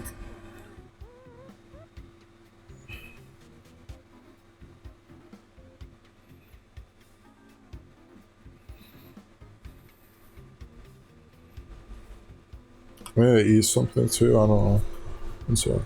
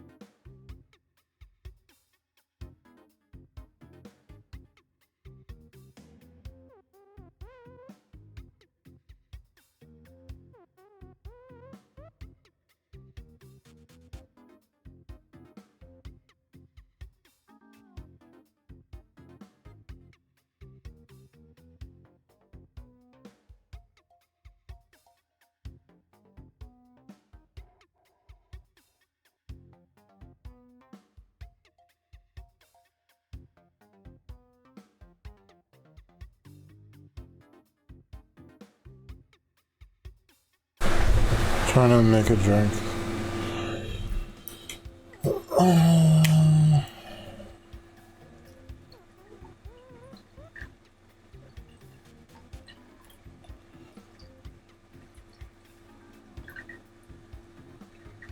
Alright, I don't think that turned out right at all, but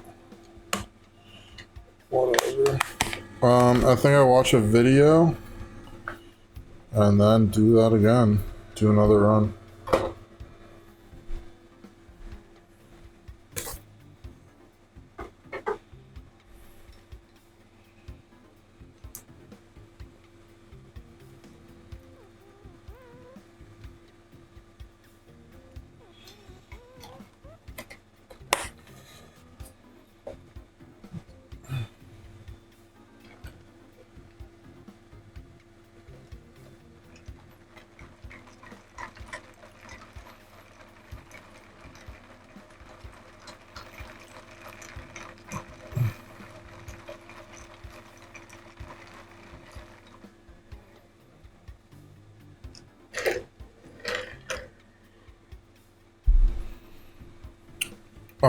Oh, I think I made that way too sweet.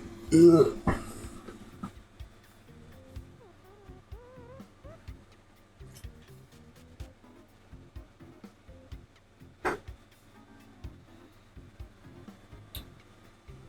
Yeah, I love this mode. I like this mode a lot. Like, I wanted to... I was just gonna do main game, because I have like 100 more bananas to collect, but I don't know, I just started playing this mode, never stopped. It's really good.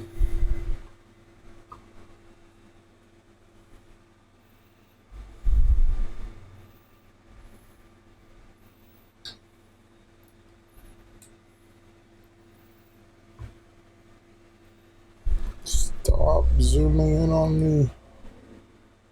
I got this new camera and it keeps like zooming in on my face and I don't know how to control it yet, so I should probably figure that out off stream.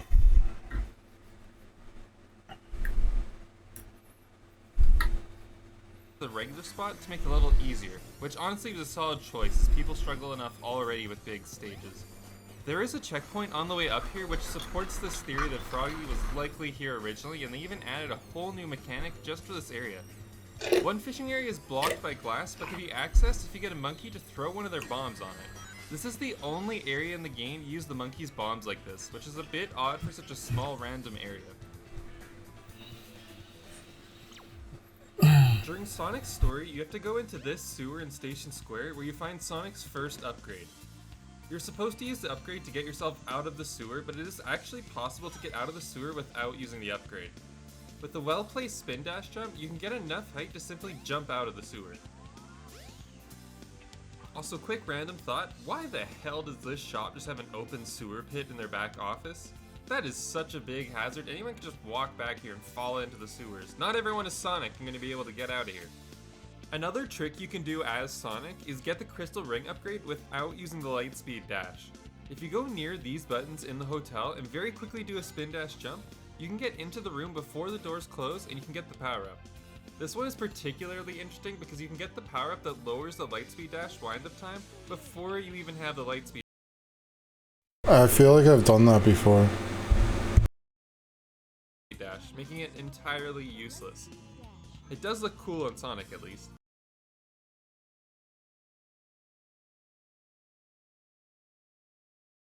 Collecting all 1,000 banana. Oh, I see. So, at the end of the game, you're not like once you get 1,000, you're not allowed to buy anymore. Then I didn't know there was like 1,000. In Casinopolis, as I know there's 777 like total to collect. Some of those are like 5, some of them are 3. Sonic, there's a well-hidden Easter egg. The stage normally requires you to deposit 400 rings into the bank area here to beat the stage. But if you deposit considerably more than that, a giant golden Sonic statue will be built in the center of the stage here. The statue ultimately does nothing and takes a lot of rings to build, so I probably wouldn't attempt this unless you're using cheats. especially since Knuckles can easily destroy the statue in his stage. Wow. Casino has a shower room that you can explore and for some reason take a shower in. I have Yeah, I no knew idea that. why Casino would have showers like this, but you can actually go under them and clean off Sonic. He even has a special shower animation for this. A few characters do, I Tails' think. Casinopolis stage, there's a hidden area that can be accessed near the start Whoa, of the stage. wait. You can't just fly into it as it has an invisible wall block. There's like an arcade machine. In Tails' Casinopolis Oh no, that's a slot machine. stage, there's a hidden area that can be accessed near the start of the stage. You can't just fly into it as it has an invisible wall blocking the way in. If you go to the opposite side on the left and fly up to the vents, you can clip yourself out of bounds and get into the tunnel. Oh yeah, I've been buying bananas like the whole time. So I might even have all those that you need to buy. And you need to like buy one for each level. Yeah, I think my total is like 800 something, so I might just need the ones that you need to find then. Once you're up on the vents, move back towards the very start of the stage and position yourself like I have here. With a well-placed jump, you can fly through the ceiling and go out of bounds. The tunnel is actually pretty long and does have some goodies in it. It seems very likely it was a last-minute removal, as it has rings and item boxes unlike a lot of these other hidden areas.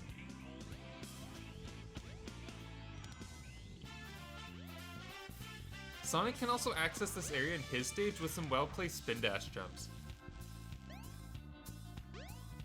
His version is particularly strange since it has no rings or item boxes in the middle of the tunnel, but has a life and speed up placed all the way at the dead end at the top, almost as if the developers intended for gamers to find this out of bounds area. Towards the end of Sonic's final egg stage, there's a section that has a fun Easter egg. You first have to get to this point in the stage and spin dash up the wall like this. If you manage to get up here, you can see a group of rings in the shape of Sonic's head. There's actually a mission in mission mode that requires you to come up here to grab a flag too. That's not the only interesting secret in Final Egg though. At the very last section in the stage, there's a platform you can see floating pretty high up in the air. At first it doesn't really appear to be moving at all, but if you watch it long enough, you'll notice it is moving very slowly downwards towards us. If you wait long enough for it to lower, you can climb and find a secret area with 4 extra lives. This is a really weird secret area as you can't even access it until you've been in the stage for much longer than the average player would be here, as it takes minutes for it to lower enough for you to jump on. Guessing they added this as a way for struggling players to get more lives before the Egg Viper fight, but realistically most struggling players will never find this. In the first act of the Sky Chase subgame, it is possible to complete the stage without moving or shooting at all. By moving the tornado into the top corner of the screen, you'll be able to dodge attacks and complete the stage without moving at all. You might still get hit once or twice, but it's enough for you to clear the stage with no problem. You can do this for most of the second act too, except for the final part where you have to shoot towards the egg carrier. This doesn't help you get any points that you need to get the emblem for the subgame, but it is a good opportunity to take a quick break if you're in the middle of a Sonic or Tails story playthrough. In Sonic's Lost World stage, it is possible to get past the snake section without hitting a single one of the switches for the door. However, it is much harder than doing this section normally. At the very start of the area, you have to go on the opening of the snake head door here on the left side and do a very high angled spin dash jump. It's a bit tricky to get yourself placed correctly on the snake head, but if done correctly, you should be able to clip through the wall up above and be at the very highest platform in the section. From there, you can easily raise the water to the highest level and jump your way over to the exit for the area. To get through the door here, you have to run up to it, start a spin dash, pause your game, and then unpause, and you can clip right through the door and into the next section without hitting a single switch to open the door. This is a bit trickier to do than just playing the level normally, but it is considerably faster once you are good at it. It also means you don't really have to go on the snake at all, which is nice, as it always makes me really nervous. In Knuckles' Lost World stage, you can glitch out of bounds by punching this fire trap here. If done correctly, you can fly towards Sonic's portion of the stage and access areas that you normally can't as Knuckles. Crazily enough, this area still functions really well even as Knuckles. Things like checkpoints and rings are still loaded in, and you can even ride down the water slide like Sonic does.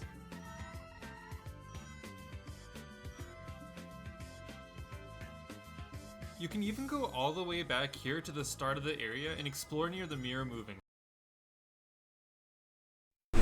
This is 50 useless Sonic Adventure facts. section. It is honestly kind of crazy that all of this stuff is loaded in and active. We aren't even close to the small area that Knuckles' level takes place in, so I don't really understand why they left all of this in for his level.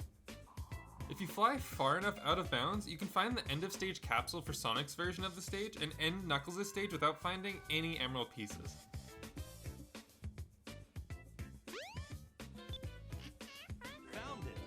Knuckles even still says found him, even though I in fact did not find a single emerald. Mission mode was added for Sonic Adventure DX and it adds 60 different missions for you to complete. It seems like this mode was a bit rushed as some of the mission descriptions have translation errors in them.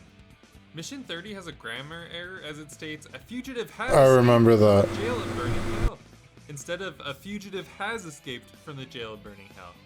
It's also notable because it has the word hell in it, which was kinda nuts at the time, since Sonic games typically didn't have language like that. Nowadays we've got, Where's that damn fourth Chaos Emerald? and, Who the hell do you think you are? so it's not as memorable, but at the time it was pretty crazy. Item boxes are able to give you rings, lives, invincibility, and speed ups, but there is also I don't know why they cursed in the movie. It looks like it would have been some kind of a timer. It's very likely this was originally going to be added to Gamma's stages as an extra way to increase his timer besides shooting the enemies. The timer is already a non-issue in most Gamma stages, so this power-up was likely removed to prevent Gamma's timer from being a complete non-factor. In the files of the PC version, there is a level list that contains names for every level in the game, including 3 levels that never made it into the final game. These levels are called Mushroom, Jungle, and Desert. It's likely this list is from early in the game's development and was accidentally left in the game's files by mistake. Sonic Adventure DX is one of the only Sonic games to ever recognize the existence of the Sonic X TV show. One of the missions in Mission Mode features a poster that shows Sonic along with Chris, who is one of the main characters of the show. In Knuckles' Red Mountain, I remember that too. Okay.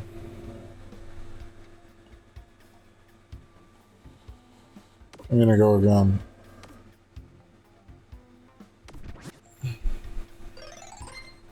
Okay, I got the last thing. Voidco bow tie.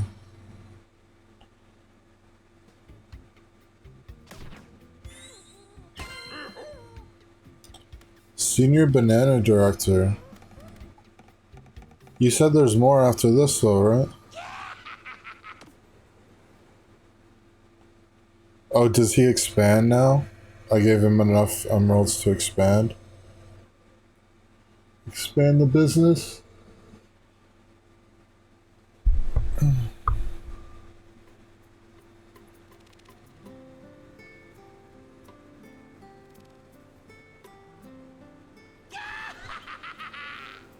It's like a different daytime.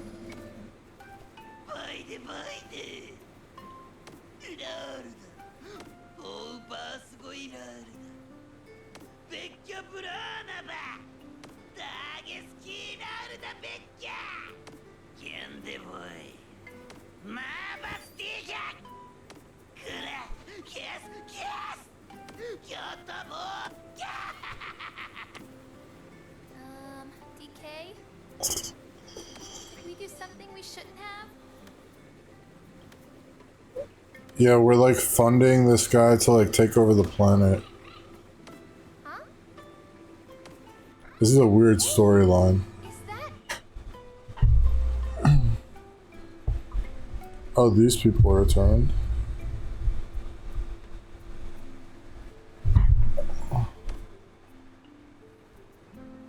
These cons.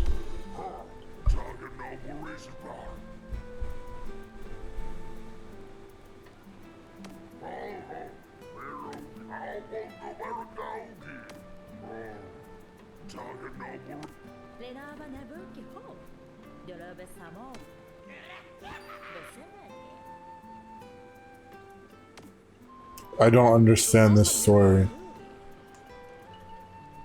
So we're gonna keep giving him emeralds, even though we shouldn't be. This is a really weird story.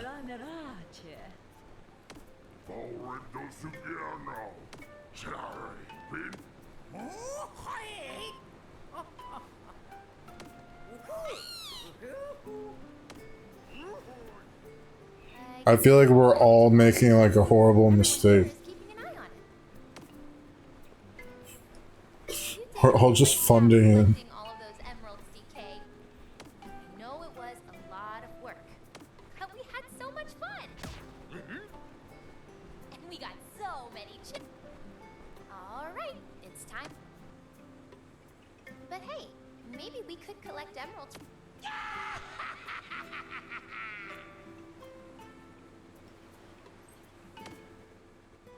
It's like a side. It's like your Banjo-Kazooie funding Gruntilda. Oh, credits. Wow. So this is the first round of credits, and then there's going to be another round of credits? What, no transformations?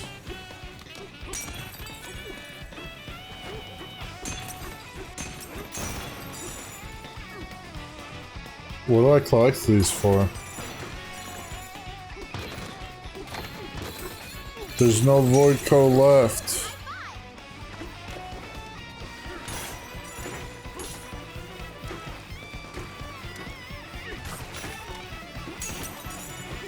I'm definitely not going my fastest. If I'm supposed to hit all the letters in 300 seconds.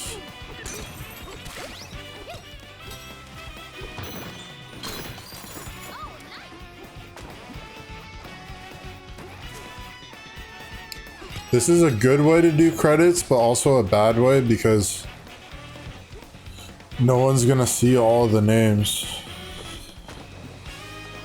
Like, you break the ones you see, and I'm not gonna see the whole map. Those are like hard to break.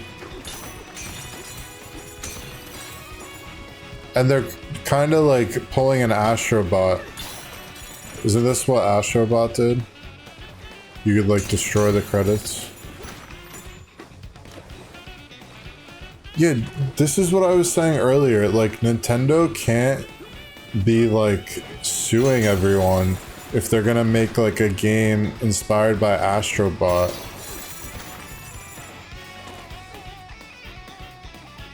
There's a lot of Astrobot here.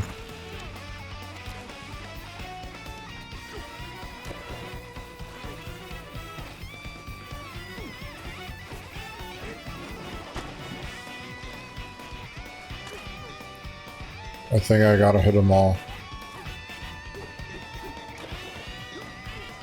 Damn it.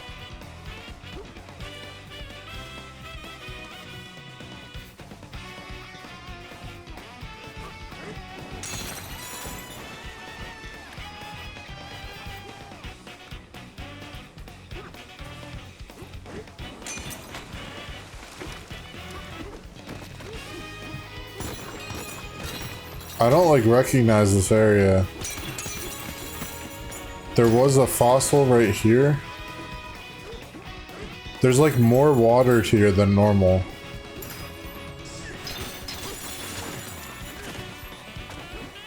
Why is that multiplied?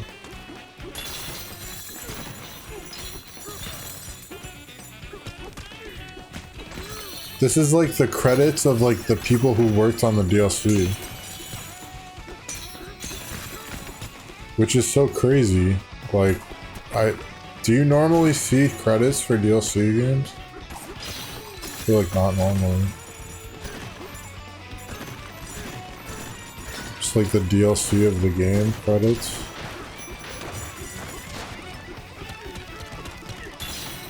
Oh, there's stuff in the ground. I have not been going through the ground.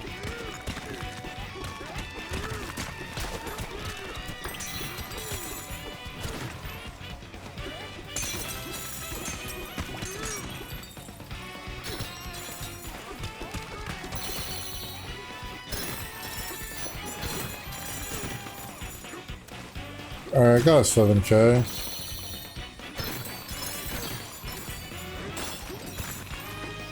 Kind of weird credits. Basically, DK and Pauline sell out. Dude, the ending to the like main game was kind of insane. I mean, like the third credits, the second credits, when you go to New Donk City.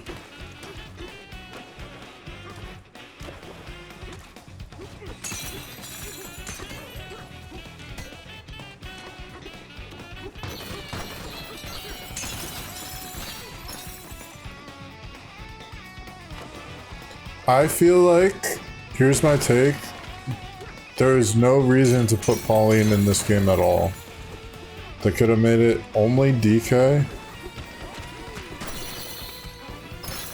And that's it. I don't know.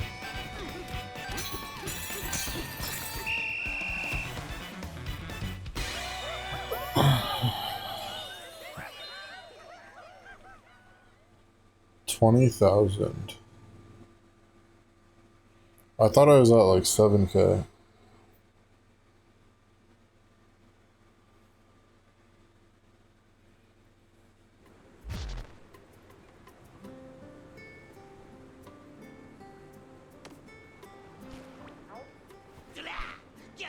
Block a specific emerald's perk from appearing. I love that.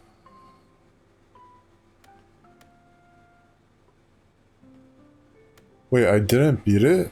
I thought, why would it roll credits if I didn't beat it? Oh, because I got to the hut. Whoa. Okay.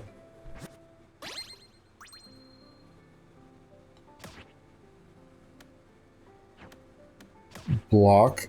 That's probably during the game you can block things from appearing. Alright. Go again. Difficulty 6. Oh, yes! I was thinking they would add more maps. They did. Forest. Resort. Oh, there's all of them. Radiance. I mean, Forbidden would just be great. That would be like 10 layers to go through. Racing. Like, landfill? Oh! Landfill?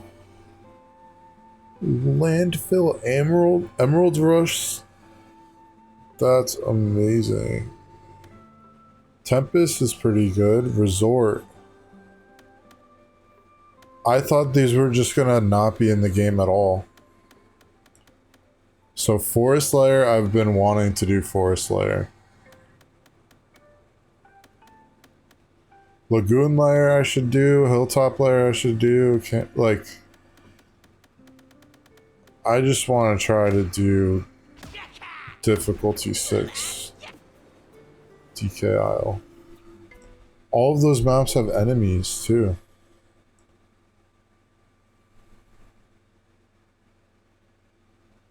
So that's like so many buffs. It's like 5 AM.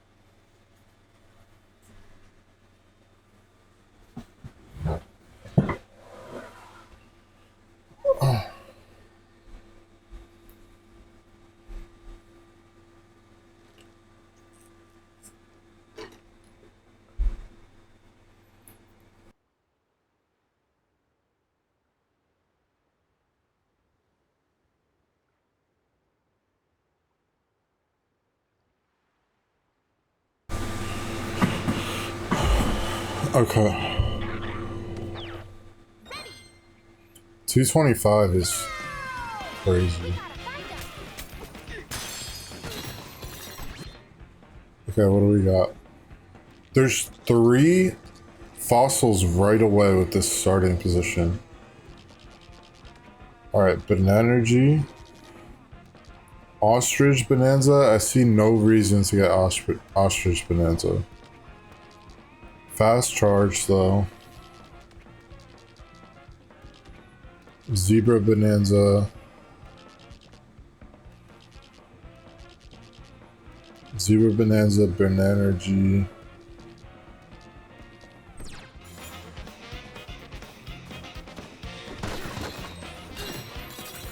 That was probably a waste.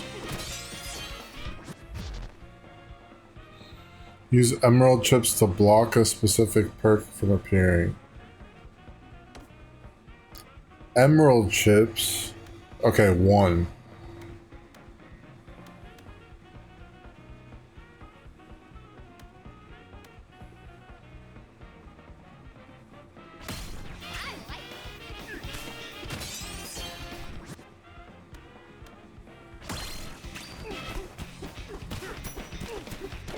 I should always be like breaking the ground.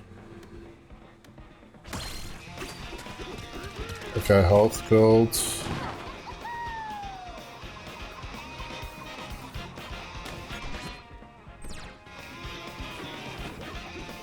Get this Zebra Bonanza.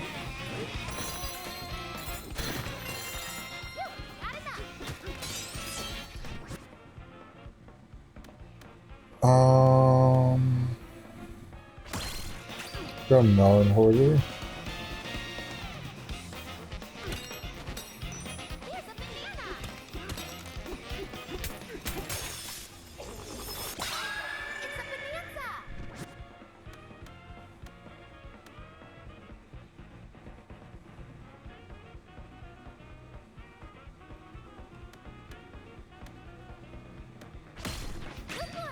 Oh, I should have gotten the warp barrel. I can't even warp right now.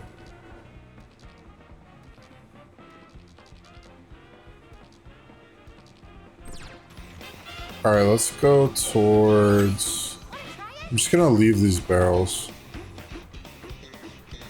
Leave the bananas. Wait, what is it? Crocoids? I'm close by. Oops.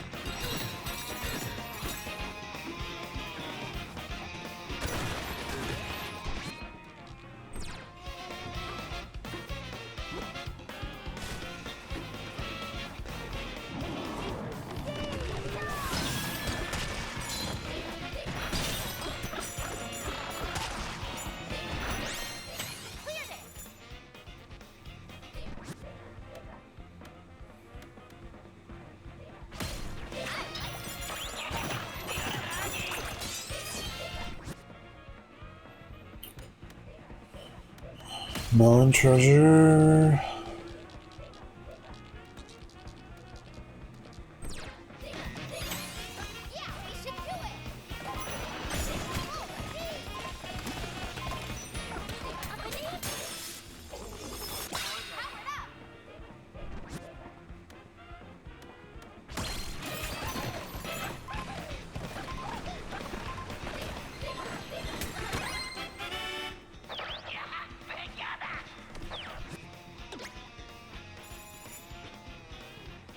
Maybe I should have went a malt polisher.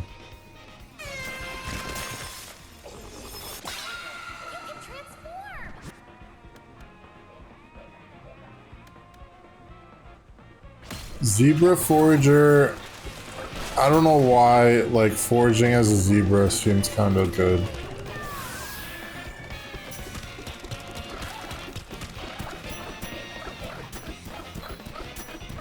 Like, I was finding a lot of things before.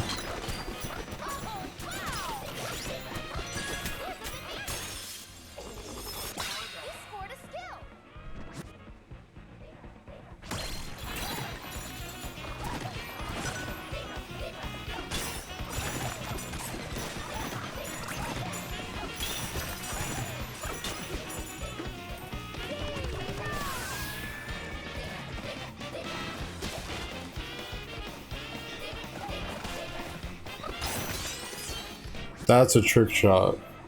I mean, that was an easy one, but...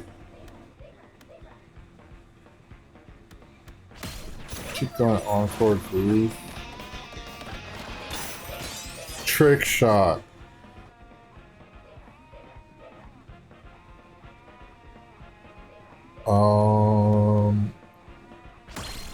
Emerald treasure.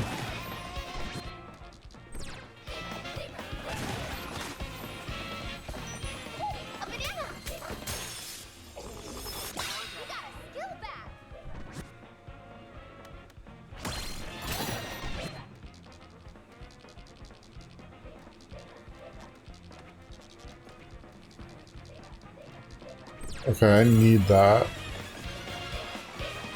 I'm gonna prioritize this.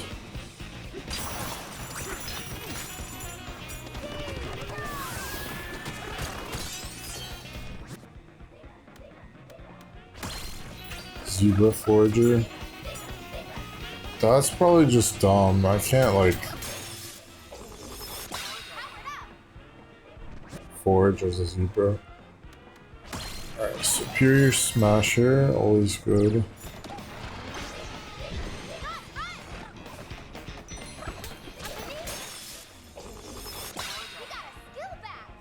Dash cancel. Wild Warrior. I think I do Kong Forager. I don't even have Kong, but I can just build that up.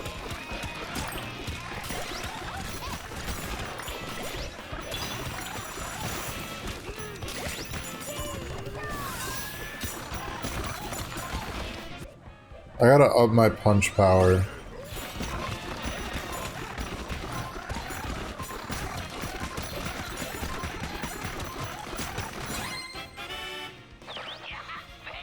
I don't think it's good or worth.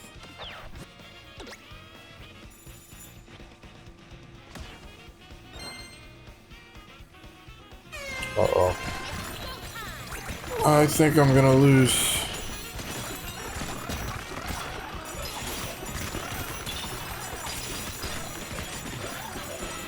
Unless I get all these.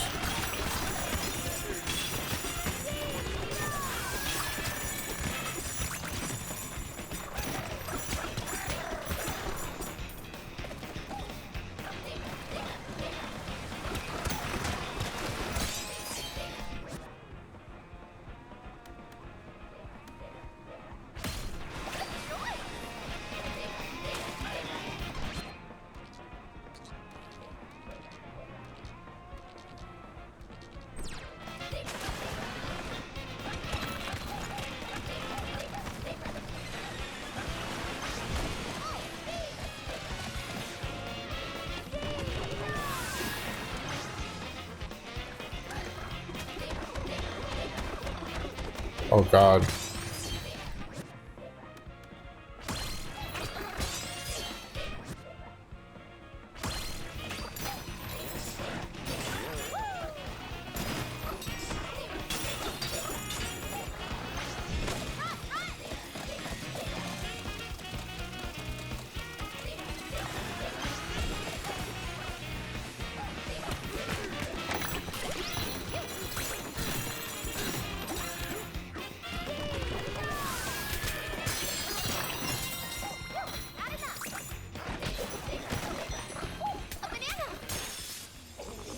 Like zebra going through sand, I feel like might be good.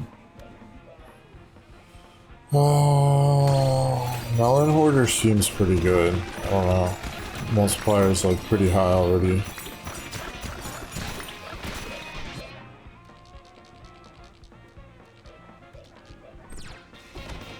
Oh, that banana G over there. I forgot about that.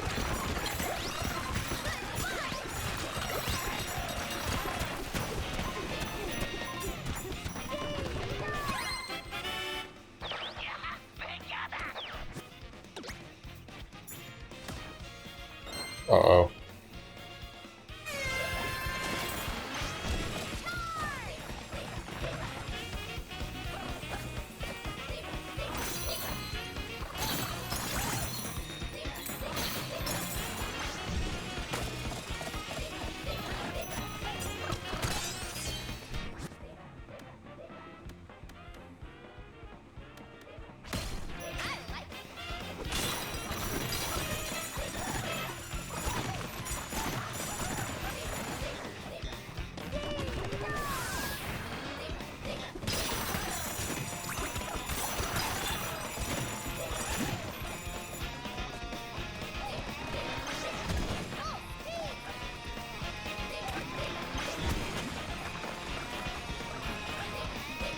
Last climb.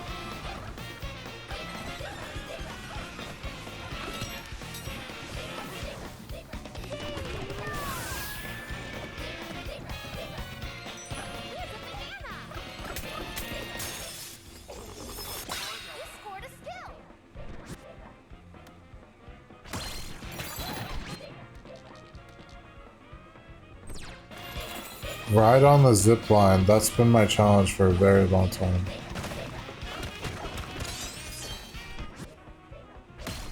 Banana slamming, nice. Okay, where is it? Where's the other one?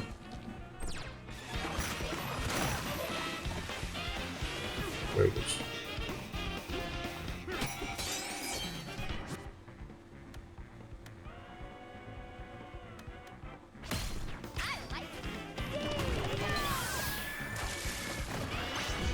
I just used my melon juice. That's my only hope of winning. Oh, I lost.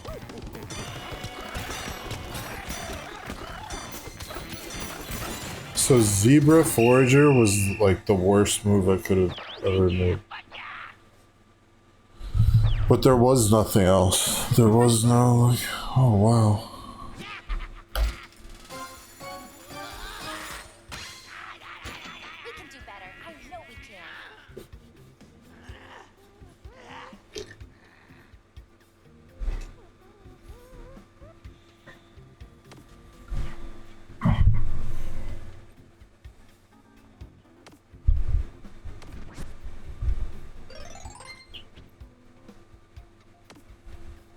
So I never do Zebra Forager again.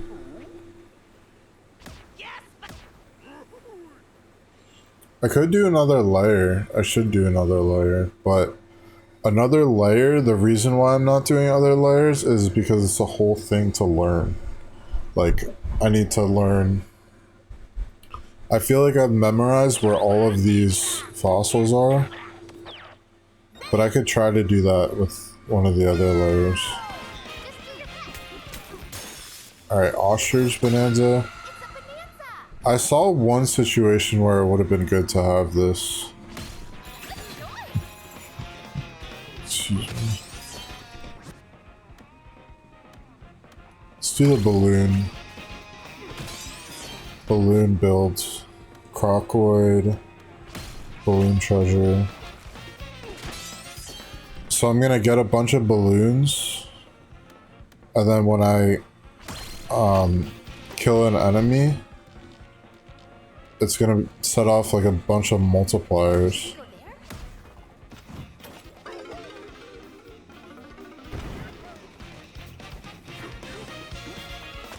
I sound like not very enthusiastic about it. I think it'll be pretty sick though. This is like too fast, like uncomfortable fast. Rocket dash, you go so fast. I have 0 banana chips. Okay, green geysers level 3 already I need. I need full geysers. Turf groove.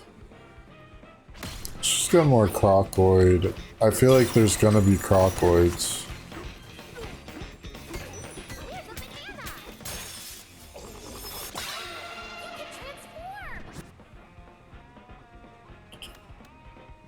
Bananas, like this is so good, but let's just get Banana Slimer.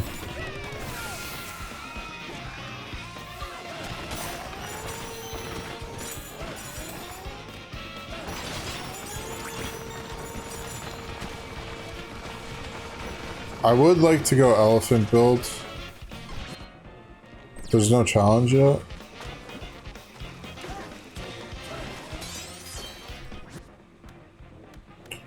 Treasure trove.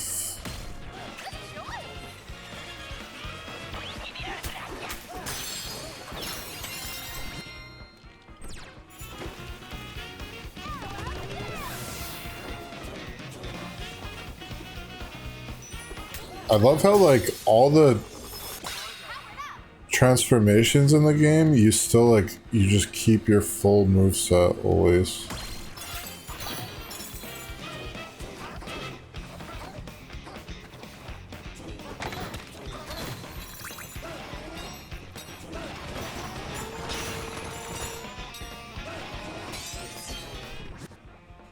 Getting fossils that way is actually like the way to get fossils. It's the best way.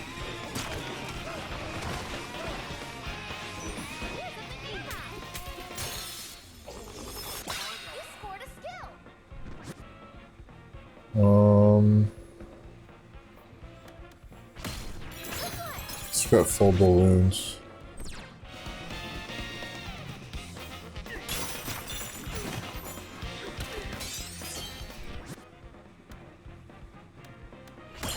I'm just gonna make a lot when there's crocoids.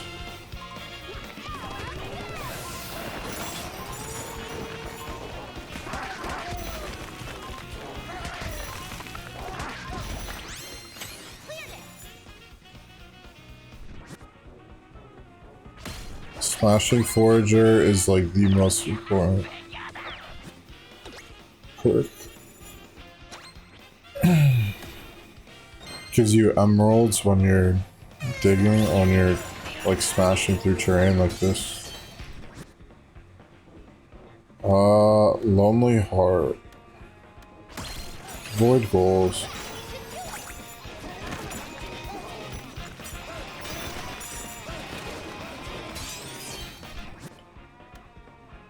Hammer Thrower. I like Hammer Thrower. Oh, Kong Bonanza's up there. I need to go get that.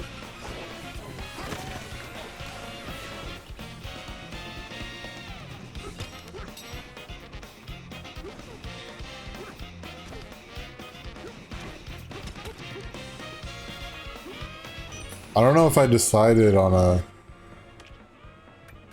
Did I get like a... No, I didn't get any like ability, like transformation specific things. Banana Slam is so good.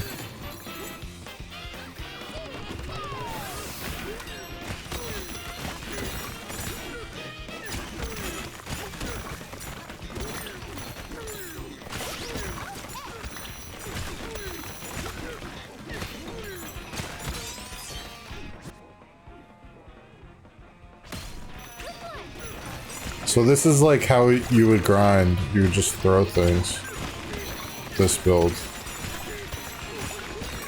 Because it's just much better.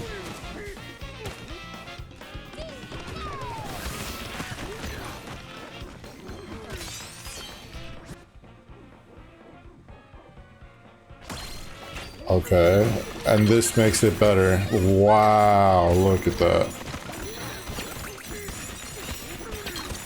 Already going like insane mode.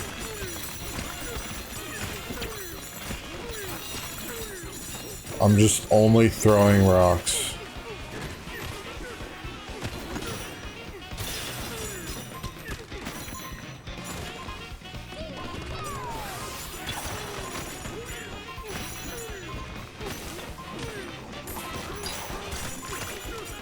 I mean, where it works.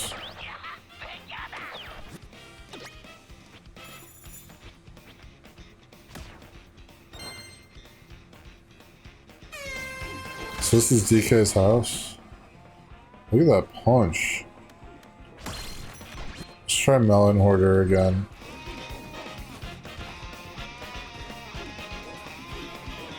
I should know what the symbols mean. Like, what do I have? I'm getting like so confused between runs. Okay, so I have Banana Slammer, so I should be like... I'm probably good to like smash any bananas. But I don't have like the... I shouldn't like destroy these really. Yeah, I don't have any of that. But like all these bananas... At least for now, when I need them.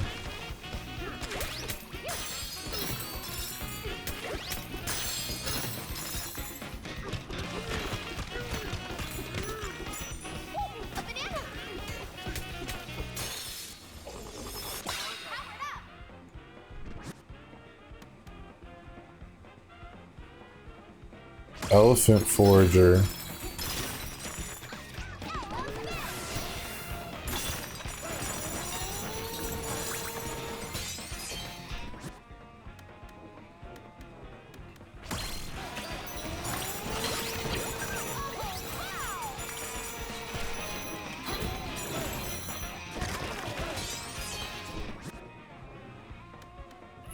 Purchase.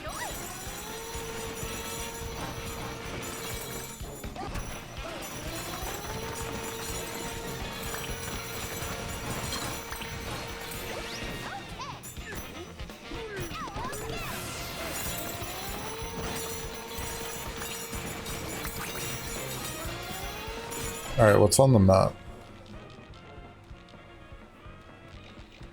Let's go over here.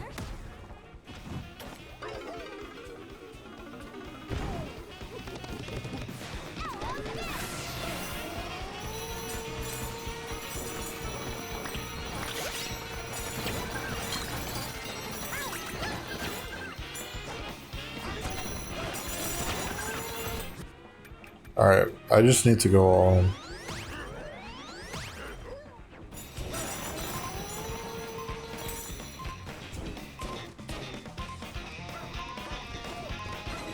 Come on.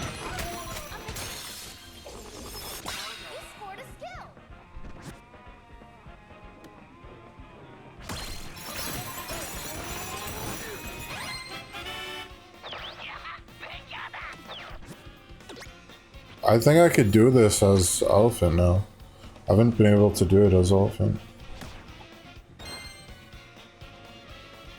I did get like 2 conflicting things. I got like the... Okay, punch power. I gotta just like ignore all this crap around me. I don't wanna win.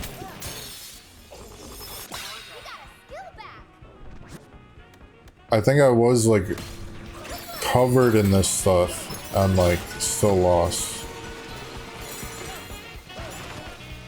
Okay, let me try the net this way.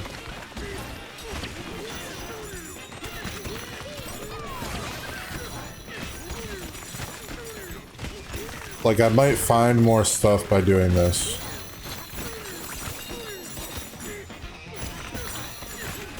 It just hurts my finger more.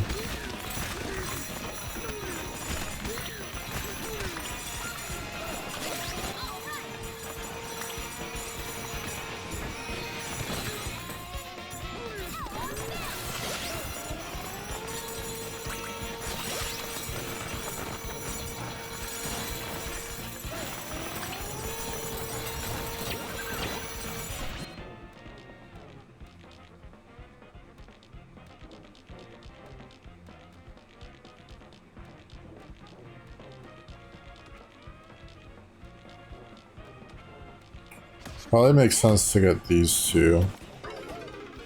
I'm thinking I want to get the ones close to me, but...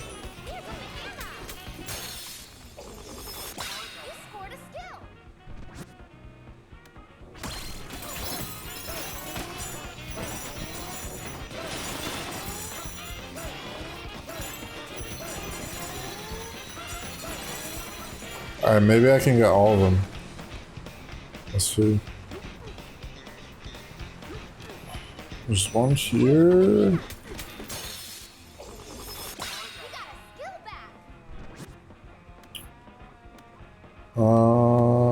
That's banana holder.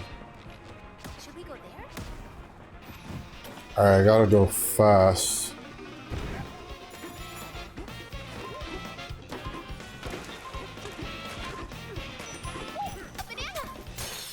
Nice.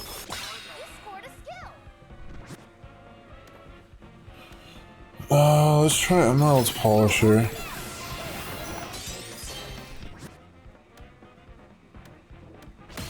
Aqua Groove.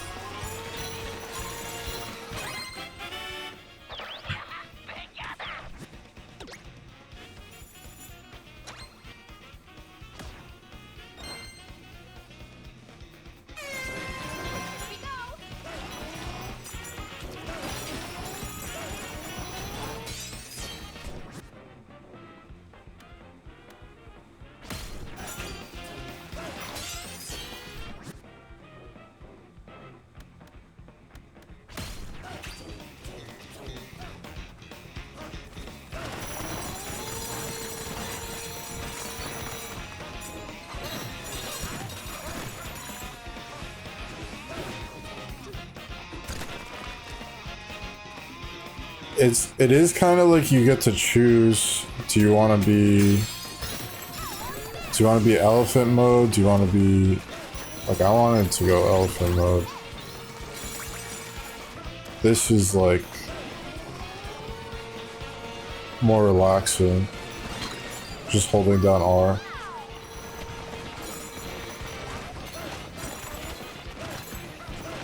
Compared to like spamming the, I do want to do that too though, like spamming Y.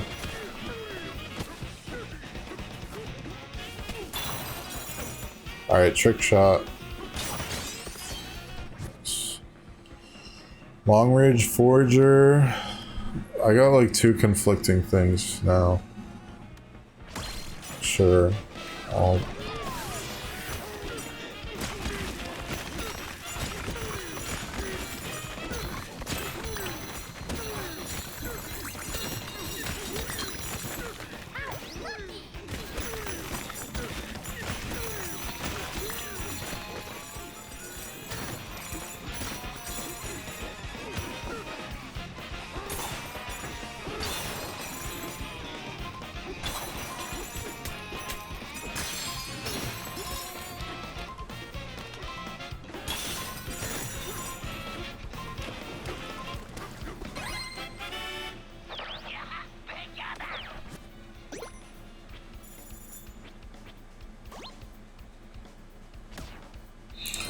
It's kind of like a cool feeling, like now I have this power to like be able to bring out all this emeralds from the ground, but not even using it.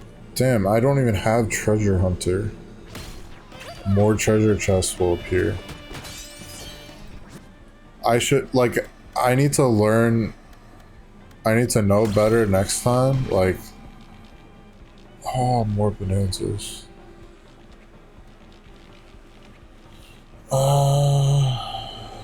You get this. Like, I need to know better next time, like, if you get two conflicting, perks, then you're gonna keep seeing both of them, like, wanting to level up both of them.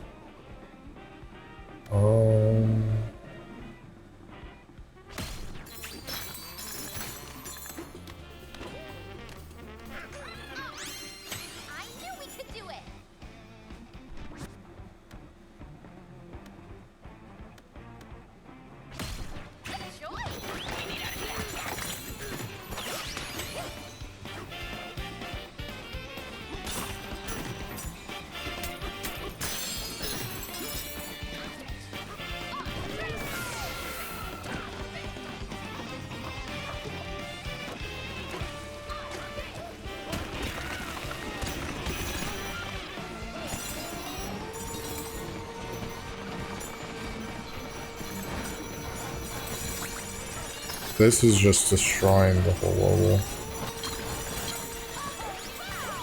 Suck it all up.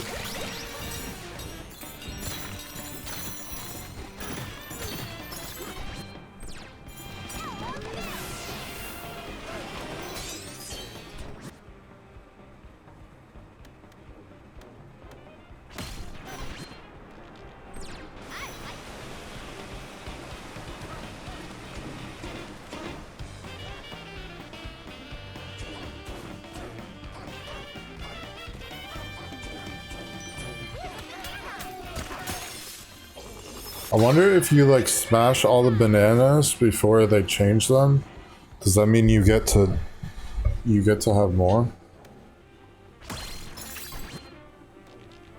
Like they'll spawn in another one maybe?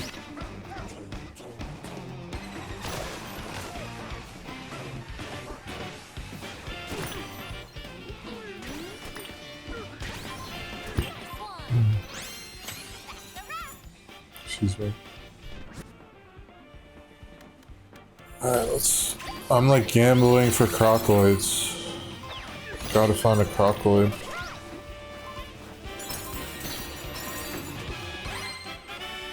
But any enemy I kill right now is gonna give me a lot of emeralds.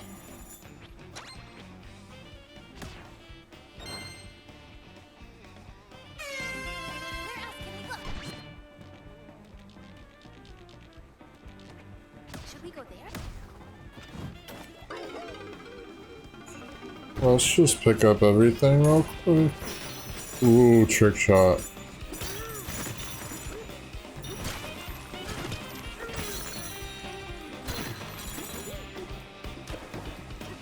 It is just like a straight shot, but it still feels good. It's got to be like cross mat, no scope to be cool.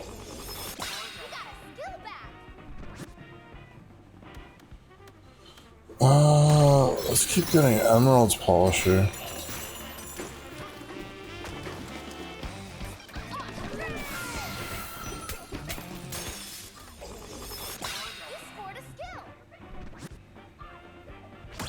Squealoid Demolisher. So I have a quest right now to kill Squealoids, so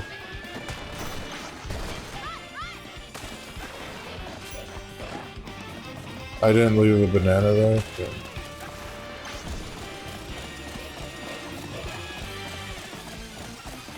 And I should just get the perk that says like, wow, yo.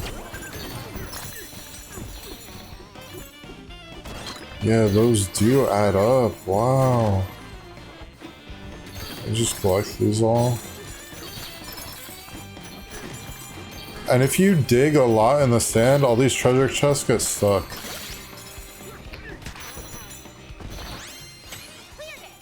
Wow. 163. More perks. That's the banana, or the balloon power-up.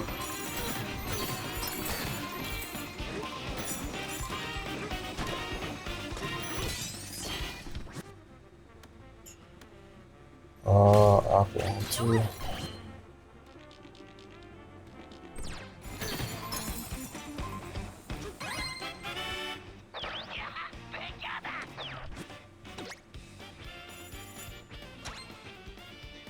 Okay.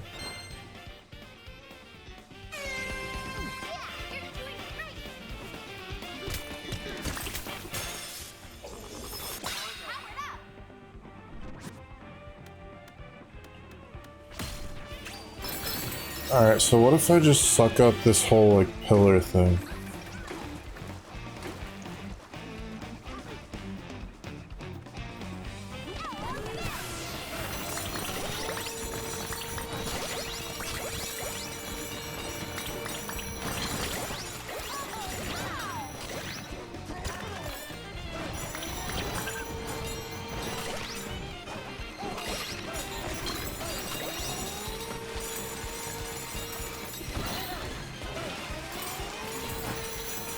That's pretty good.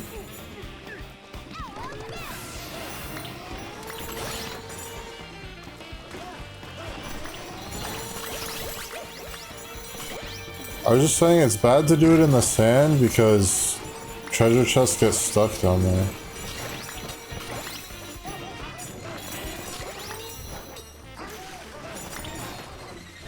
There's a water bubble. Alright, well, I committed to doing this, so let me just keep doing it until the time runs out.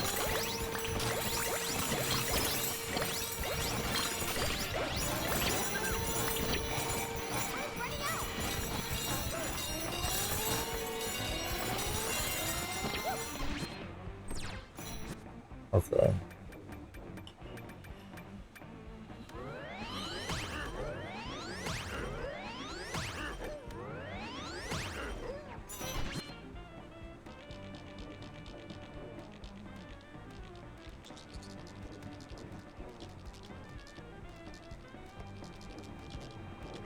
Should we go there? I'm just ripping the level apart now.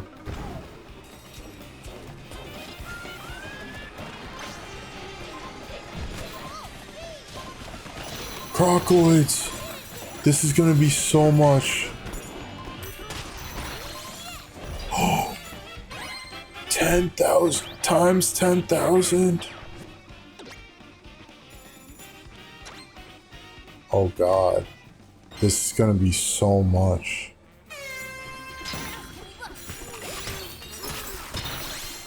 I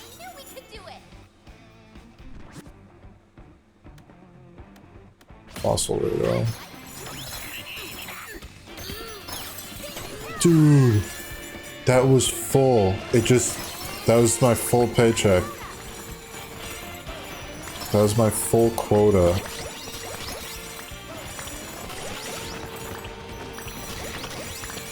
feel like this is always a good spot to dig. I don't know why.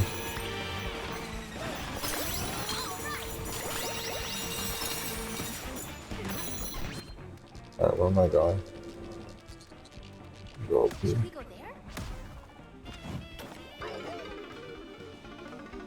Like, it's good, but it could be a lot better.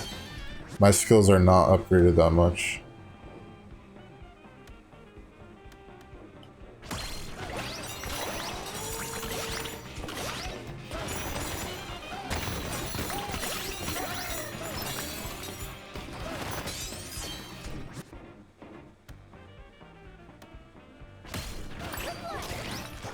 More chests.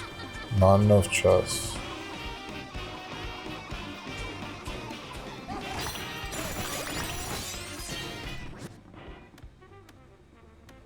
Banana slugger.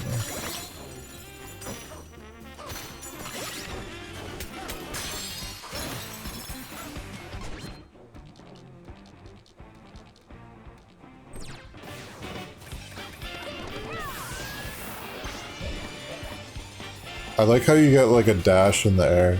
You do that in there.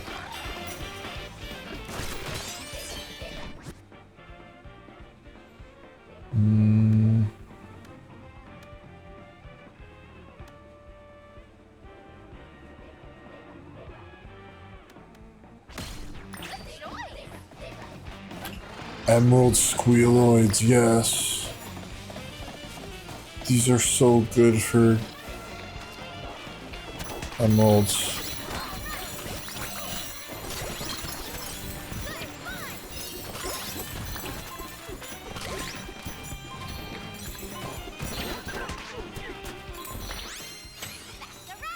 Wow.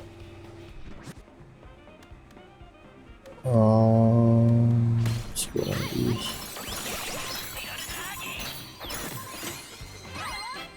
I'm kind of like excited for the other maps because there will be just like enemies that spawn.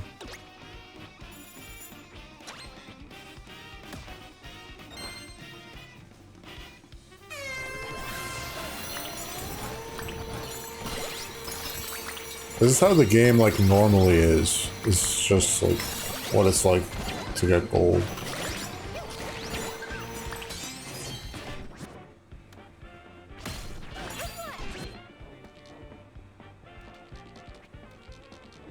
Should we go there?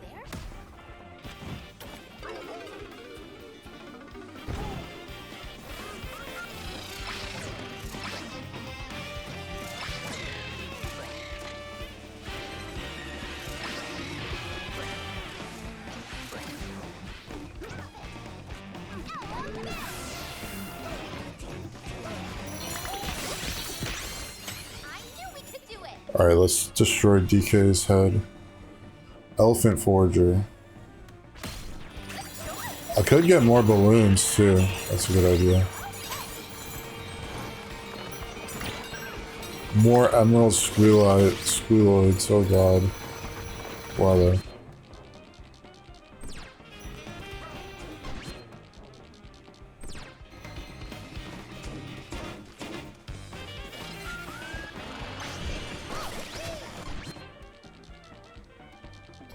Let me get this first.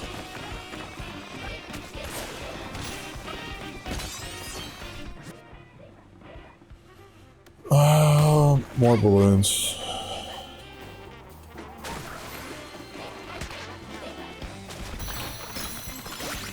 I should have gotten that thing that's like you get more if you kill them as a zebra. I didn't mean to get that. I meant to get the squealoids.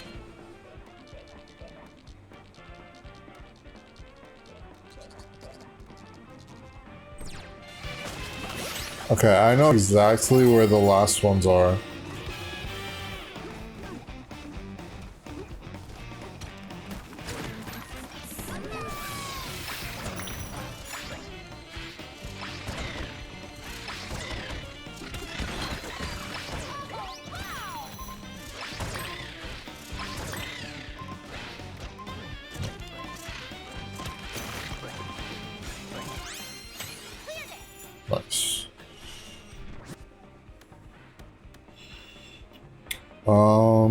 These are actually better than fossils because you get like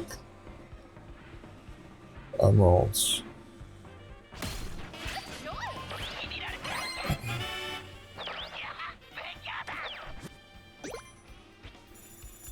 Alright, new bananas. I might have to grind though. Oh god. Oh.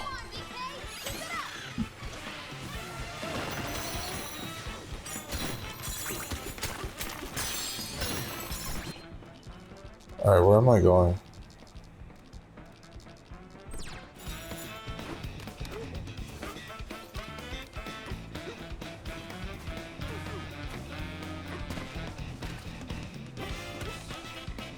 I know exactly where the last fossil is, but where is everything else? Some perks just like don't show up at all.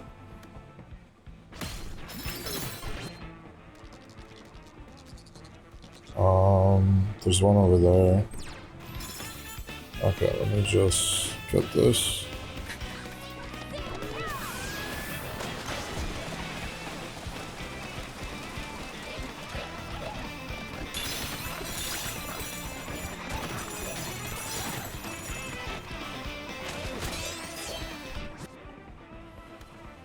Finally, Superior Smasher.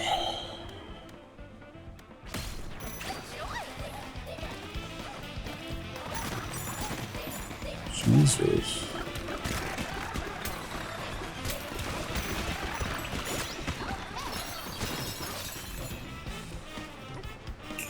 Oh yeah, I might need to grind.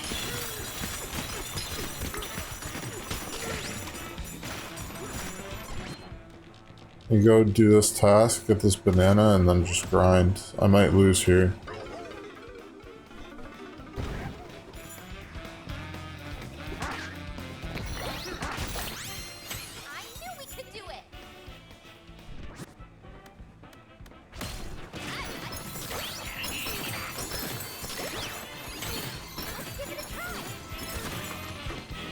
Ride the minecart. Oh god.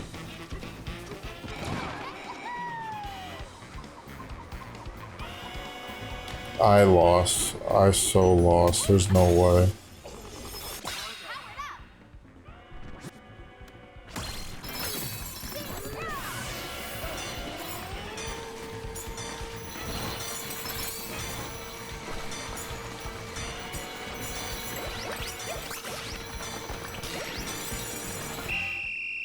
Yeah, I lost.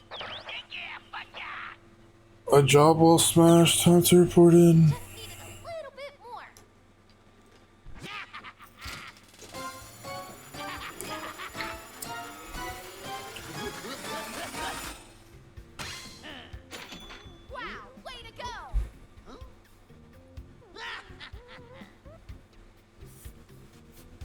Alright, do I do a different map?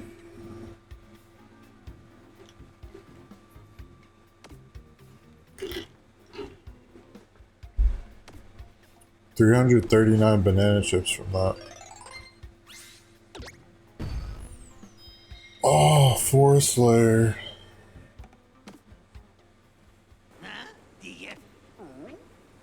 Okay, let me do the easiest one in the Forest Lair because I might even fail this. So you start out with all the bonanzas here, but it is like I've failed these before. It's still hard.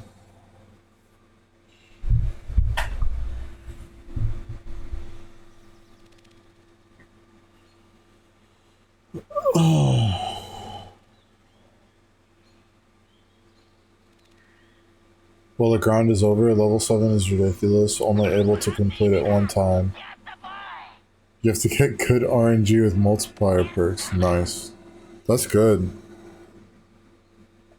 Dude, and like, there's different layers too. Like, you're just doing DK Isle, right? Or you're trying to do that on every map? Forest layer seems like a fun map for this. There are 3 layers though. 2 main layers and then 1 like kinda... Okay. So where did I start? Over here.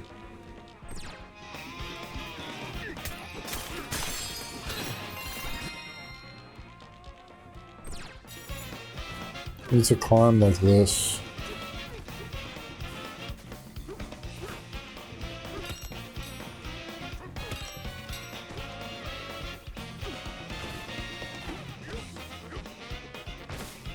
So there's an actual enemy already. 2 of them. Wow. Maybe you're supposed to save enemies. Punch power is horrible.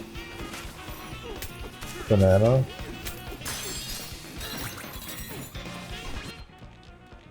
Alright, so both bananas are up there. I don't know if I can fly that far.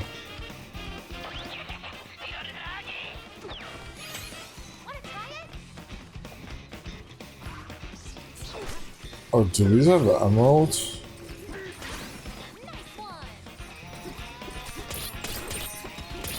Yeah, emerald chips.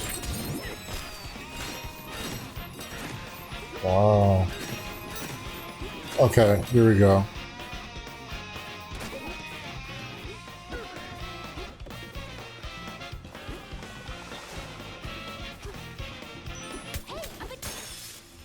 I didn't even look at the abilities. I don't know where the... I think the more you play this mode, the more you'll learn where the fossils are. Like, because you can get that ability that... Oh, there's one up there? What the fuck?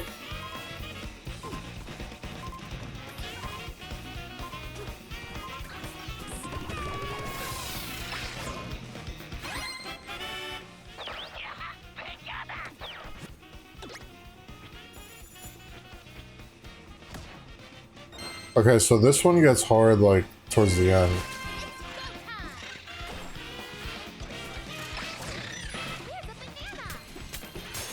I see.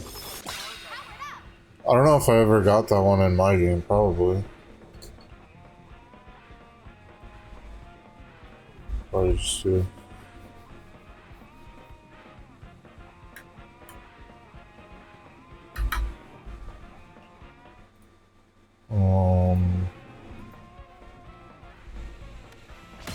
Banana slime up. But like getting like Crocoid Demolisher would make so much more sense here. Or like something for these Buzzoids. And it looks like there's a banana. And you also need to like complete tasks sometimes for these bananas.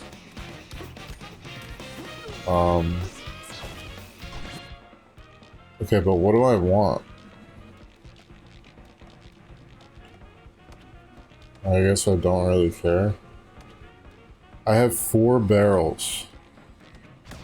Go here.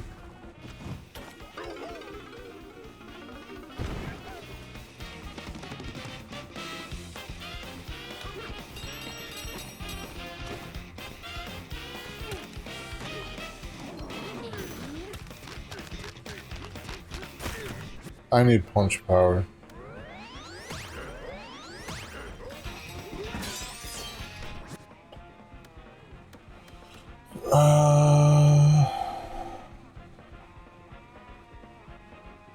Wow. Surf and beat.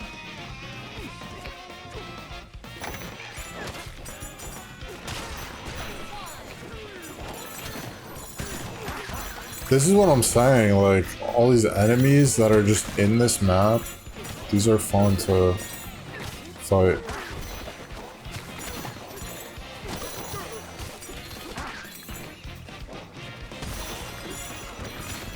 And there are some cool, there's like some fun, I feel like cool banana locations on this map. Like, for example, like up this tree, I think there's one over there. One out there.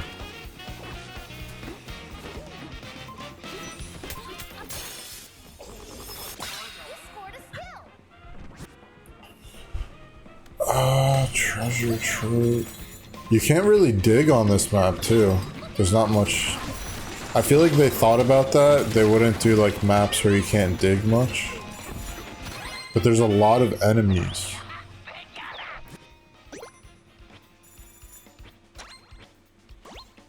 Fourth, good tunes of bananas.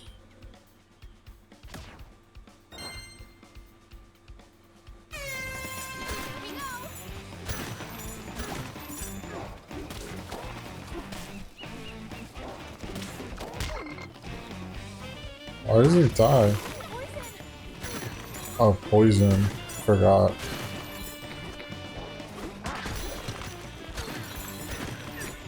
So you can't really dig here much.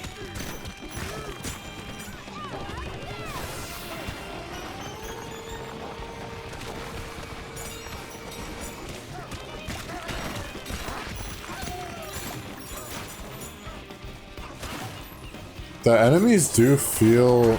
I feel like they feel pretty good. Like... I'm thinking about like enemies...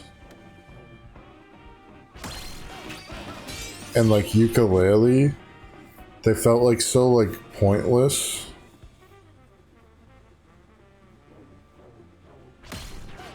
I don't know, I think they feel kind of good too.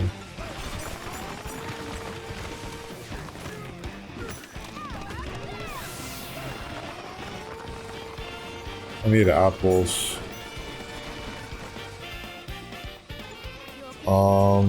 Like I could just farm enemies in this location, I feel like.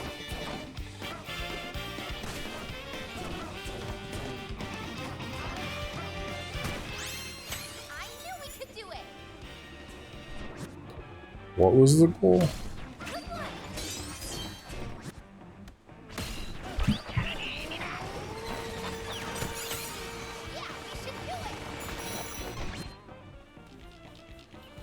Wow, all those like little beavers.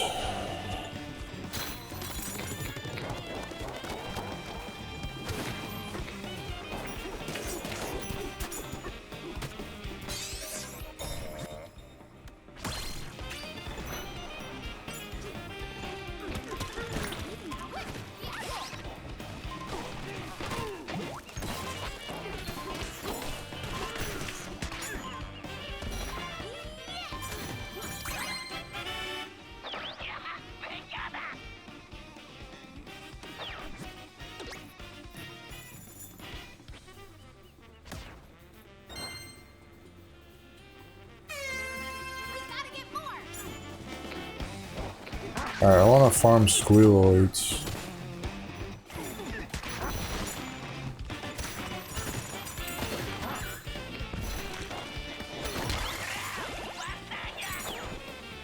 Wow. I did not know. That was my first time ever dying in this mode. I didn't even die, but...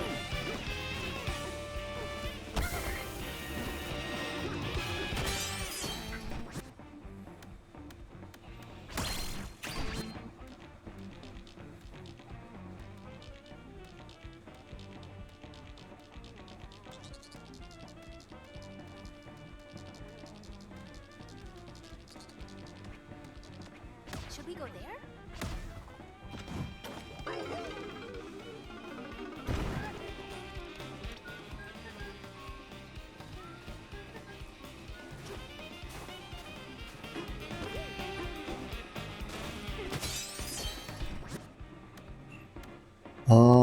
Crocodile Demolisher could be good.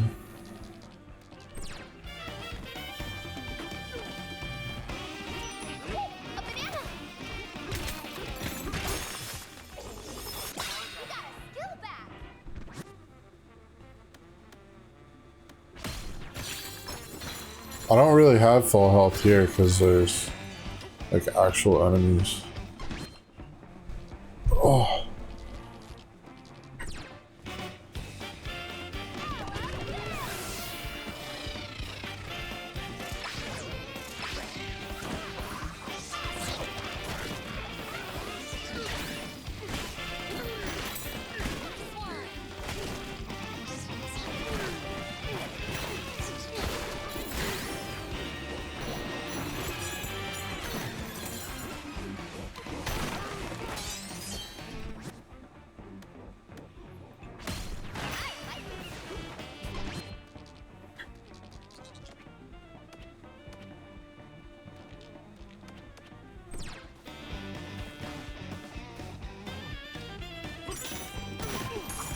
Just use any barrel cannon, I guess.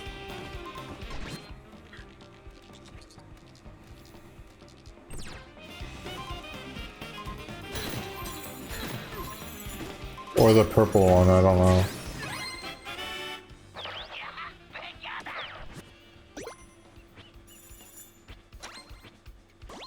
This level is like so different, you can't just like smash through the ground here.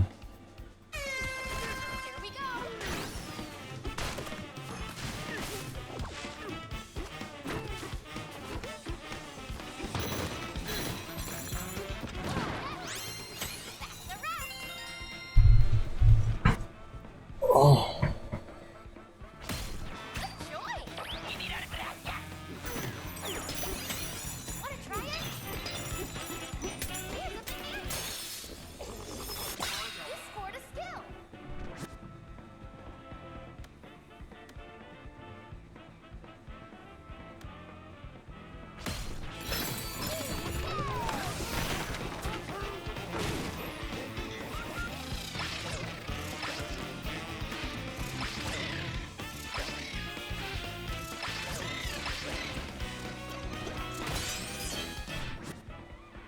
Nice. Oh, sure, this is a good map for that.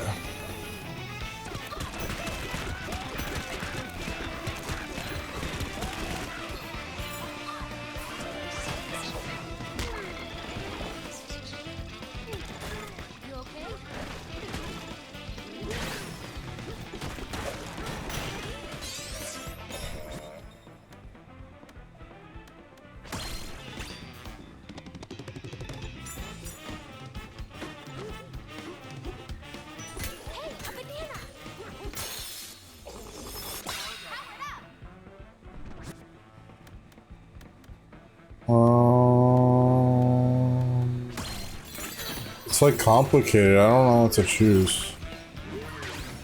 I mean, it's not that complicated, but...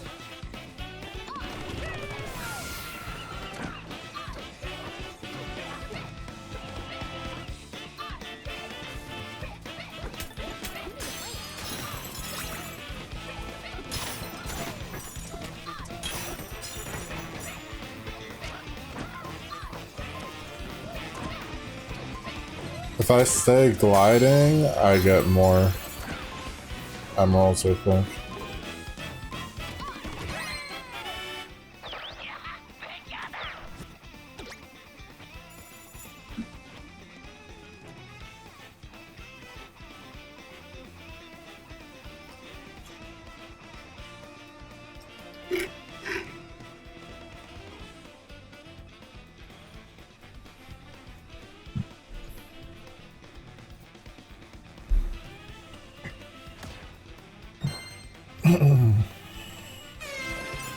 I don't know why it rolled credits when I did not do the final. Oh, I beat this. I beat it. Nice. Still is hard. I think I'm just like better at these maybe. Front of the eggshell hotel. Got these first.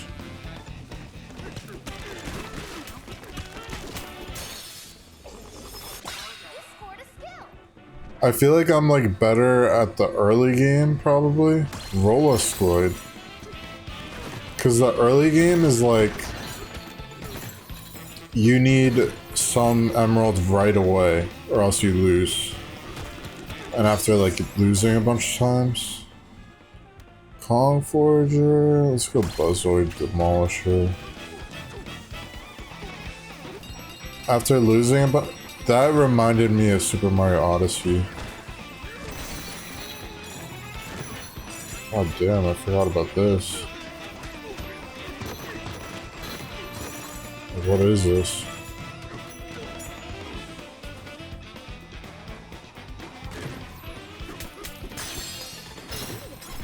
I got 4 barrels, I've not been using any of them. There's literally just 3 right there. Just 3 chilling right there. Should we go there?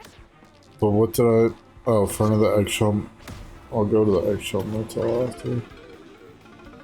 Yeah, I'm gonna try other layers. I tried Canyon but got lost. Yeah, it's like you gotta...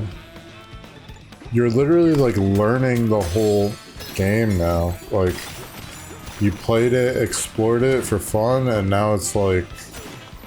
Now you gotta learn where everything is. I mean, you don't have to, but...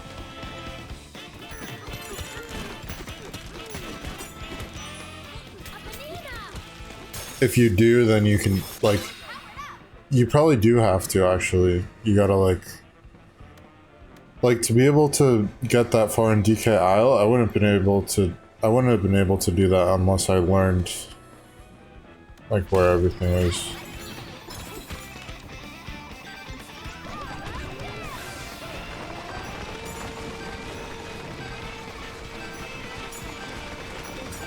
Are there treasure chests in wood? What is this? Yeah, I won. We did it! We did it!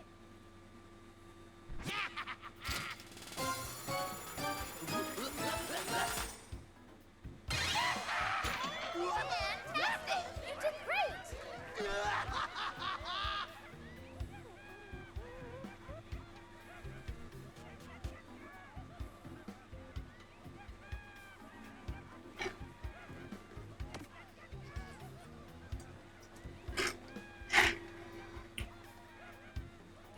What did you use to beat level 7? Like, what multiplier perks?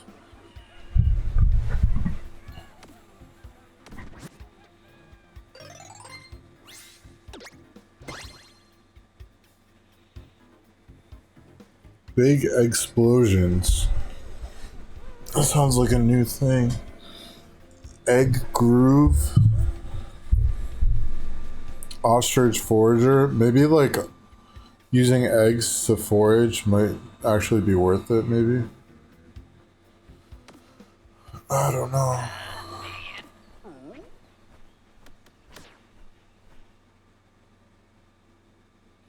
I want to go back to DK Isle, but...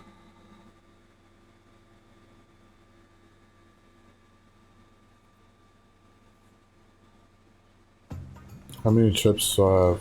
Like... 1,000.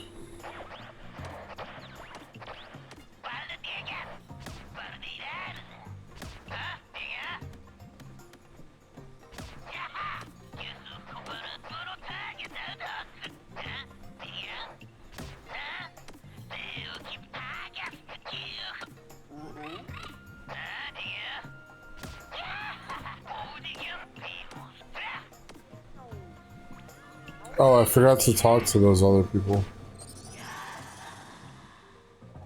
Or the other monkeys. The Void Co.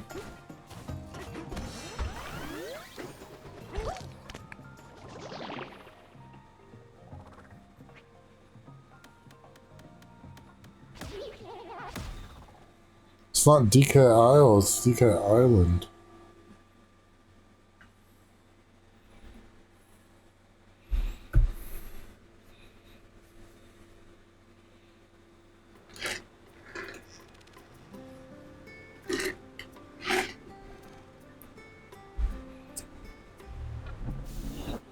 The next Zelda game is gonna be like insane. Wow. They changed the time of day.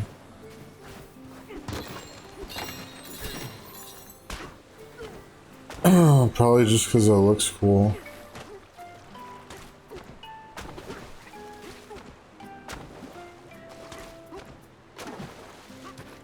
They also raised the water.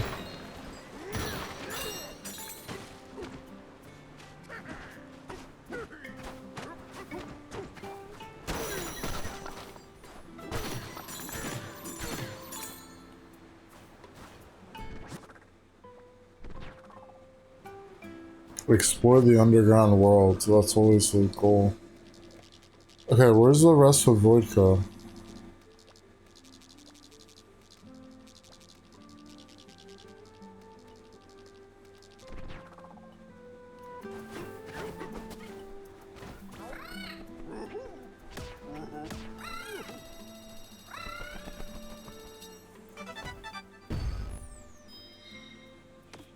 I don't remember. Oh yeah, I do remember those. Those are original DK enemies. Frankie Kong.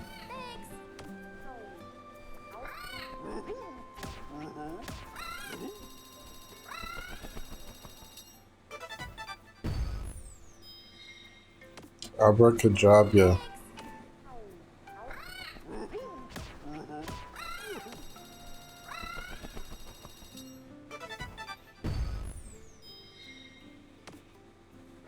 I love those. Bloomin' Stone. Flowers. Stomp and Clomper. That was a boss, I think. Give me the wood. I mean...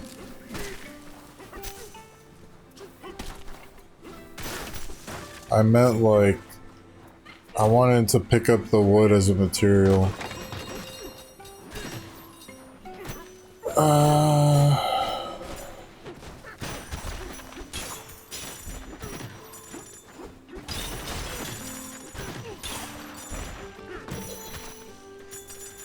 Can you break these coconuts?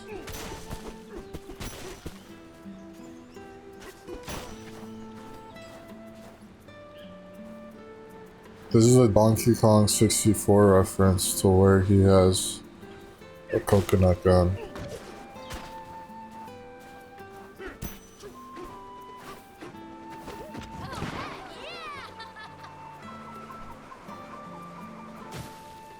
Okay. Gotta be able to trick shot this one into that one. Okay, not good enough.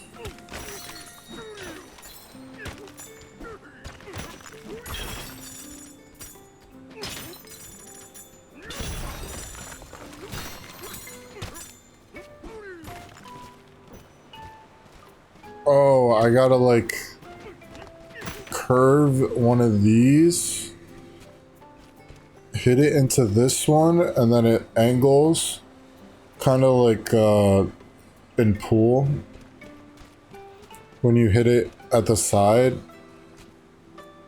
on a pool table. Okay, ready? One more. No, one more. Okay, kind of like bowling too.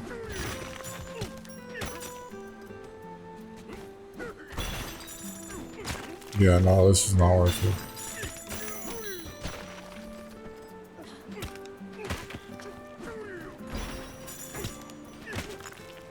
So I got a lot of those, even though I just threw a thing at it. I don't know how it works, like what you get to keep.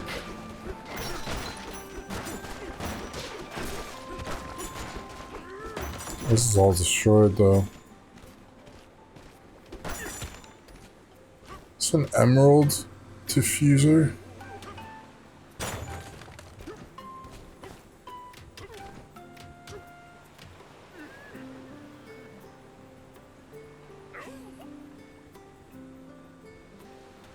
Oh, I forgot the new clothes.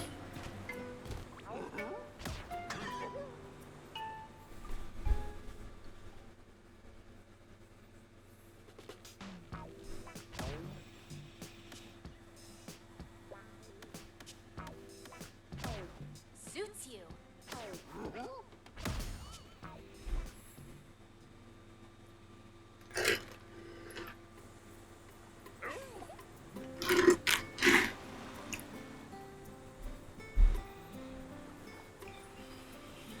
So it's just the same bow tie.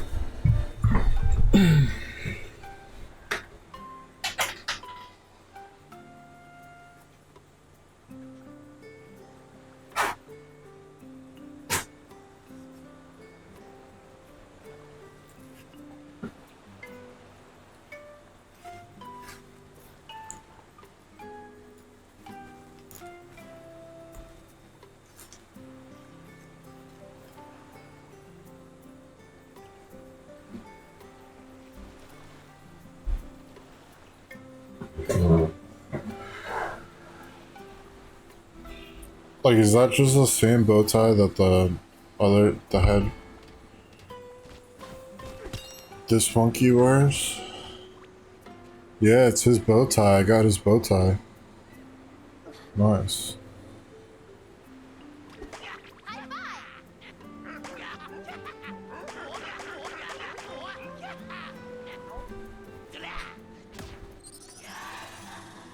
Alright, let's go.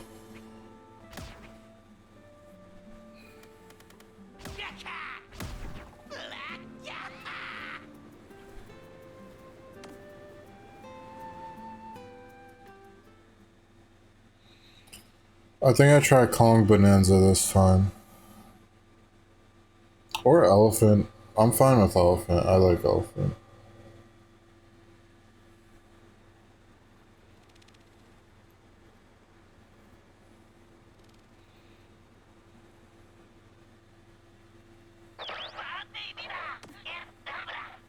I haven't been doing this challenge for that long.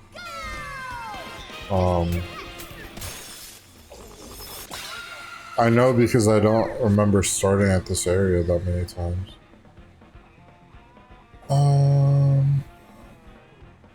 I literally just unlocked one. Alright, let's use the egg bomb.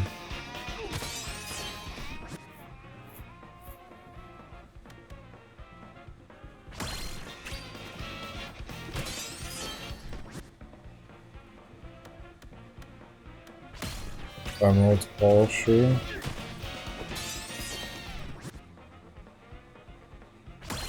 Awful groove.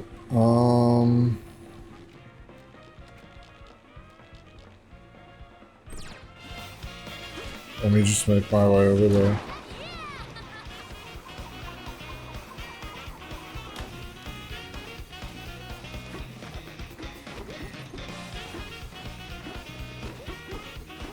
I probably missed something.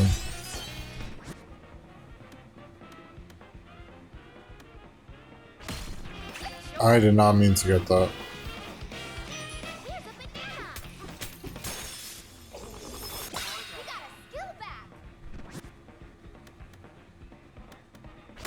Smashing Forager. Fossil Radar I still do need. I don't know, like, I always get it every time I see it, so... I've never seen it more than once.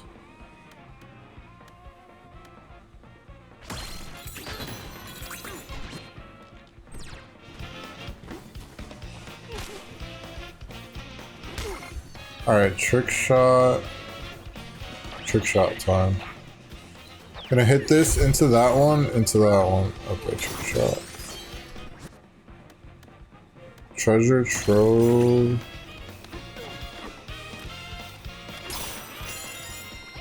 Nope.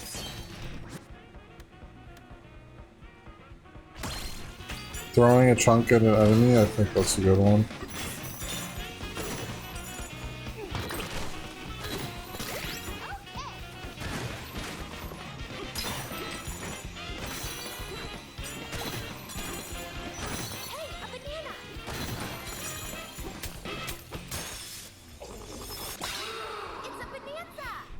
There we go. Treasure hunter. Need treasure chest.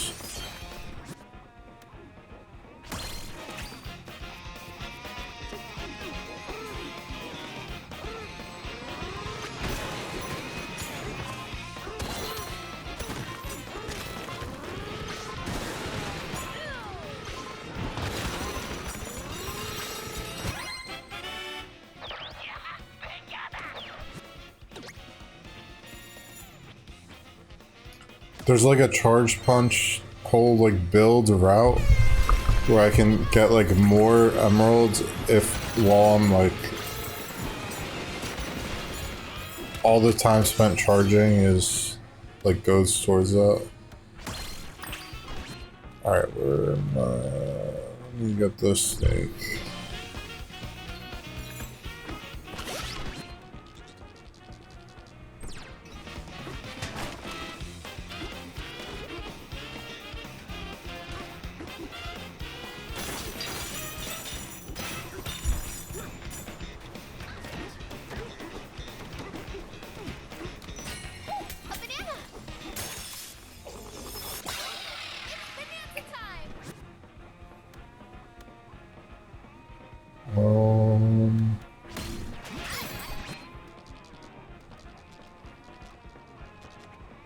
This one here.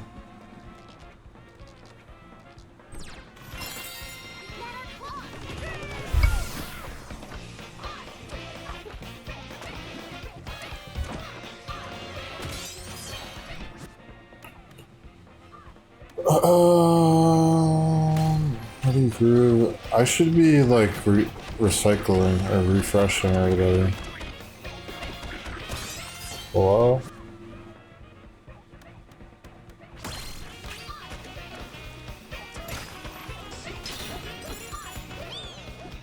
See, why is that multiplier up? I have no clue.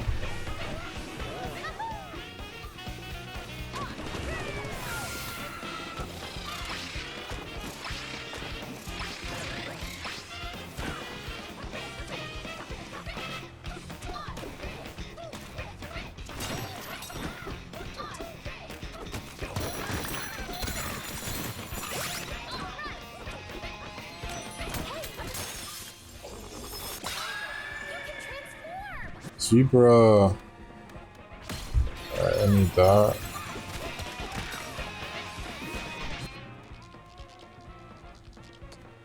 Should we go there?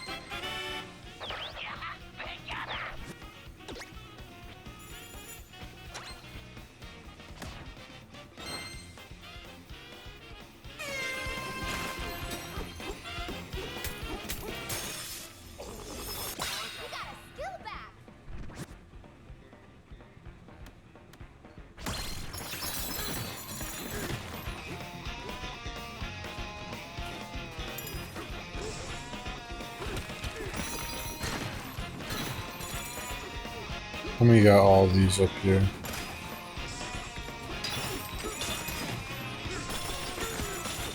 I don't know why those are multiplied up, but they are.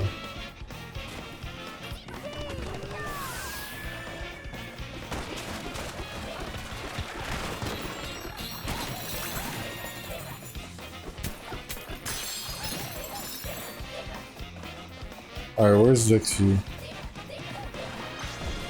I think she's at DK's house.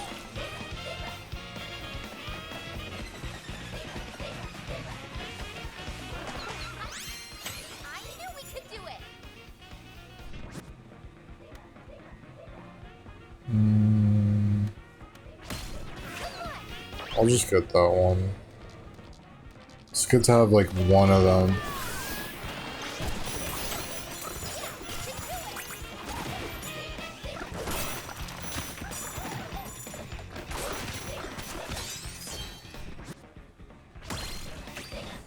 Banana Slammer for sure.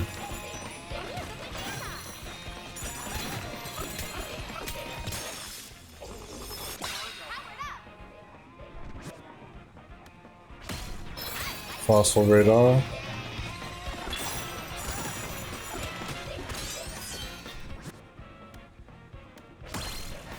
Encore Group. What was the thing I was gonna get over here? Well, there's a void goal over here.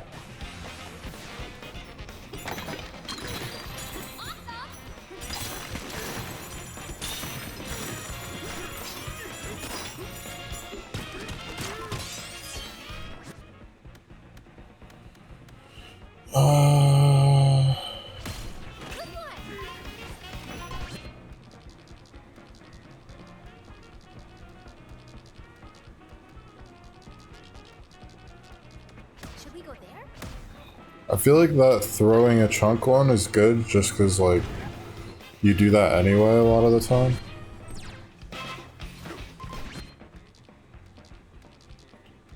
Like, you have to throw chunks at some of them.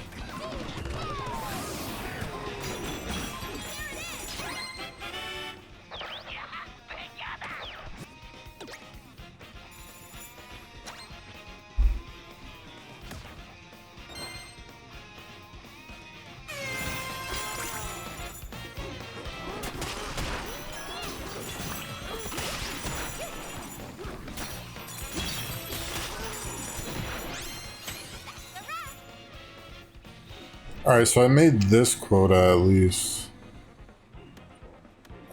Treasure Hunter. I think I did Treasure Hunter. Those were all like good choices. It's hard to pick one.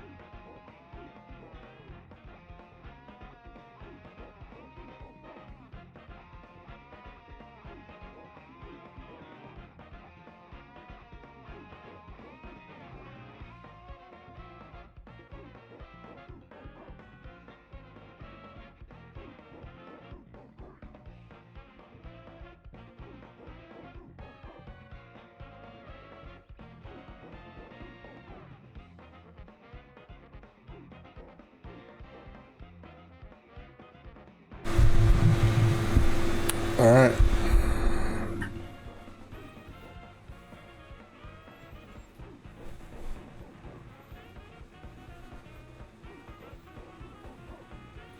Yeah, it's definitely a lot more to learn.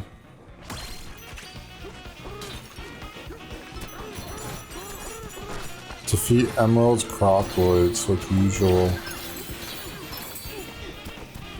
Alright, what is this build? Do I even have a build? This is the egg bomb build.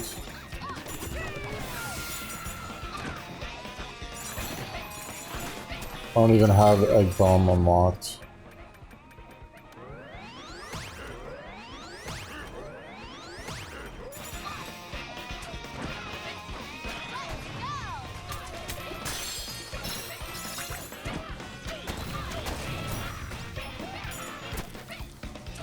I thought this build would be bad.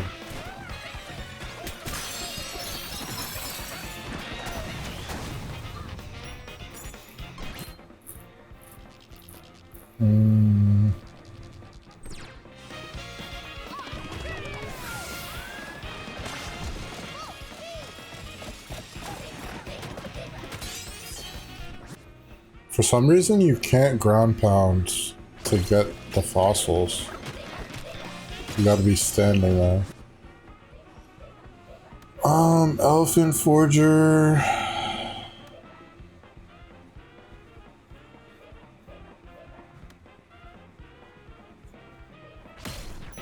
Just do gold champ.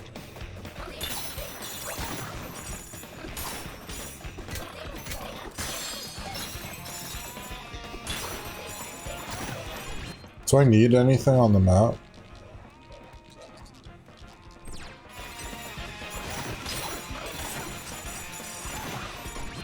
Let me just go up here.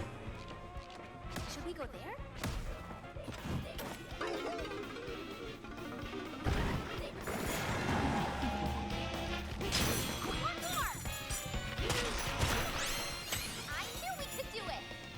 That thing blocked it? Well, geysers are so good.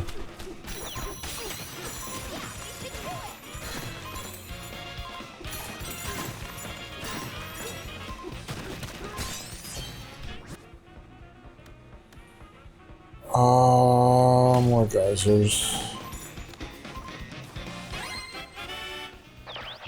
Just get max geysers.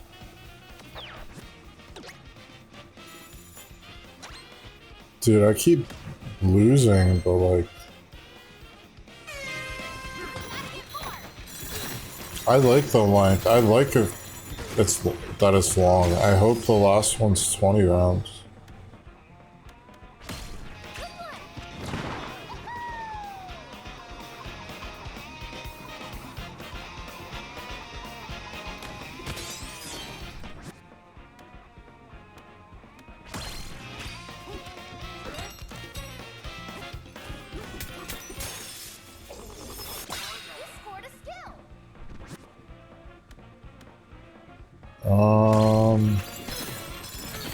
This is the egg bomb build.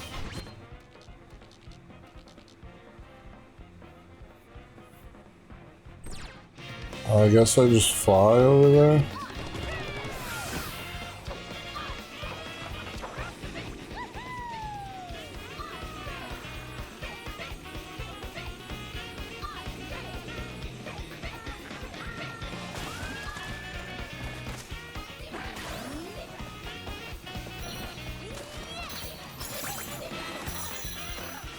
Alright, I do not want them to fly off map.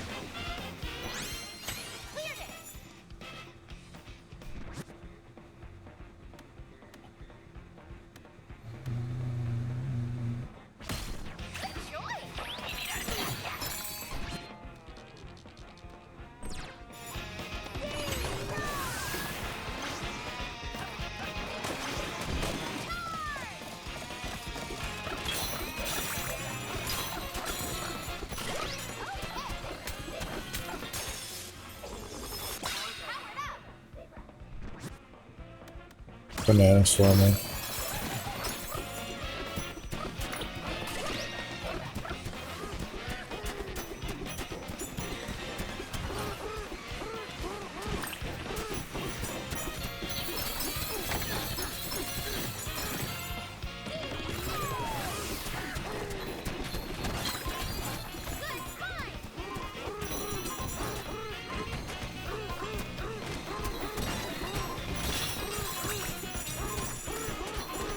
I think I'm good right now. I won't just lose right now. Oh, bananas contain new skills. Elephant is over here. I'm gonna get that next. Let me just get these.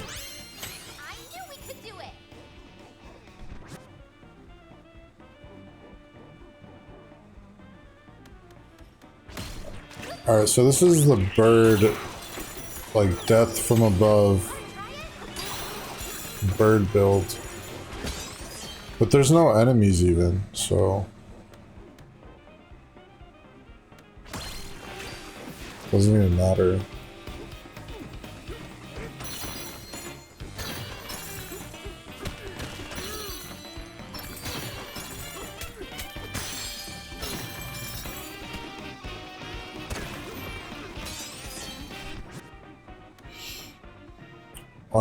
Hyper Hopper. Let's go Buzzard.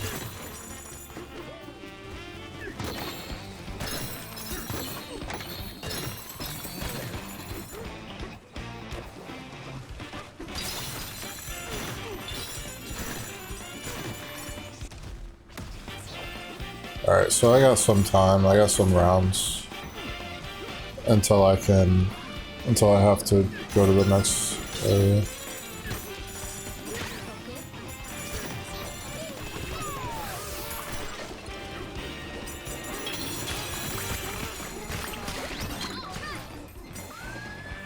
Alright, so if I'm a zebra when I defeat an enemy, I get like 50% more.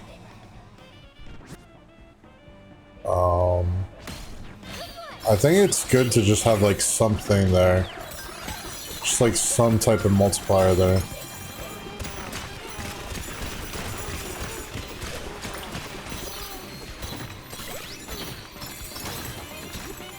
Alright, geysers are kinda upgraded. So these geysers are gonna be kinda nice over here. I should upgrade geysers all the way and then come over here.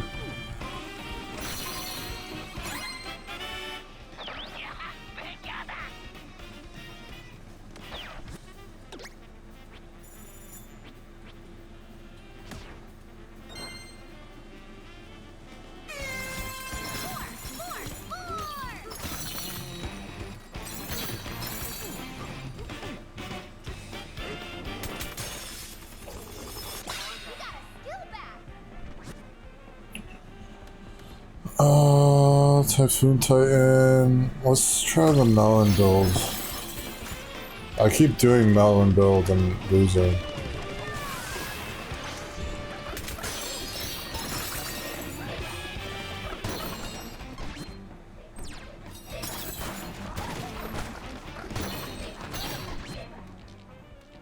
Oh, I'm done over here. Okay, I want the elephant bonanza.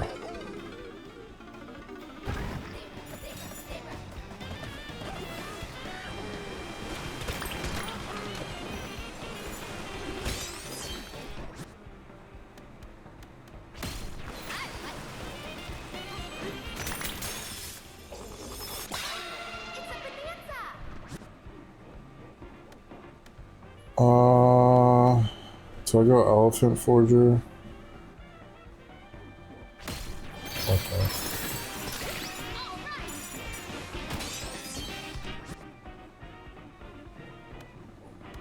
Squealoid Demolisher.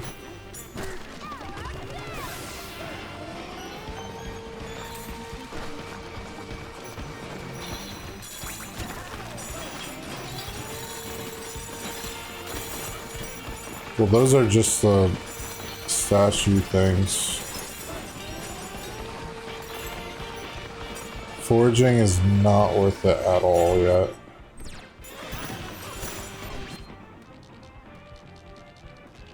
DK's house is like loaded. Jesus. And there is a secret path to get over there, but let me do the void goal.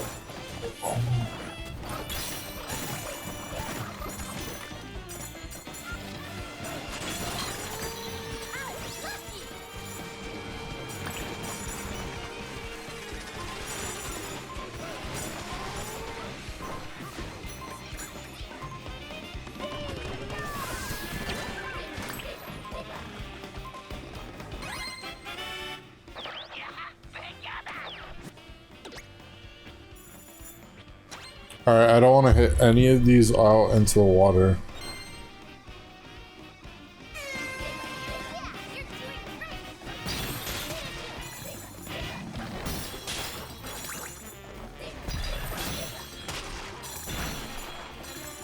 Wow.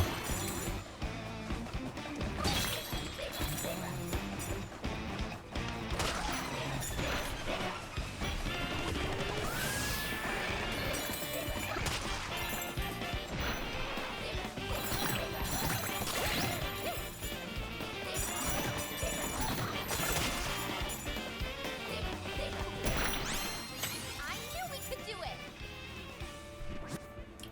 14K. That was good.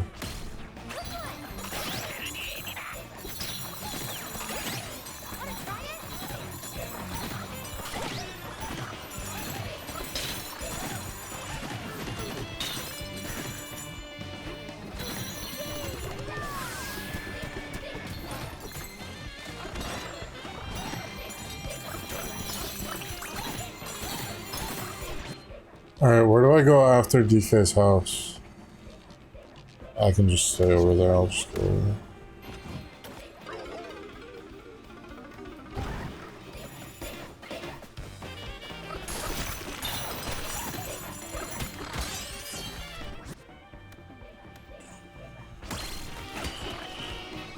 I'm hype.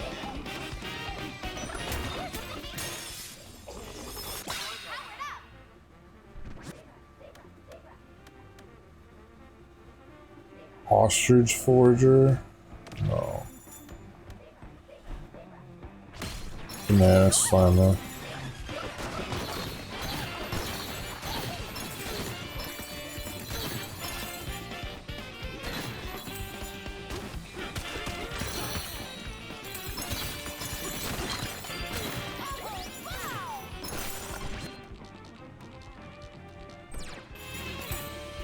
Okay, there's two right here.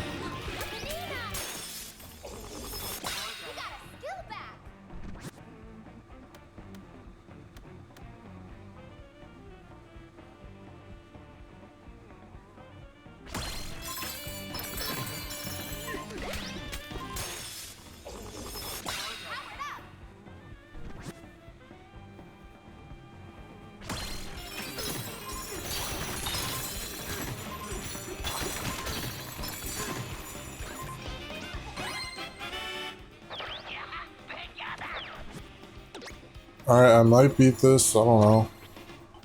This is the type of thing you could like charge up for a long time. You know, upgrade your emerald roots, these things, upgrade them all the way and then come over here. Oh. It feels like a lot, but that skill is not that high. It's not very high.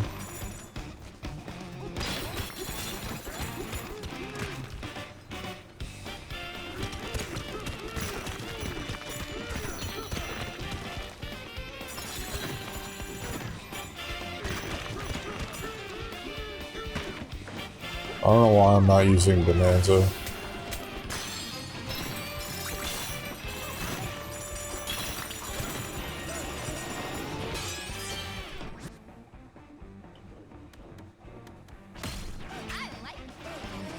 Oh, I was supposed to high five Diddy.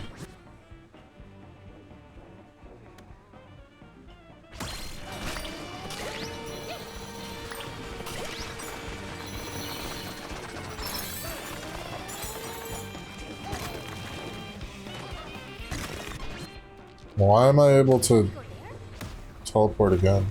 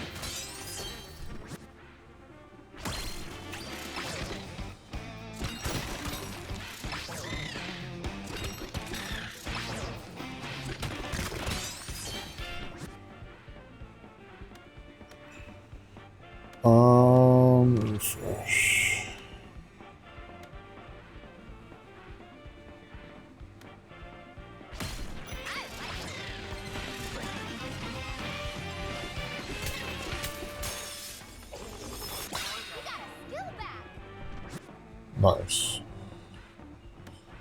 That's like useless now. I could block that.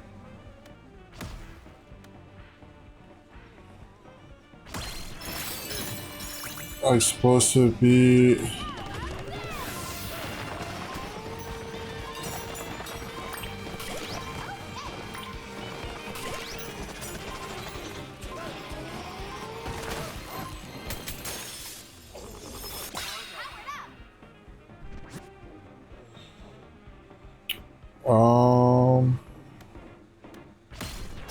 More geysers.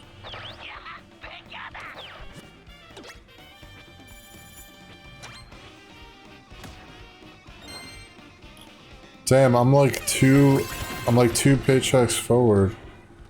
Kinda. Oh wow.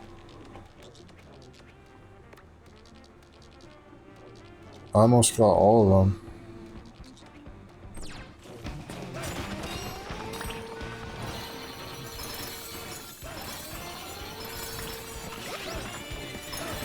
Oh, if I curve it downwards, then they roll into me.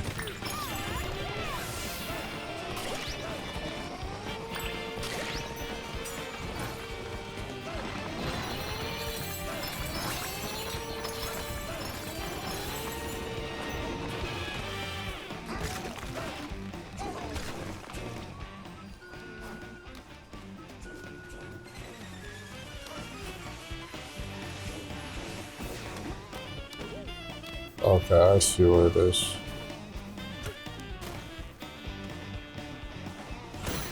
This location is so random.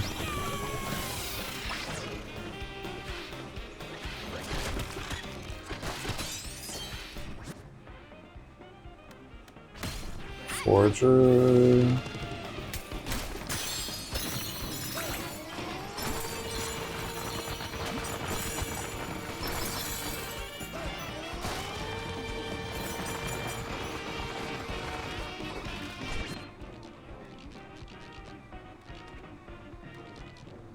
Should we go there?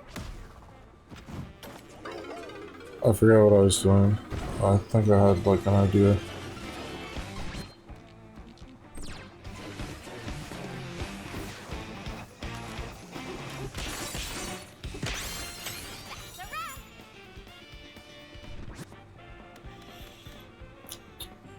Chip border.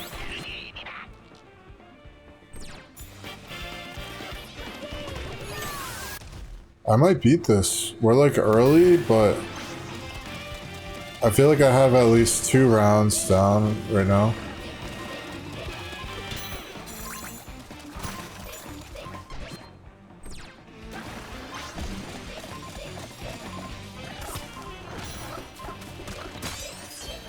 Got all the fossils, all the bananas.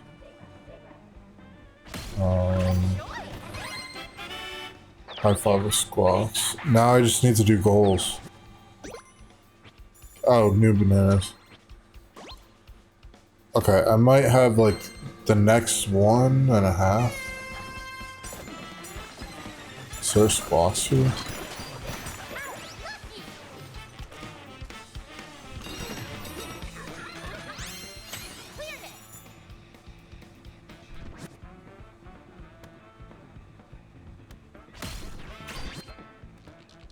More geysers. Should we go there? I'll just get all these. And tear through the terrain.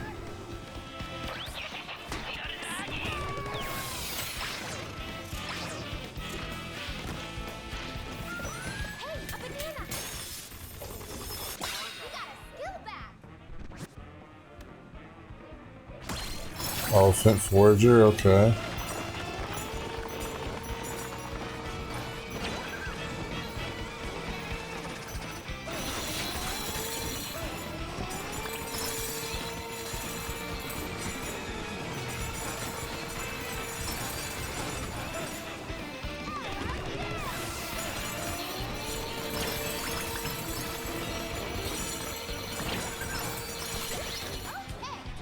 Okay.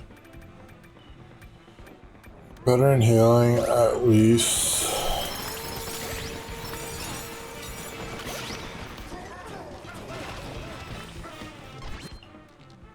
Where am I going?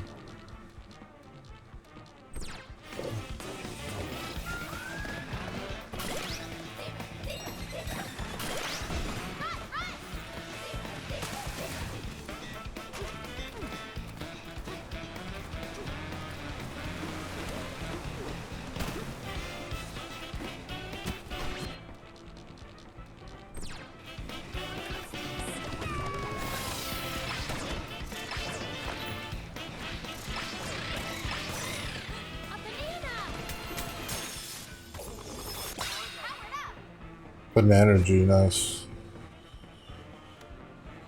I could use another barrel.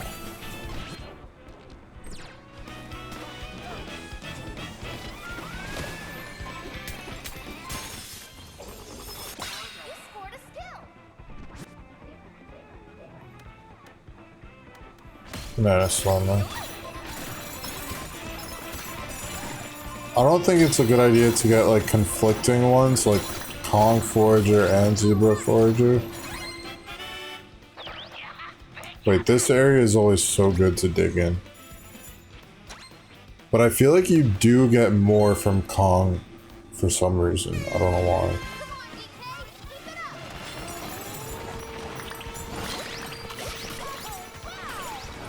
Do I try like Kong on this side?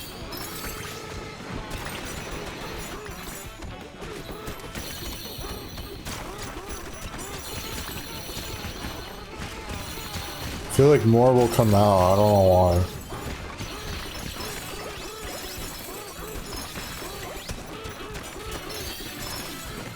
Even though the elephant one is more upgraded.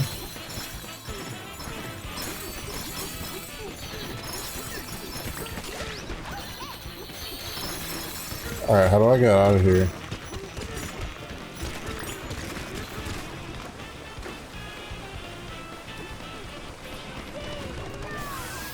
Just like leave a mess with them and like don't pick them all up and just leave.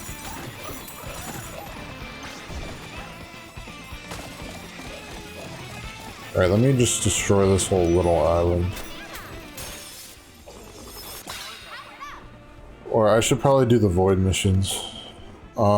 Explosive B, I forgot about that. Supposed to kill enemies with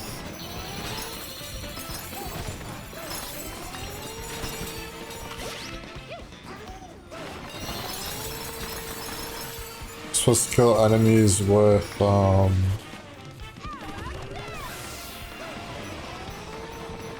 egg bombs, like bird egg bombs.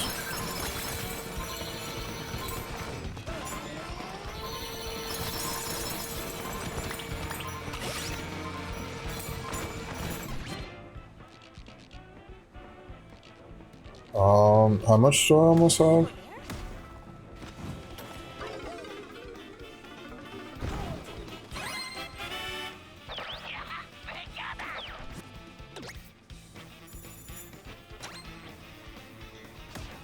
Oh shit.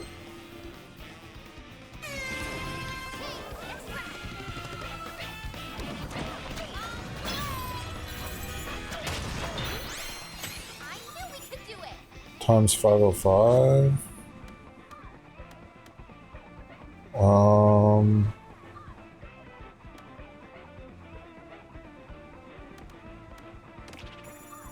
Fresh.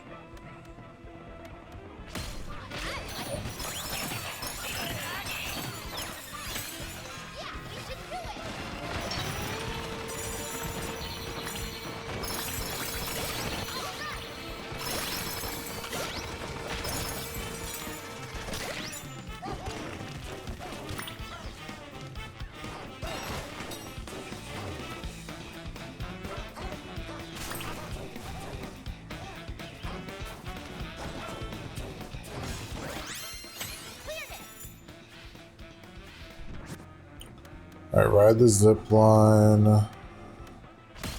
Keep bringing this up. So I'm surviving this quota. I don't know about any quotas after that though. Mountain Falls. Wow. Those geysers. Should we go there? I should just do these as fast as possible for new abilities. So you can just keep getting more perks. Oh, properly.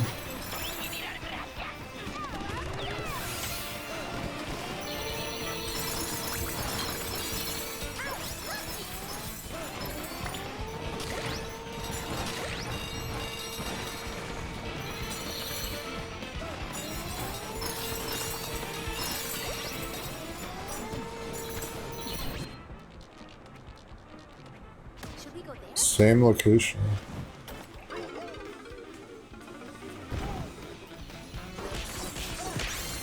I knew we could do it.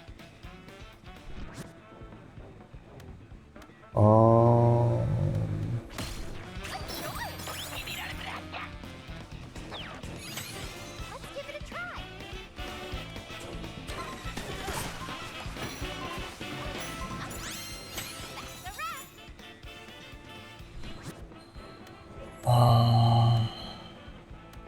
Oh my God.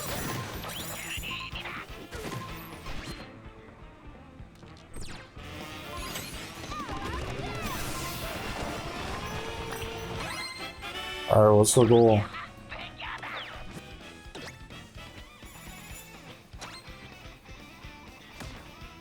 Okay, I don't know if I'll lose this round, but like next round, maybe?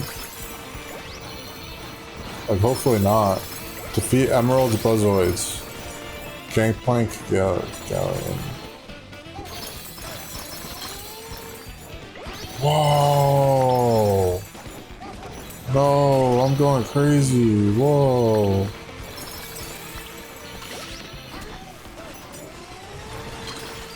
I just keep picking up things.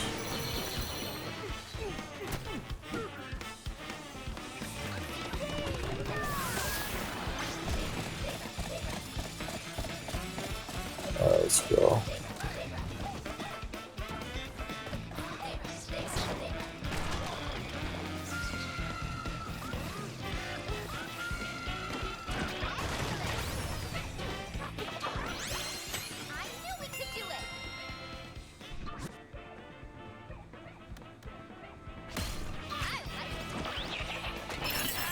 Please let me have those.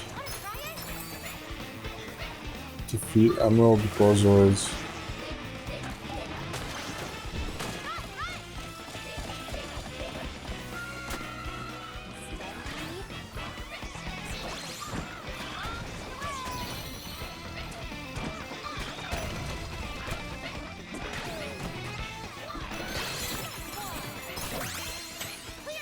Wow. These multipliers are getting big.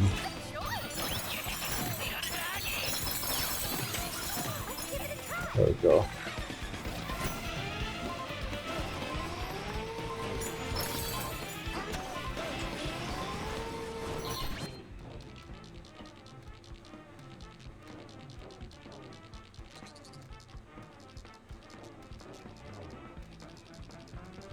I don't know which way is better. I think this way is better too. I should have used my teleporters.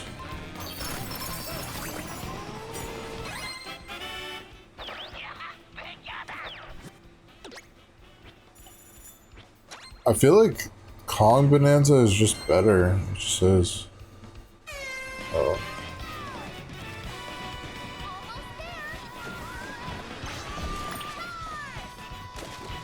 Uh-oh.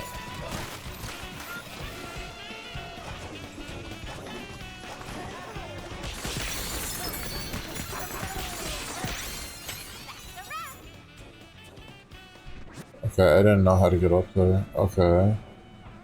So I have a bunch of like wasted perks.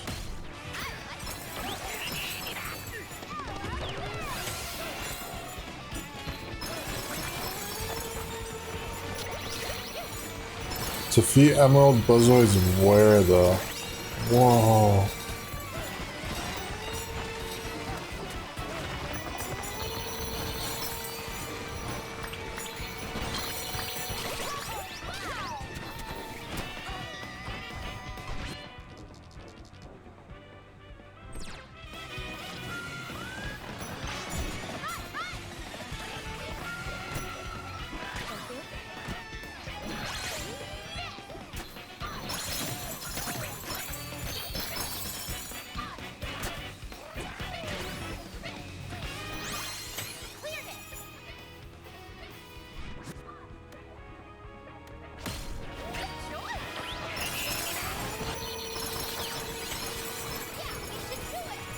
Emerald crocodiles.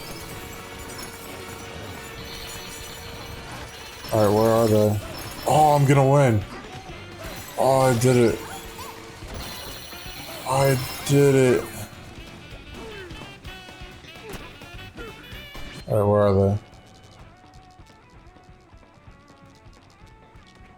Should we go there?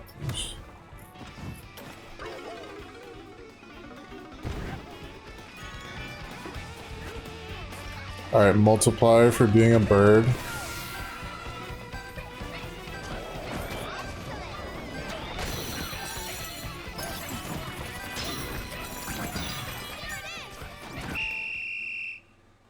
I won.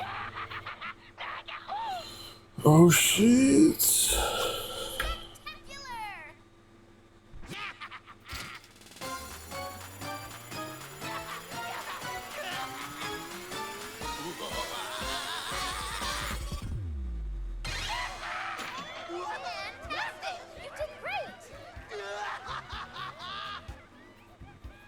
Please tell me 20 rounds.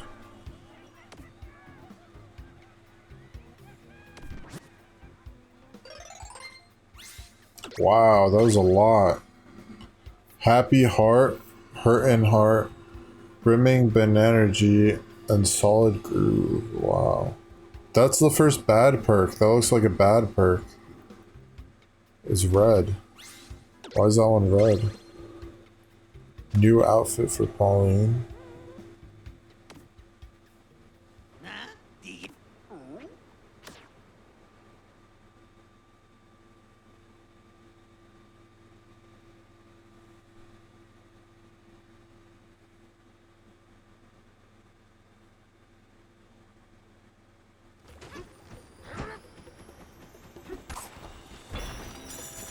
Nice.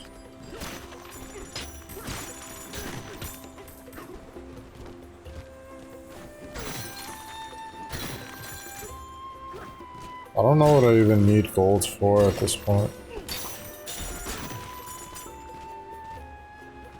I don't know if this outfit does anything different. Probably not.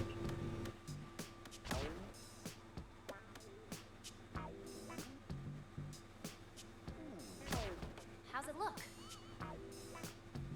Pink helmet, gold seeking. Oh.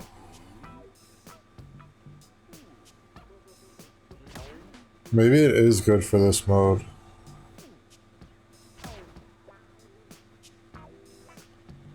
Rare emeralds perks will appear more frequently. I think these all stack. I have 3 items that are good for this mode. Void Code bow tie, Void Code breeches, Void Code regalia.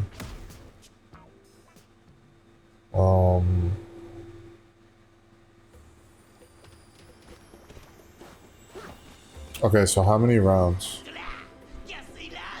Wait, how many banana chips? Okay, I'll get more before I get more statues. Alright, so this is difficulty 1 star, by the way. Like, Emerald Rush difficulty 1 star, even though it's like, it's very hard. These are difficulty 2 stars, 4 stars. Difficulty 4 stars, 5 stars, 4 stars, 5. Radiance layer is like multiple layers. How many layers in the Radiance layer?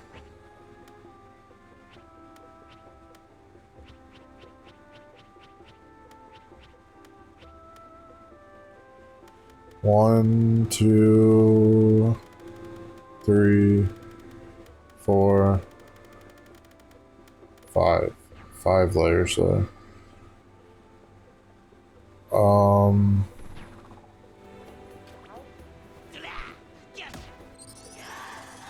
Alright, so how many rounds?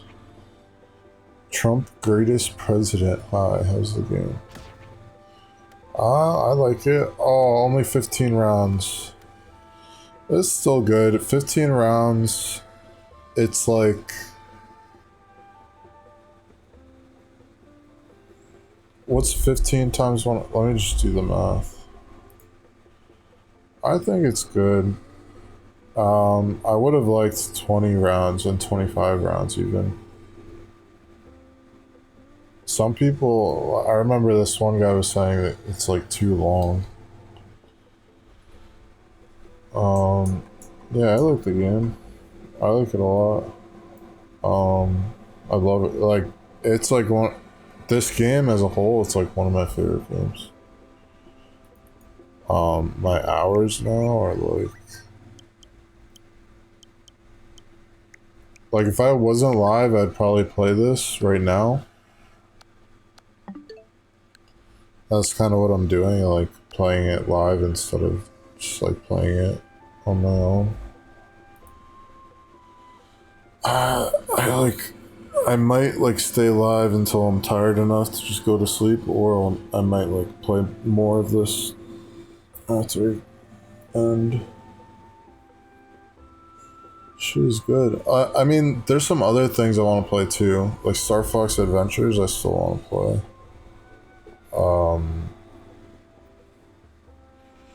There's Pokemon I want to play. Dragon Quest V. Bunch of RPGs I want to play. It'd be nice to play something like chill, but I also like this whole game has got me like really into like the whole platformer genre, like 3D platformer genre, but now it's just like so much like. Alright, I'm gonna try to beat level 7.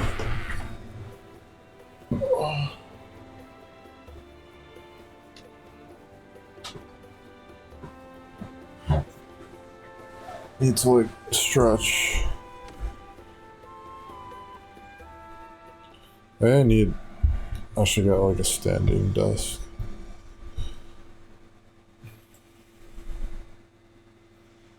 Oh, I didn't do the math. I did it before in my head, but I forget what it was.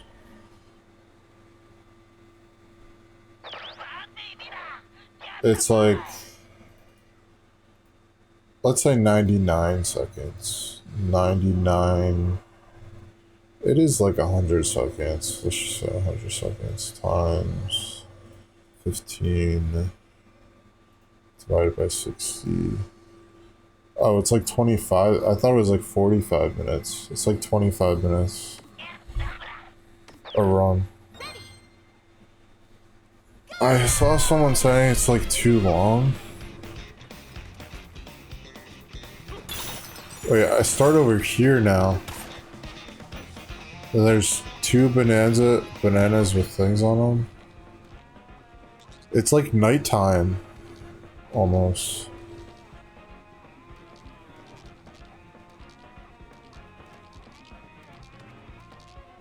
Okay, I'm just gonna go this way and get this bonanza.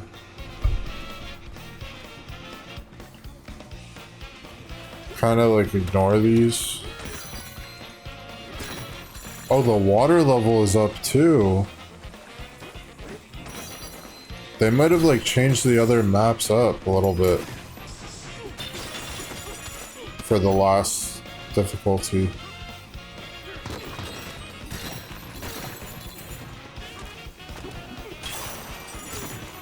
This was the credits area, or like hurt and heart. More emerald ore will appear after defeating an enemy while your health is low. Big explosions. I'm gonna try that. I want to see what that is.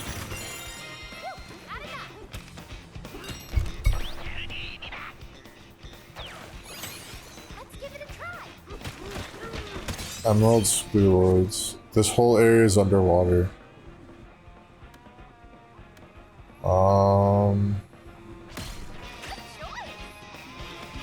Void goals are just like required. I'll leave this.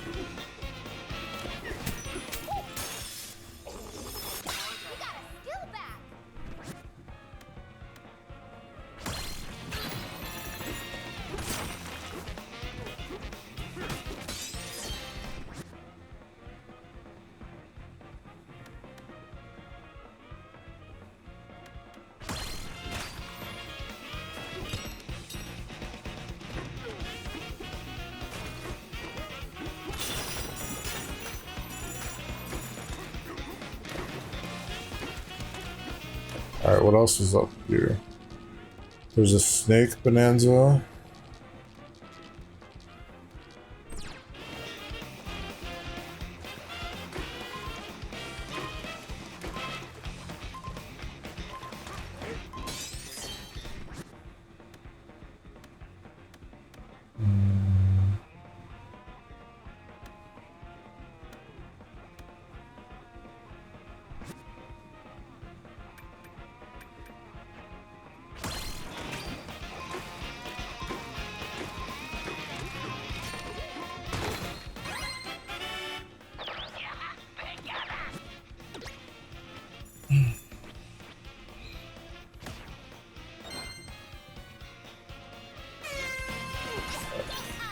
Nice. Okay, so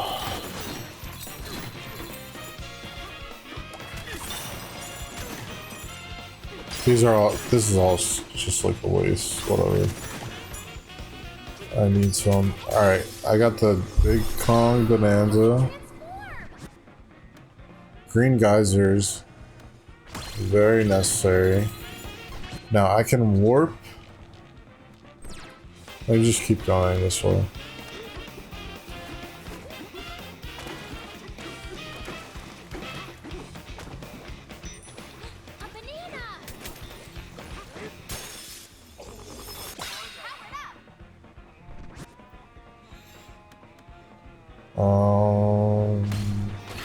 Sure.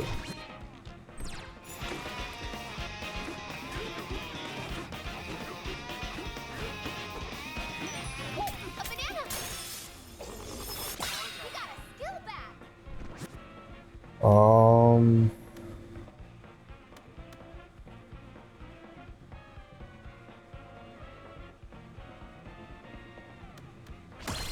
Just get geysers. Can't go wrong with geysers.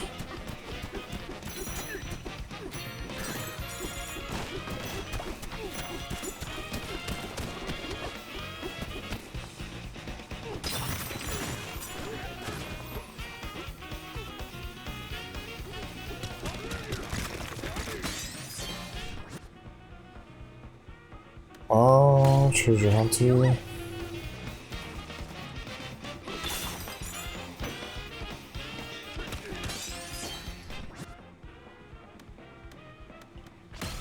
Geysers.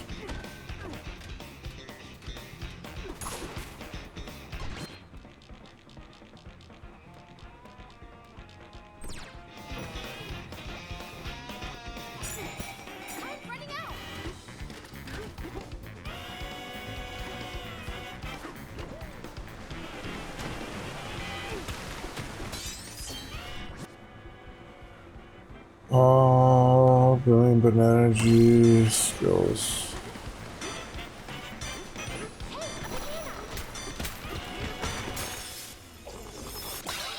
Gotcha.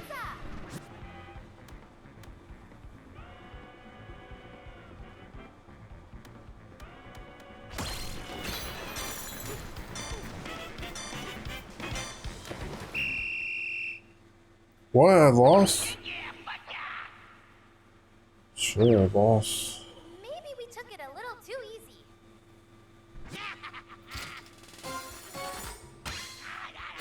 We can do better. I know we can. I think I ended there. It's like some other things I want to do. I'll just do them off stream. Alright. Yeah. Probably play more of this. Maybe I'll stream this again. I do want to play through the whole game too.